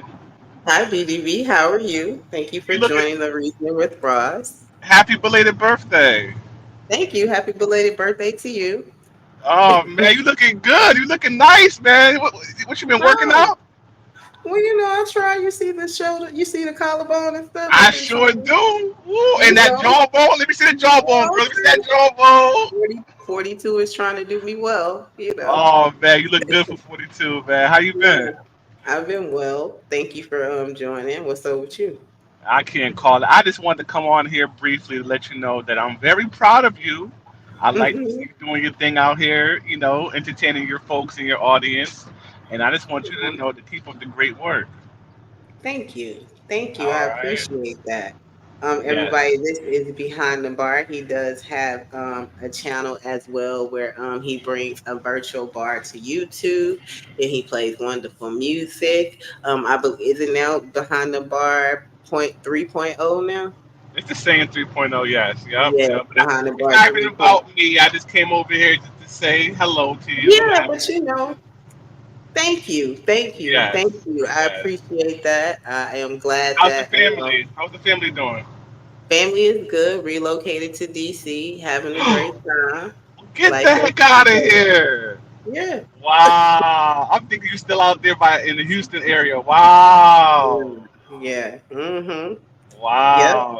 That is Yeah. great. That is awesome. You're Yeah. not too far from me. That is awesome. Shout out to you. Yeah. Thank you, Nice. BB. See? Nice. Yep. Thank you. Yeah. Are you driving right now? Man, all I do is work. I gotta, how we gotta take care of these kids and all that stuff. The grind never stop, right? Right. Never stops. Never That's stops. a whole fact. But yeah, I didn't want to keep up too much of your time. I knew you was winding down, so I said, let me just come and say hello and break that little ice because I haven't spoken to you in maybe 2 years now. So I said, you know what? Let me Yeah. talk to Raspberry just to say hello. And I also want to say this as well. Even though you know things happen or whatever the situation may be, I never ever lost love for like the friendship that we had. You know what I mean? And I'm still there rooting for you, and I'm proud of you. And I also want to publicly apologize for just me being, insensitive back in the day and not really understanding what was going on. And hopefully, you can forgive me, and we could just, at the end of the day, just forgive each other and root for each other along our journey or whatever that journey is. Yeah, of course. You've already been forgiven a long time ago. I'm glad that we're able to speak to each other. Yeah. Yes, absolutely, absolutely. Thank you. Thank you. Oh yeah, you're very, very welcome. I asked the same thing in the things that I said in my delivery. I'm sure that they can be harsh. So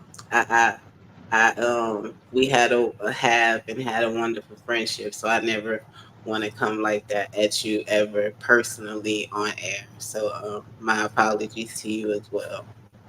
Wow, and I received that. I definitely received that. You know what I mean? So Yeah. yeah. So like I said, I'm still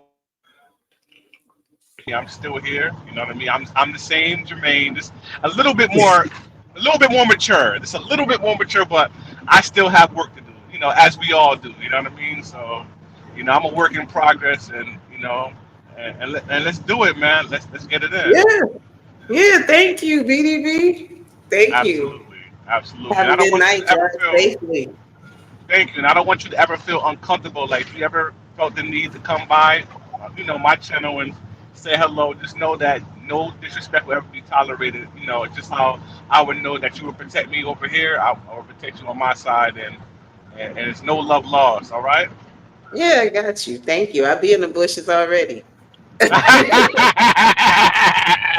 See, and that's why that's good to just break that ice because you probably didn't know how I would receive you. You know what I mean? And Yeah.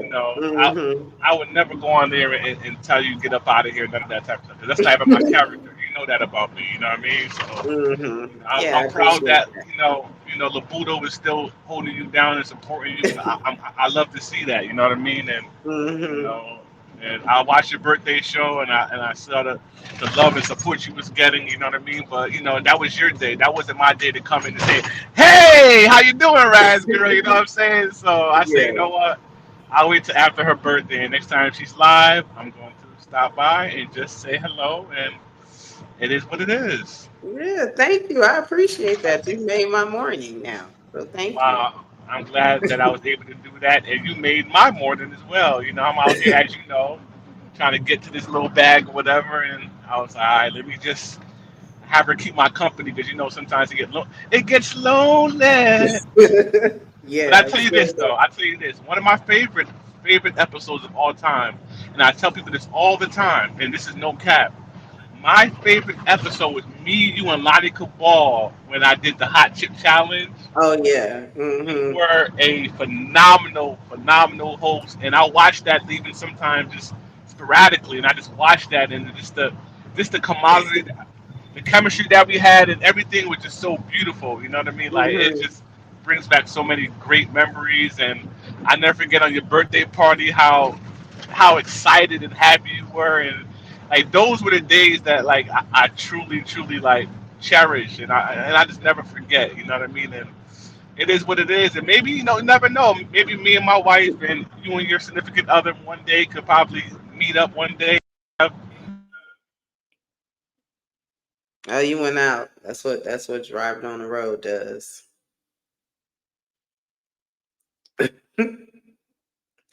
I can't hear you. Let me see. I'm gonna bring him down for a second. He might come back. So you guys, I was saying my goodbyes. I see that Black Knight was saying good night to you. Lionel Suggs said good night to you. If he comes back, I'll let him back up. Black Thought says rise living with the politicians getting the bag. Sometimes in this Rise Girl is the only pro-black politician I would vote for. Thank you for that, Black Thoughts. I've been talking to my coworker, and I've been asking her because I've been trying to get familiar with the city. If you're still here, I've been asking her about like the community politics and how I can get involved in that. There's just a lot of stuff going on. She'd be like, Kim, you don't have to worry about it. I'm like, oh no, you got to tell me where I need to go. So thank you for that, because I'm still trying. And she even suggested that too. Hello, can you hear me? O'clock in the morning, but when I'm talking to you, you want to call my phone. Ain't that something? Yeah. Oh. I think it's a backlog. Say that again? Okay, I can hear you now. I was like, my phone never rings at 4 o'clock in the morning, but when I'm on here talking to you, my phone rings. Ain't that something? No, yeah. Now I was saying, I was like, I said maybe one day me and my wife and you and your significant other probably could one day, meet up and get some dinner one of these days. That'd be nice. Yeah, I can definitely see what's up with that. Yeah. Yeah, definitely. Mhm. Just, one of these days before the end of the year, that'd be kind of cool. You know what I mean? Mhm. Yeah, that's cool. How you You like it out in shall. DC? I love it. I love it. Okay, okay. Did you Yep. go and see the monument, the Martin Luther King monument, and all that stuff? Yeah, I've been all around. Yeah. Oh, okay, okay, okay. Yeah, 'cause you're Mhm. close to Maryland, Virginia, all that stuff over there. Yeah. Yep. Yeah. Nice, It's nice, nice. nice. There's It's a beautiful. restaurant. There's a restaurant in Virginia Beach called Captain George's, and Mhm. if you love seafood, you'll love that restaurant. It's in like Virginia Beach area. It's probably like an hour or so. It's really good. Oh, okay. Yeah. No, I haven't Yeah. been down there yet, so yeah. Oh, okay, okay, okay. Well, get used to this. Get used to some snow and all that coming up. Next year. Did you experience any snow up here yet? Yeah, I have. It was good this year. I was excited to see it. Nice, nice, nice. Mhm. And guess what's funny? It's funny that you're in DC, and I have a family member of mine that just moved to Houston. So that's funny. That's Oh funny. wow. And Yeah, a lot of people. I said, when I go visit my family member that lives out there, I was going to give you a call. But it is what it is. You know what I mean? Yeah, But Raz, see? I don't want to keep you up too long. I just, kind of, miss just sound of your voice is talking to you. So I just had to, soak some of that up real quick. So yeah. Nah, thank you. You should come by more often. I appreciate your presence tonight on the show.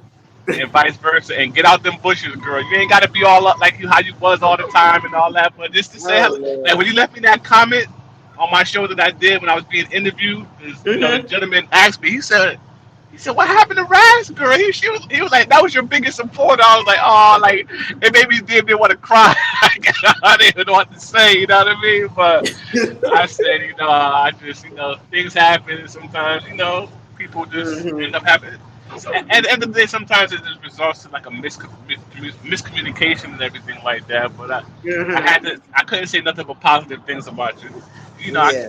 You couldn't pay me to talk negative about Raz Girl.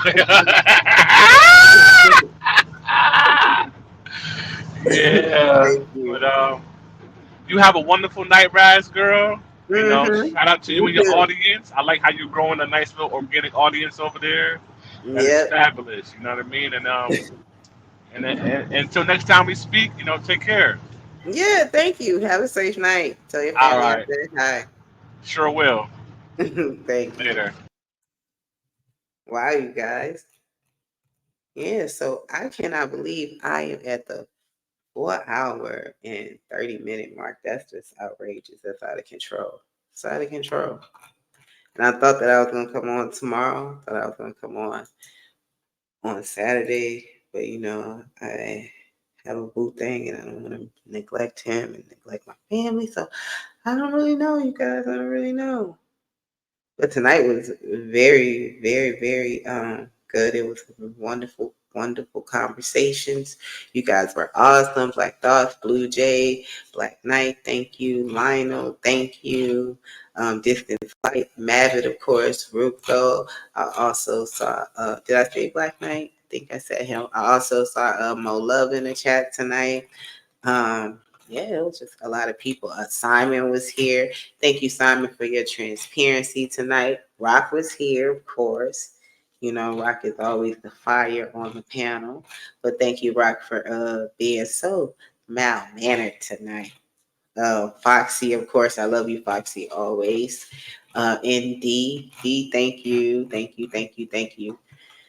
Me and D have a long-lasting relationship. And of course, we have BDP on the panel. So thank you guys. Thank you, Black Thoughts, for joining the panel and all please being so real. I appreciate that. Everybody was real tonight. So you guys have a good night. If you have not subscribed, if you have not hit the like, please leave a comment. It really will help. And share the video. It's very early in the morning. Tell y'all significant others that I am very sorry. I didn't know that the party was going to go that long. It is all my fault. Yeah, my bad. So y'all have a good night.